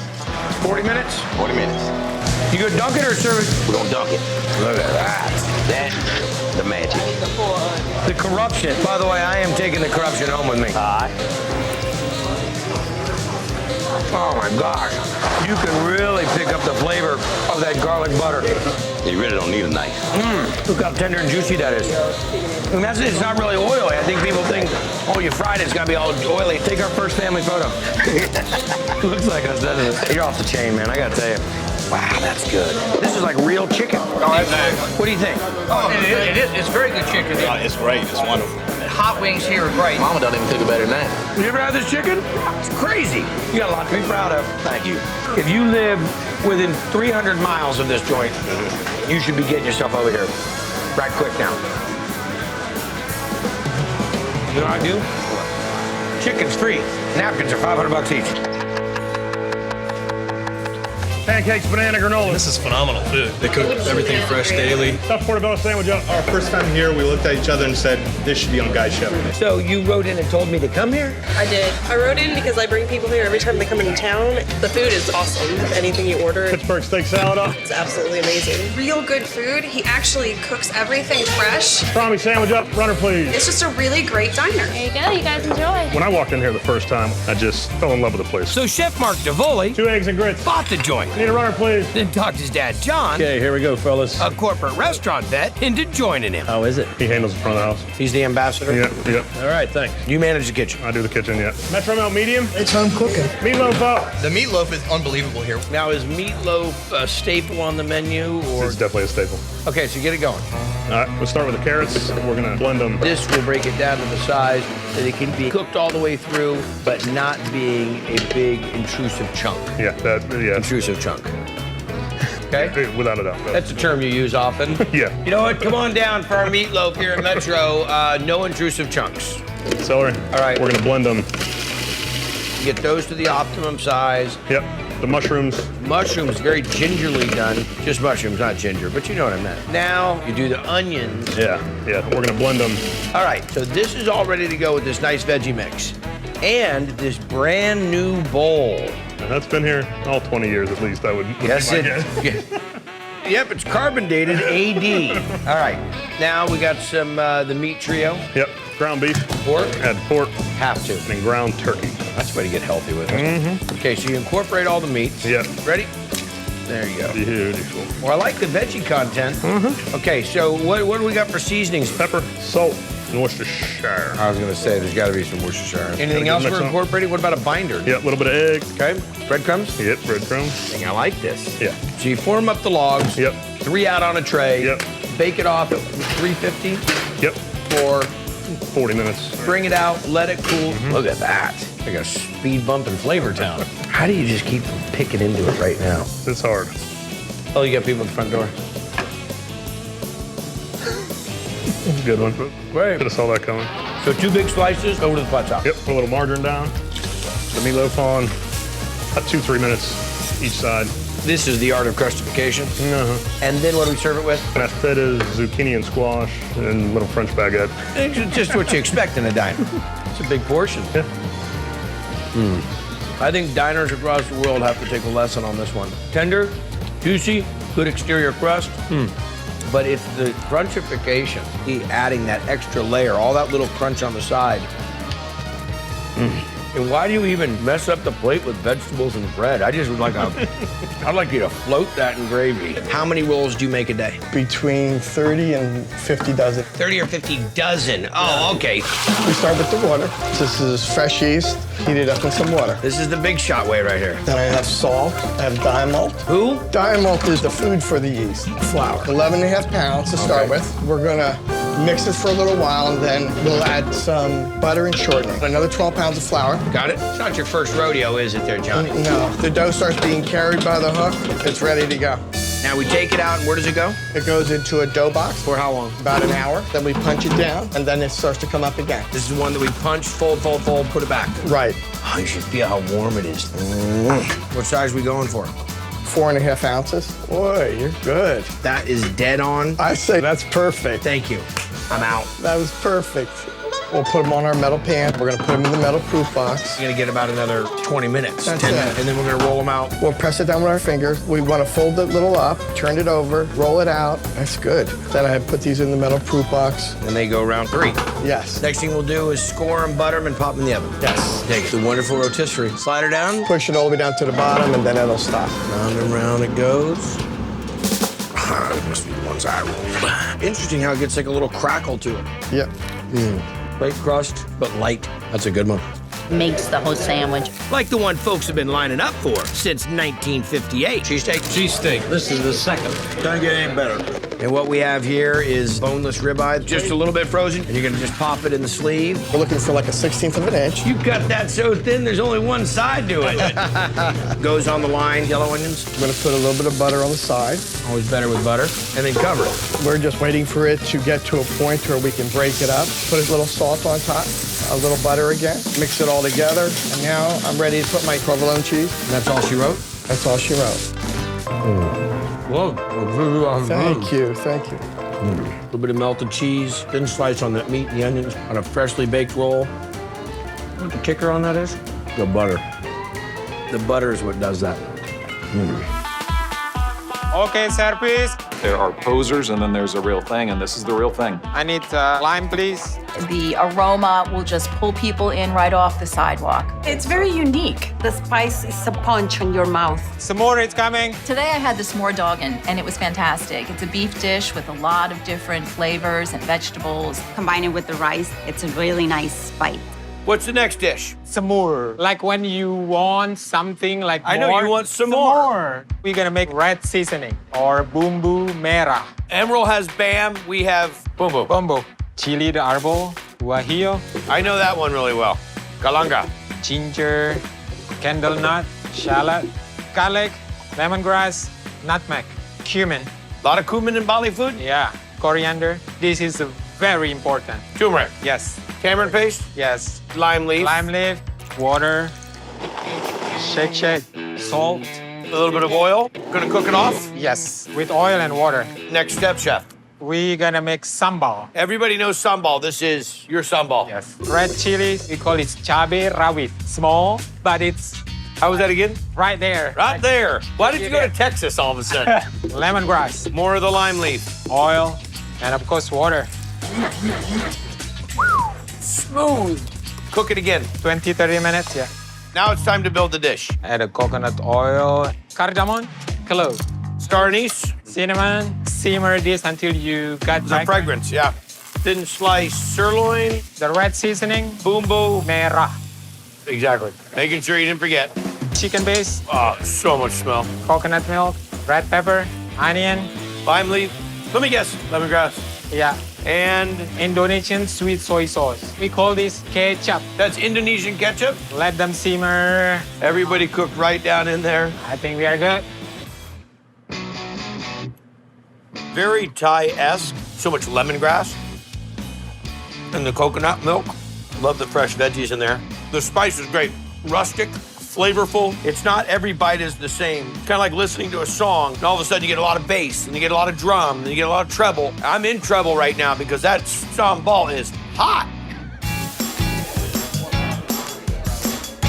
Redneck turbot surf up. The people, the energy, the food is good. Woo! Love it. I'm here about 3 or 4 times a week. This used to be an old garage that worked on Volkswagens. That's why there's a Volkswagen on the roof. This old garage switched gears from cars to cooking in 2010 when chef and owner Greg Otten cruised over from a legendary local spot. It was about 8 years ago that we met you at the Penguin. And a funky little joint and a great time. That place is closed. Things have changed. To see how you reopen, it's bigger, it's badder, it's faster than it was. It's everything from, oh, I just want a salad or a fat hamburger with everything on it. Triple G in the window. Triple G has 3 patties. It's got slaw, chili, mustard, and American cheese. And why do you call it the Triple G burger? Because it was Triple G Volkswagen repair. See, I thought when you called this the Triple G burger, it was guys' grocery games. Even in Charlotte's got to be about guy.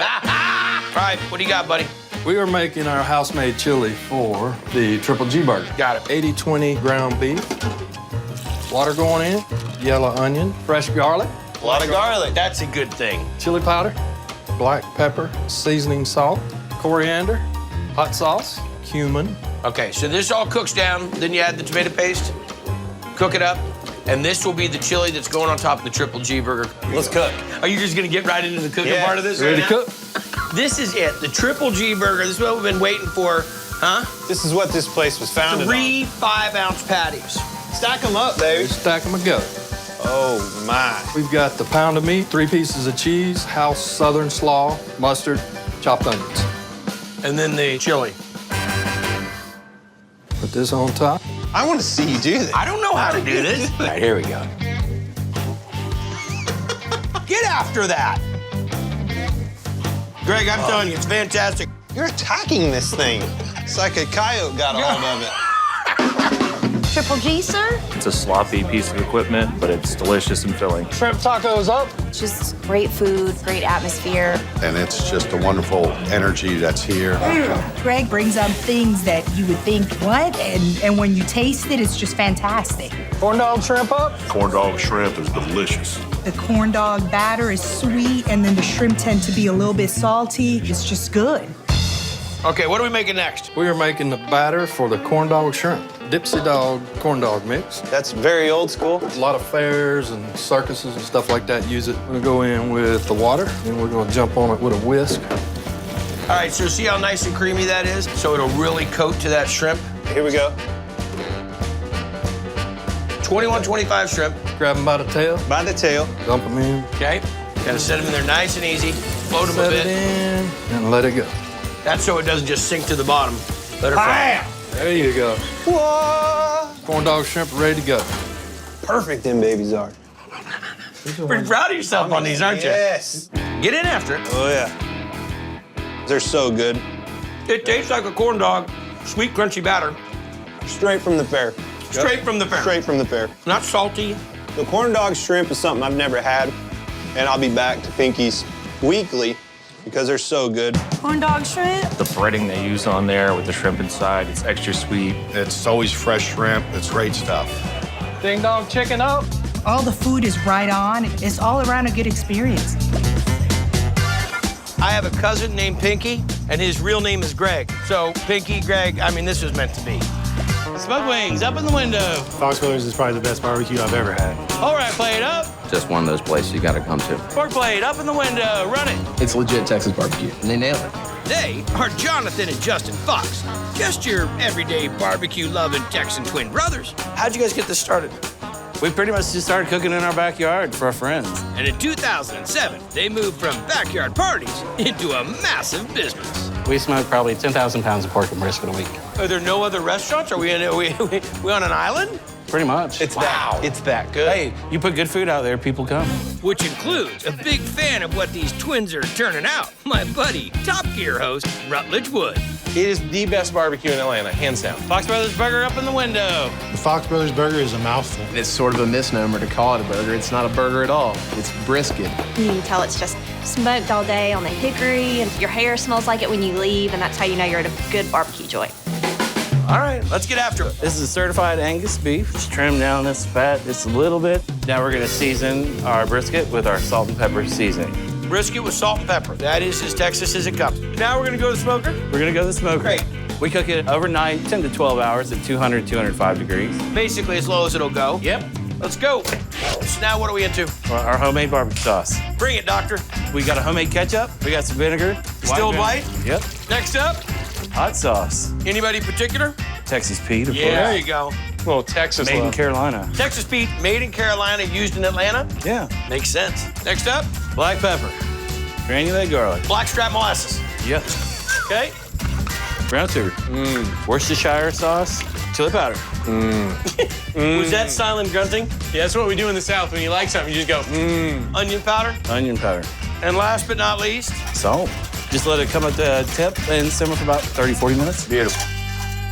What are we making now? We're making pimento cheese. Let's get into it. Cheddar cheese. Pepper jack cheese.